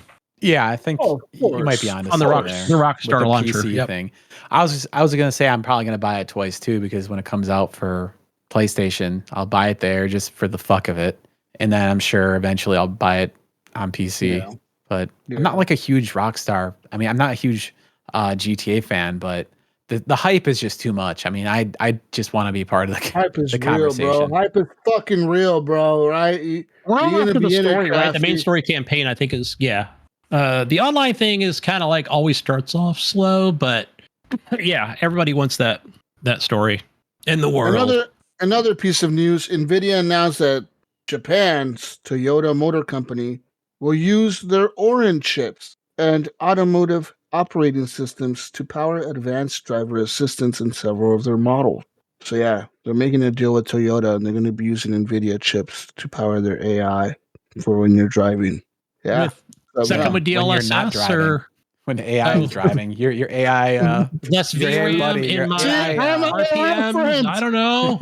My AI friend, once again, I got AI. Just need AI buddies at this point. All the humans are useless. We just need AI friends. AI friends they'll always be there for you when you need to game with them. They will always give you the best frame rates and the best looking gaming visuals. They will always bring you like whatever you need.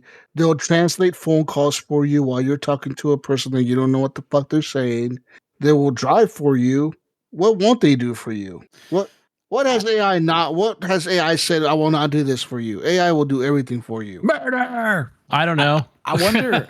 I wonder when it'll be when we can actually like imprint ourselves into AI. Oh, right. It'll be like a digital. I've been listening copy to a yourself series. into AI. Yes. Yeah, I've been listening to a series on Audible that goes around the I forgot the name of the series I've been listening to, but it's basically what you just said, Krafty, like where you're really just uploaded into a chip and then you're placed into like like a robot, like basically something like that. Is it so Bob? Something Bob. I know what you're talking about. It's not that series, but Okay. That's a cool one. That's a cool one, Krafty. I know what you're talking about. Backship story. I don't know. It's like backyard starships or something. Like, our bar. I forgot what it is, but it's Bob really good. the- I've already Bob like the 7 robot books. is no, that's not fucking. No, that's you're thinking of the bothering you. Bobs, right? That's another great series of the Bobs. You're thinking of the We Are Legion, We Are Bob. Yeah, that's a it. great That's series. Bob They came out either. with another book, by the way, Jesus. It's another We Are great, Legion, We Are amazing. Bob, Yeah. He came out with They have one recently. 3 different books. They have 3 different books. They have No, there's more than that now. There's like 5 or something like that. The latest one's actually pretty good too. I want to say I finished it, but it's not as good as the last one.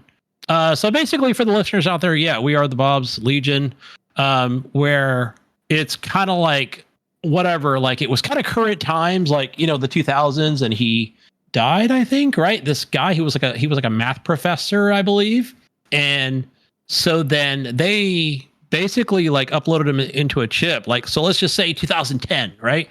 But then it was probably like 2080 or some shit, or like, and then the fucking like basically everybody in the world, governments just wanted to blow each other up, right? And nuke the shit out of the world. And he was sent up in a starship, and it kind of goes from there. And then he can like make copies of himself, right? And so that was cool that happened, right? So then, different copies and just different versions of the Bobs. And it's funny, it's cool, it's very geeky, and he visits other planets, and it's a great series. So really like it.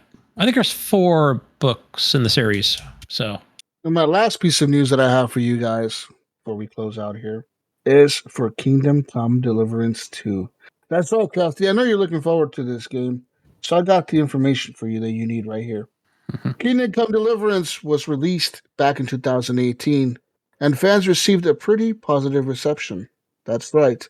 After thoroughly enjoying the game, fans started waiting for a sequel, and they wanted a sequel. Well, the sequel will be released in just 1 month, Krafty. I know you've been waiting. The game's console specs have been officially released, and it seems to paint a pretty picture. That's right. To get the best possible console experience with Kingdom Come Deliverance 2, fans will need to play it on the PS5 Pro, Gunny, not that hobo Xbox. All right? Oh, the Pro? PS5 Pro. Not even the hobo PS5, hey? I know. This is made for PS5 Pro. That's crazy. Yeah. Right? Listen, we got it right here. I got gotta have Pizzer Tech running, baby. How do I zoom in on this shit? All right, I don't need to zoom in. It's all written right here. So on the Xbox Hobo Series S, the present console, it runs at 1080p, only 1080p, with 30 frames per second. On the Xbox Series X on performance mode, it will be an upscaled 1440p with 60 frames per second and unlocked VRR. On the fidelity mode on your Xbox Series X, you'll get an upscaled 2160p, which is a fake 4K kind of, but only 30 FPS. On the PS5 on performance mode, you will get an upscaled 1440p with 60 FPS, unlocked with VRR. And on the PS5 with fidelity mode, you also get an upscaled 2160p with 30 FPS. But on the PS5 Pro, right, the real gamers console, Gunny, you will get an upscaled 2160p with 60 frames per second. That's right. That's right. You're going to get 60 FPS on the Okay. PS5 Pro. You're at an talking about upscaled launch. You're talking about launch time. Oh, okay. No, Gunny, I'm telling no you, one it'll be. cares. Gunny, all that matters is launch time, Gunny. No one cares about after launch. Listen. You don't think so? Well, you're right. Hey, No, you're right. You're absolutely right. Nobody cares after that. Do you care about that Redfall game now? Hey, it runs at 60 frames now. Could care less. It runs at 4K 60 now. Do you care? Nope. No one cares. What about Starfield? There were other games that I didn't care about that got Anyone the cares about update. fucking Starfield that now is actually a playable fucking game? No one And cares. see, I fucking knew. That's a great example, Krafty. I fucking knew when that. So that kind of threw me a little bit. If I could just rant about that for a second, Jesus, where I fucking knew when they announced in Starfield, when they're like, guess what, guys, we're just going to come out in 60. And then we added like a little extra, like, I don't know, some graphical up-res as well. And people like lost their minds and they're like, oh, these guys are tech wizards. And I'm like, come on. I fucking knew it was coming like, 4 months later because the game wasn't finished. Like, yeah. I just knew it was happening. So the same thing's going to happen with this, right? It's going to come to the Series X and S, and it'll run at 60. So, it sounded to be decent performance though. Like one of the modes was 1440p at 60. That's solid. That's solid for a console game. It seems like they're doing their polish up front. Some of these studios actually give a fuck. I think these might be one. They have a lot to lose, like we're Starfield. It's like, well, we'll just release its shit and people still eat this shit, because it's Starfield and it's Game Pass. So I remember when they just quietly like say, hey, now it's 60 and it's got a visual performance that you're actually going to enjoy. So like I remember when the first game came out for Kingdom Come, we had the community manager on here with us, and he came to do an interview with us. And I remember we asked him, like, well, what's this game about? Like, what the fuck are you trying to achieve? What's going on here? And he was saying that, this game, they were trying to be as true as they could to the history of like Europe, medieval Europe, I guess. And that's what this game is based upon. I remember they got a lot of shit when the game actually came out because there was no black people in the game or whatever. Yes. There was no colored people. And they were like, dude, we based this shit off of like medieval fucking Europe. Like most people in medieval Europe were fucking white at the time. And they were from Europe. They were saying like, where's the Asians? Where's where's the Arab people? There's no black people. What do you mean? Like people didn't travel that far back then. Yes, some did, of course. Of course, there was always someone traveling far, but not that many people traveled that far. You know what I mean? So they got a lot of shit for this game. But I remember they were trying to stick to being like a true, like, try to stick to history as much as they could. And they actually based the game off like some fucking kings and shit from the past. Like some like actual like people that lived back then. Like barons and fucking dukes and shit that were fighting or whatever. And but this one looks really good, dude. Kingdom Come Deliverance 2 looks really fucking good. Looks like they've improved, kind of maybe, I wouldn't say dumbed down, but made it less complicated in the combat instead of making it a 5-point system where because before when you would fight with the sword, you had a 5-point star system where you would pick the direction of the sword swing and then how hard you were going to swing. Now it's a 4-point system, and they've also like improved some other stuff. And they also said that your character, you're going to be playing as Henry, which was the main character in the first game. When you started off in Kingdom Come Deliverance, the first one, you were just a peasant. You were like the blacksmith's son. So like you had to learn how to read in the game. Like your character did not know how to read. So when you saw like letters on like a sign, it was like blurry, like you didn't know what the fuck it said because in the game your character didn't know how to read until you taught your character how to read. He didn't know how to read. They're saying in this game you're gonna start off where like Henry left off in the last game, where he was kind of like almost a knight or whatever. You know what I mean? He wasn't like a king or whatever because they said when we were talking to the community manager, we asked him, like, well, what's the point of the game? Like, what are you trying to achieve? And he's like, well, you're living the story of Henry's life. And he's like, but don't get me wrong. He's like, Henry is not going to become a king. He's not going to be like a King Henry or whatever. Like, no, like, he's just Henry, the fucking blacksmith boy who's going through some shit and he's going to fight for some people or whatever. And yes, you will fight people and shit, but like, you're never going to become like a fucking king. It's just not going to happen. Like, this is supposed to be like a realistic story. So in this game, it picks up where that left off. Your character is going to be pretty beefed up in the beginning of the game, but something happens where you lose all your shit, you know, like your memory or whatever. But they're saying like the shit where like your character didn't know how to read, like, no, he will know how to read like this time around. He already knows how to read. He knows some of the combat already. So like you're not going to be completely dumbed down, but you sort of will be somewhat a bit, you know. But it's not gonna be like all those games where like they make you start off at zero. Like they're actually like letting you start Yeah, off like with like yeah, I do wonder. Like, I mean, are you going to get a real sword in the beginning, or are you going to still have that little wooden toy sword? No, I think they'll have like a real sword and shit. Like I said, this like the first game was pretty in depth, dude. And like it, while I played it, it wasn't the greatest game, but it was fun and it was interesting for what they did. I could see that they needed maybe a bigger team or more budget to achieve what they wanted to achieve. And I hope they got that budget to make this game. Isn't it like War Horse Studios or something? They got an awesome name. Yeah. It's a cool, Yeah. It's a cool name to their studio. And Yeah. and then Krafty, check out like some of their videos too, where they actually have like some of these amazing combat fucking weapons, like some of the swords and stuff that they had, and like the maces, and yeah, it was pretty awesome. Like, Well, they said that they usually use for like the mocap, and yeah, they said they actually hired people that are like those people that like know how to use those weapons, like historians and shit, you know, like that know how like those weapons were used, and they like had them like do the mocap for the fighting, like to actually like they know how to swing the weapon how it would be swung, and they know how to like use the shit like it's so how it's supposed to be used. You know what I mean? yeah, like how you walk armor and all that shit. Like it was pretty cool. Yeah. It'd be interesting to see how this game plays. It looks good. I mean, watching some videos right now, and yeah, the thing that it's kind of a little bit of a wish for me, but this is not that game.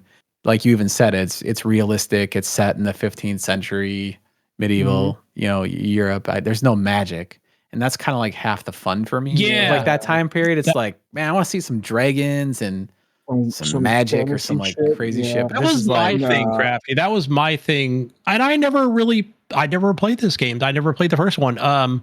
But yeah, when they first announced it and started talking about it, we had the manager on, and I was like, "But I want Skyrim."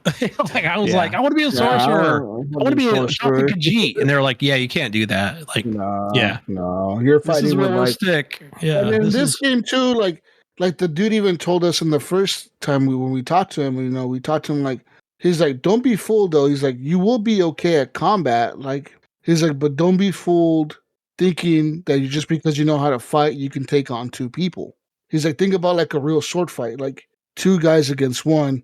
99% of the time, the one guy is gonna die because you can't fight two people at once. You know what I mean? Like someone's gonna swing around to the back and stab you in the fucking back. Exactly. So he's like, you got to be really careful when you're picking fights that you're not outnumbered like 4-1 because you're gonna be fighting four people at one time and you're pretty much gonna die. So that's one thing that this game did have, and like the first one that I do really remember is you got to pick your fights accordingly and like know how to like fall back and draw people to you, whatever, to fight them one-on-one because when you're fighting like two people at once, even if one of them is just punching you and the other guy has a sword, it's fucking hard because the one guy's punching you and the other guy's fucking swinging his sword at you. You're like, oh fuck, like who the fuck do I fight first? You know what I mean? So yeah, it's pretty crazy, but very ambitious. But I'm excited to see what they did with this one. And I think I'm gonna pick it up for sure. But the cool thing is that they've already sent out review codes. They sent them out. Oh, it's that close. Okay. They sent them out, but listen, they're confident in this game, I think, because they sent out review codes 4 weeks ahead of launch. Nice. That's plenty of time to play this game for the reviewers. You know what I mean? Mhm. So that's a long time to be able to review a game knowing that it's coming out in a month. Does this feel like this is like a double A though, right? This is not like triple A Well, type, right? the last one felt double A, but I don't know about this one. This one, from like the marketing and stuff, it seems more triple A. It looks pretty good. I mean, it definitely does. I just wonder how it's gonna do. I think this is kind of more of a niche thing where who's patience, the publisher right? on it? It sounds like you can't just run in there and button mash, and that's what most fucking people are expecting in games. You know what I mean? Yeah, it's not that like console, like for PC gamers, like into the. But I don't know. I mean, I hope it does well. I mean, it sounds like they care. You should hit up the community manager that came on. Maybe he'll hook you up with a review copy. I should hit him up. I wonder if he's even probably still part of the team or whatever. But yeah, the guy was super cool about it, and they were pretty cool about getting the guy on too. I literally just emailed him and was like, "Hey, I know you had this game coming out like whenever. I want to interview you." And they're like, "Okay, cool. Get with this guy. He'll do it." And then I emailed him, and he's like, "Yeah, when do you want to do it?" I was like, "Whenever you have time." He's like, "All right." And then he just got on. Like, hella cool dude, man. Hella chill. Sweet. Yeah, that's awesome. But yeah, I'm looking at the website right now for like the game, and yeah, it looks a lot like maybe the first one, but way better graphics, more immersive. It's published by Deep Silver. Oh yeah, okay. That's who's the publisher, but it's coming out to everything: Steam, Epic, the first one PS5, Xbox. First one is very positive on Steam. Yeah, like I said, it's a good story. So yeah, and all reviews very positive. 110,000 reviews on Steam. So it seems like it probably did really well. Yeah. Based upon those, yeah, cool. Yeah, they have 3 different versions of the game: the collector's edition, gold edition, and standard edition. But yeah, man, that looks cool. Looks cool. Oh shit! With the collector's edition, you get a little statue and shit. That's fucking cool. This year's gonna be stacked for games, man. I think this year's gonna be. Oh, this year's gonna be crazy. I think we're gonna see a lot of games. My wall is crying for 2025. Yeah, dude. I mean, this year's gonna be fucking nuts. I think for games. I wonder what does Xbox have coming out though this year? I guess that Avowed, right? Doom Eternal, Fable coming out this year, and Avowed. Yeah. Yeah, Avowed, I think is soon. Already got pushed back. Fable 4 hype. I mean, who knows? It seems to be like it could be like a GTA situation though too, where it's supposed to come out but it doesn't. I don't think I have high confidence in that one, but because we haven't seen any fucking real gameplay of that game. We haven't seen nothing. Like nothing. All they showed is that one little trailer, right? Like the fucking troll talking or whatever. Like, yeah, that's all they showed, and it was like a CGI fucking. I love this franchise though. I don't know what it is. It just reminds me of like the good old Xbox days. Dude, I love Fable. I played Fable 2 and 3 like in fucking 2016. I just fucking randomly played them, and I fucking fell in love with them. I played the second one, then I played the third one, and I was like, these games are fucking cool, dude. No, actually, I played all of them. I played the first one, then I played the second one, and then I played the third one, like in a row, dude. Like, I was fabled the fuck out. I had all of them just fucking back to back to back to back. They're fucking awesome. Yeah.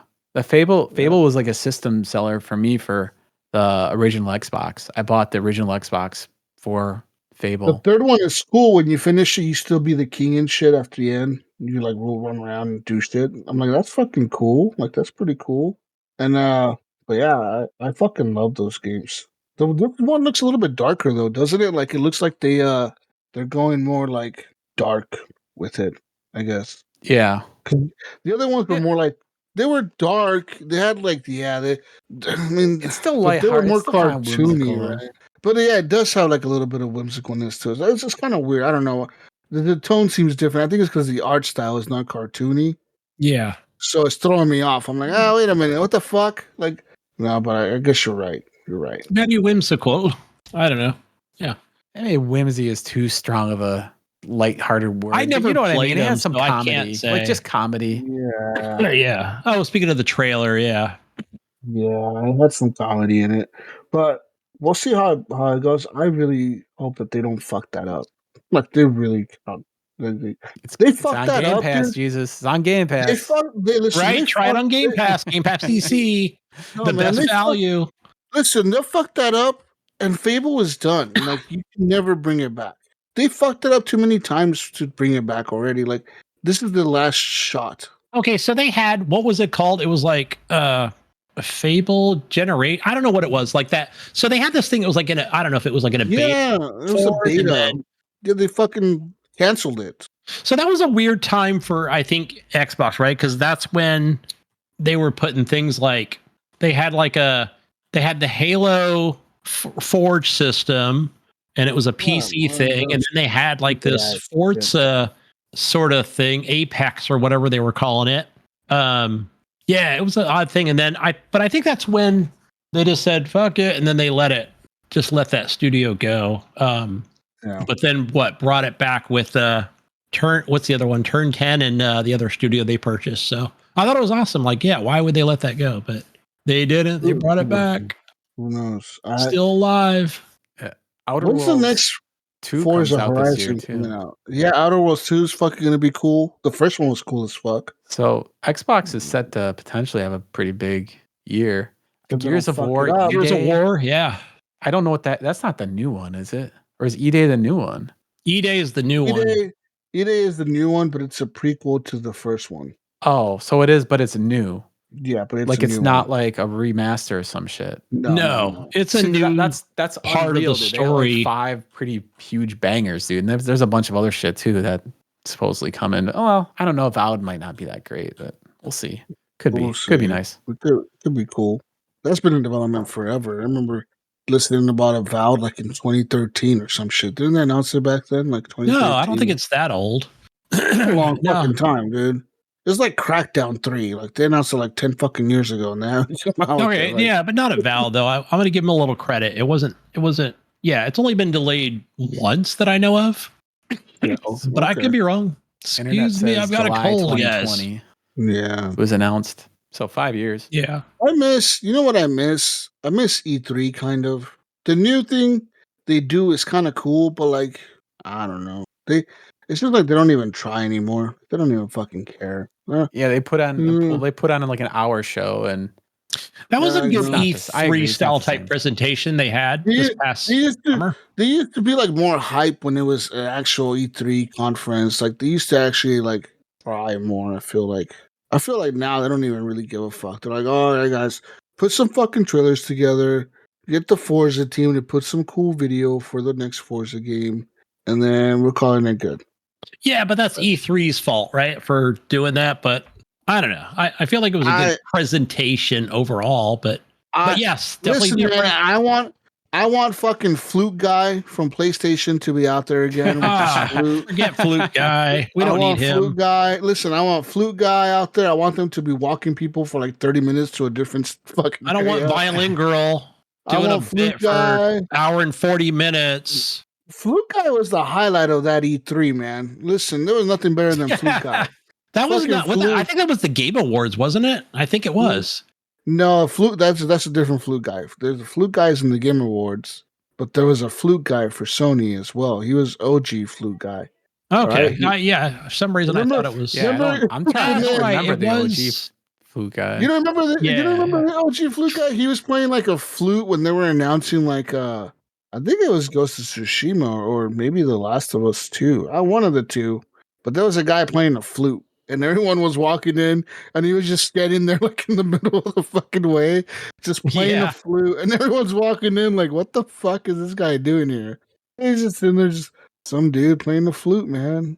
He was dressed like shit. Yeah, you know his name? Guy. I just looked it up, dude. Oh my god. Flute Guy who drew backlash at E3 for wearing Japanese clothes has a surprising backstory. His name, damn, what was his name? Hold on. His name is Cornelius Boots. Yeah, he was wearing Cornelius yeah. Boots, dude. I thought it was He was Big when I destined to first heard it. like flute guy with that kind of name, dude. No He one was can take wearing you like seriously with he was Cornelius wearing Boots as a name. like he was wearing like a Japanese straw hat and like a fucking, he was all decked out, dude. And they had him like standing next to like a waterfall or some shit. Like they went Yeah. they went all out on him. They were like, bro, you know how to play the flute. We're gonna put you on fucking stage. You're gonna be up there. You're gonna be playing the flute for 30 minutes straight while everyone walks in. Yeah, they He just was paid him like chilling. 2 bowls of soup. They didn't even fucking. Bro, you like some ramen? We got you, man. We got you. Yeah, they Flute definitely got a guy. lot of laughs at that presentation. That shit was funny as fuck. We love Flute Guy. Flute Guy was the shit, dude. Listen, that's why E3 was awesome, because they would do stupid shit like that. Fucking Xbox would have like cars and shit dropping from the ceiling and coming out of the ground and shit. Fucking Ferraris and shit. Like, what the fuck? What the fuck you have a Ferrari on stage for? It's a fucking gaming show, not a car show. But they'd have like Ferraris on stage and shit. Like, we what got The fuck? Rock. We got Dwayne Johnson, The Rock, coming out tearing his shirt off, and We had some cool shit, man. But like, now all we have is Phil Spencer talking for 2 minutes. But he's got a cool jacket. Jesus, come on! And then that chick comes out now. That Sarah Bond lady Sarah taking Bond, over. she's got a nice jacket. She's too corporate, bro. She's too like corpo fucking like too Does straight. Sarah corpo. Bond even play video games? I don't even know if that was ever I don't think established. she does. Were the reins Yeah. passed Plays down to Candy her? Crush. Like, was that the right thing? Yeah, she plays solitaire.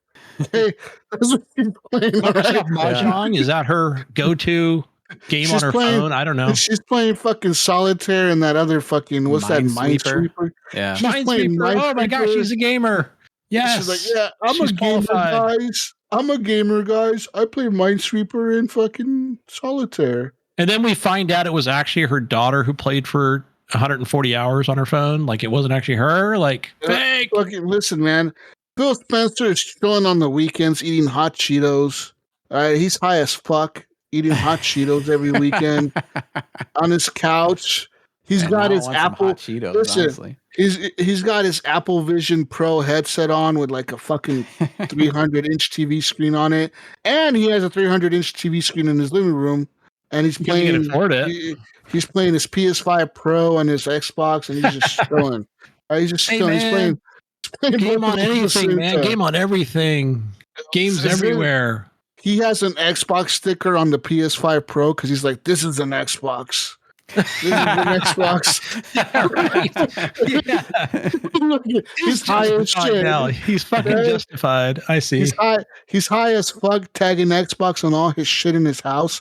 He's just putting Xbox stickers everywhere.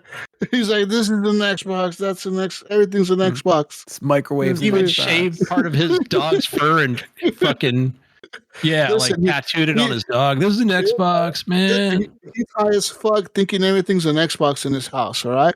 Sarah Bond is over there, some corporal bullshit fucking board meeting, all fucking lame, talking about graphs and charts and sales numbers. All right. But she's got the best spreadsheets, okay?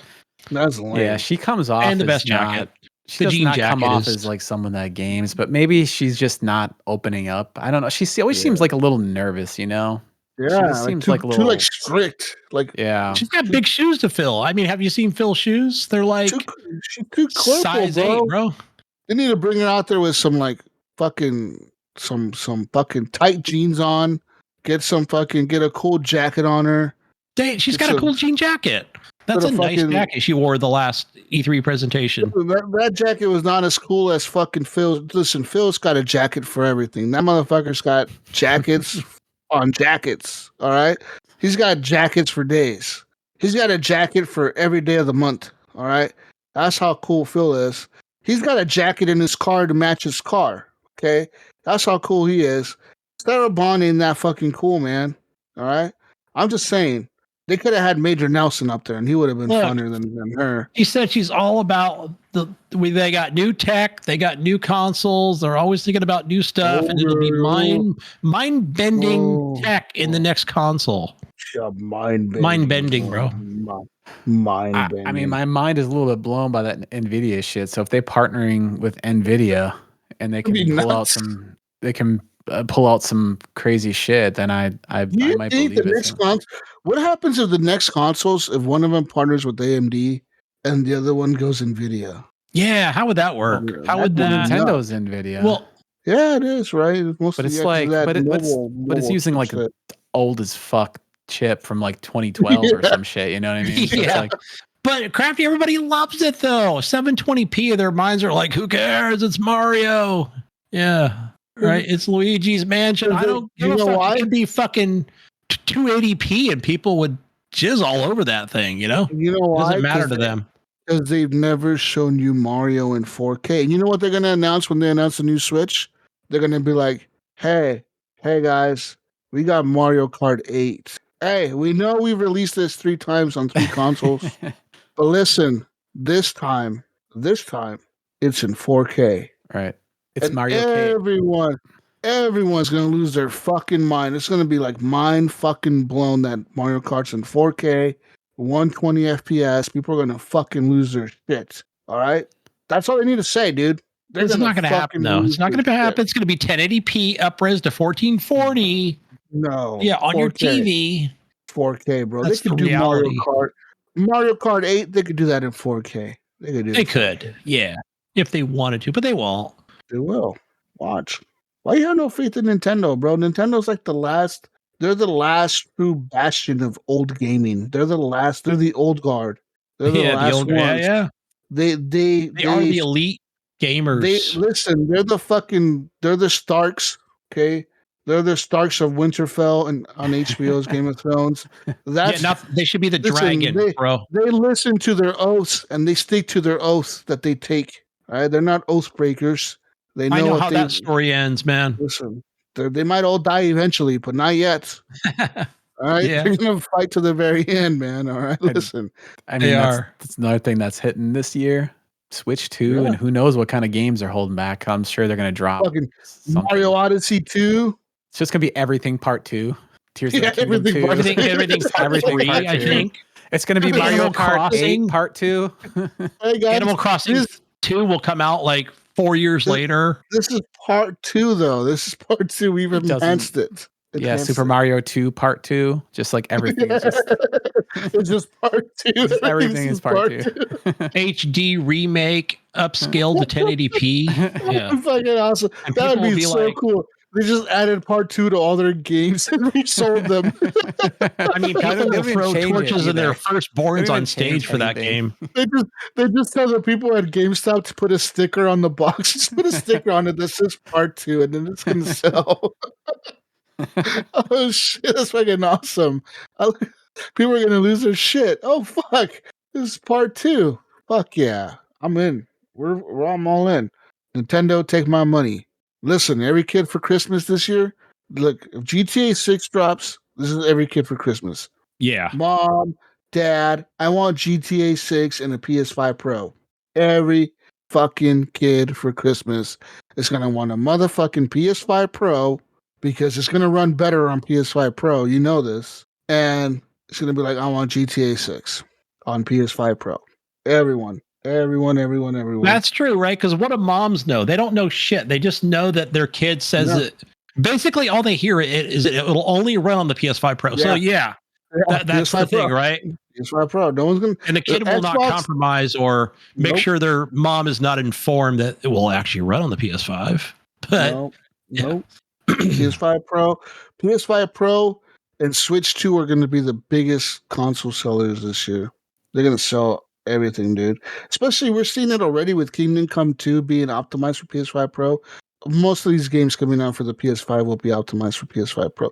I'm wondering if the team over at Bethesda is optimizing Indiana Jones for the PS5 Pro. I doubt it. I'm sure. Oh, you don't think so? I don't know if they are. Would they? I mean, they want to. I mean, it's just an extra way to sell it. They want to sell the game. I mean, I don't think it's going to be that hard, right? With the new Pisser Tech, I think it's going to be. Yeah, it's going to get definitely an upgrade. Maybe not mind-blowing upgrade, but yeah. Who knows? We'll see. We'll see if they hold back and say, "Oh no, we couldn't do it because the tech on the PS5 Pro really isn't that different from the Series X, and we just couldn't do it." We just They We know just- the Xbox cooked, dude. I mean, I think they. You think they know? I don't think they know. Then they're. Listen, man. Phil They have to know.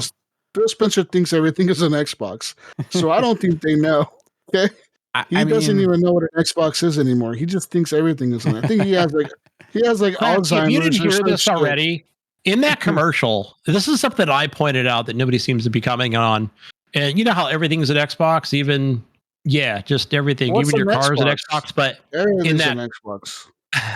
but did you know what's not shown in there, Krafty? You know what's not shown in that commercial? I noticed. I was like, what the hell? An Xbox. The Series S is not shown at all. It's not an Xbox. Not an Xbox. Apparently not. Yeah. What a It's not an mistake that Xbox. was, dude. I was just. That's what's holding that console back, dude. That A little bit. I think it is like for some devs, it's definitely holding it back. So not everybody, but some devs. The devs for Wukong, I know it's holding them back. Yep. But I don't know. Everybody's blaming the devs over at whatever that studio is that made Black Myth Wukong. That says, the whole Series S is holding us back with its RAM or memory. So yeah. Oh well, shit happens, bro. Anyways, we're done here. Where can we find you, Krafty? You can find me. So you can check.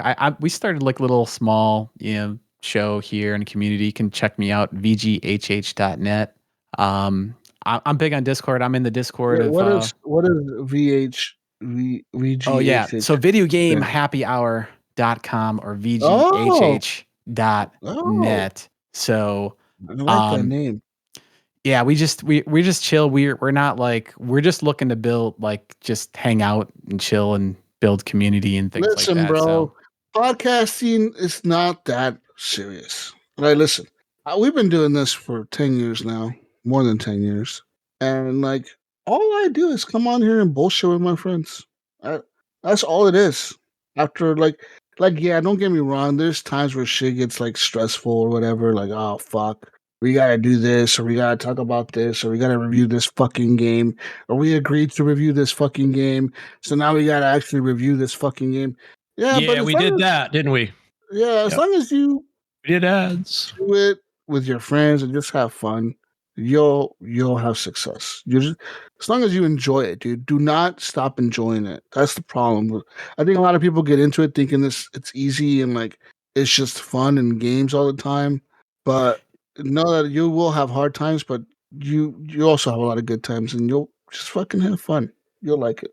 oh yeah, absolutely. I could talk about games probably every day.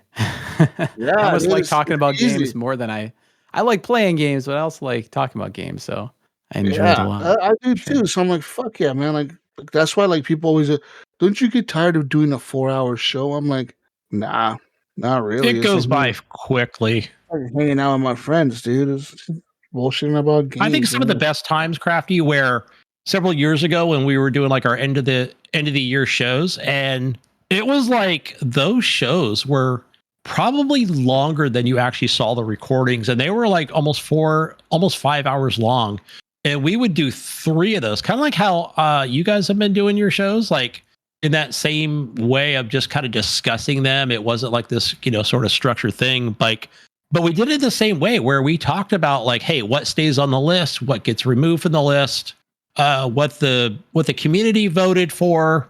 And man, we had some just extremely long discussions about just games in general and games I never got an opportunity to play. And it was just like the best time ever. So hanging out with everybody.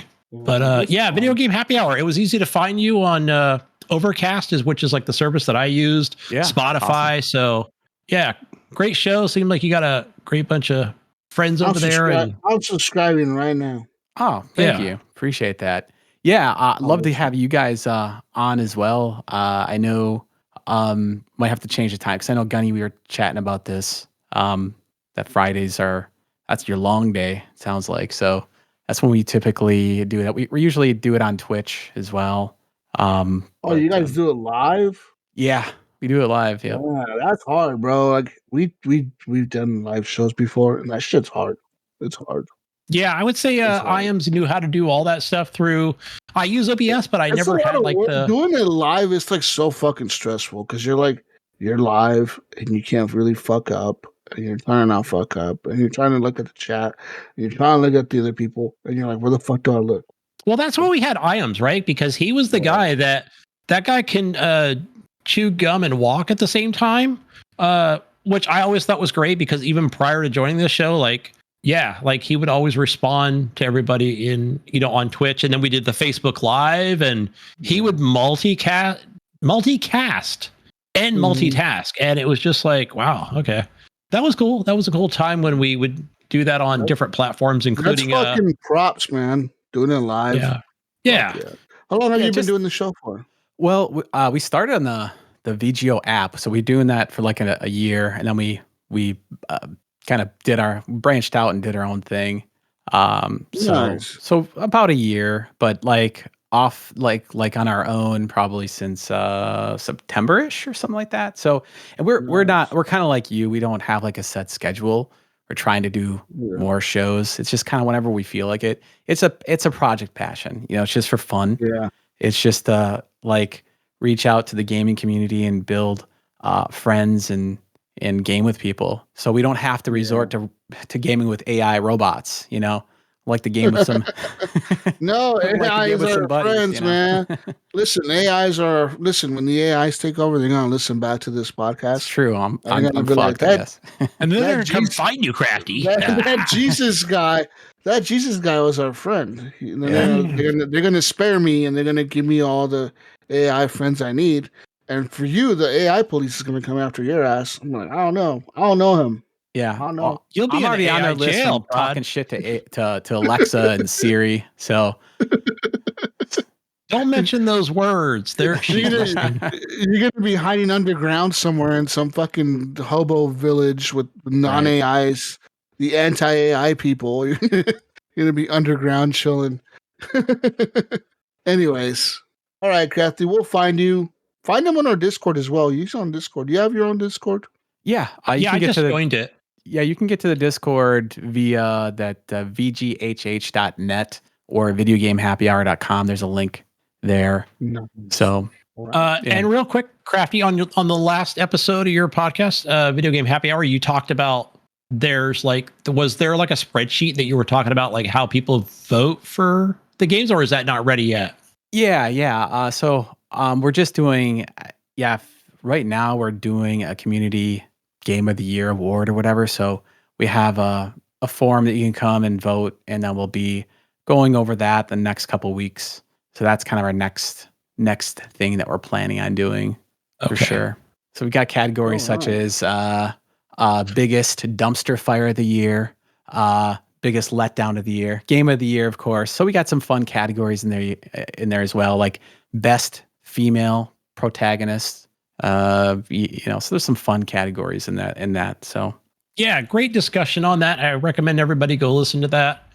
Subscribe on your podcast service. But for me, guys, before we get up out of here, go over to the Epic Store because Hell Let Loose is free over there, and that game is like a cross play. I believe that's like. No, I take that back. I think it is just like with Steam players. I could be wrong, but yeah, I think the console people play together, but it's over on, so you can play it on Epic and add your Team 17 friends to it. So great game. Highly recommend it. So yeah, it's like a $30, $40 game on Steam or Epic normally. So grab that while it's free. All right. Well, you can find me on everything people ask Jesus Walks Out. I'll be definitely gaming some more Helldivers 2, some more Call of Duty. And looking forward to that sniper fucking game coming out on Game Pass on the 25th. Yeah, that's coming this month. So yeah, I'm definitely looking forward to it as well. I'm only trying it because it's on Game Pass, and I want an excuse to use my Game Pass. So that'd be a good one for it. That's an excuse. Anyways, we're out of here, people. On the Mayo, he's somewhere. Find him at the Mayo. Go find him. Go look for him. He's somewhere in the snow in Ohio. Go find me. Go find me. Gamertag Gunny Chief. As you know, I'm a little bit of everywhere, but mostly on the PC and the Epic Store. And yeah. Gunny Chief. All right, peace out, Brussels sprouts. We'll catch you on the next edition of the Horrible Gamers Podcast. Hopefully, it's not a month away from now, but you never know. I mean, I don't know. You can't make these promises anymore. I don't know, Gunny. It's been 4 hours, dude. I thought I wanted to do this 4 hours ago. Now I'm just questioning my life. I don't even know anymore, dude. You're gonna play Call of Duty for the next 4 hours after this, so don't worry. I've got to head up the show for the next 2 hours and then sleep. Anyways, No, we're not Mayo will do it. Mayo will do it. Fuck it. Bye. Bye. Love you. Later.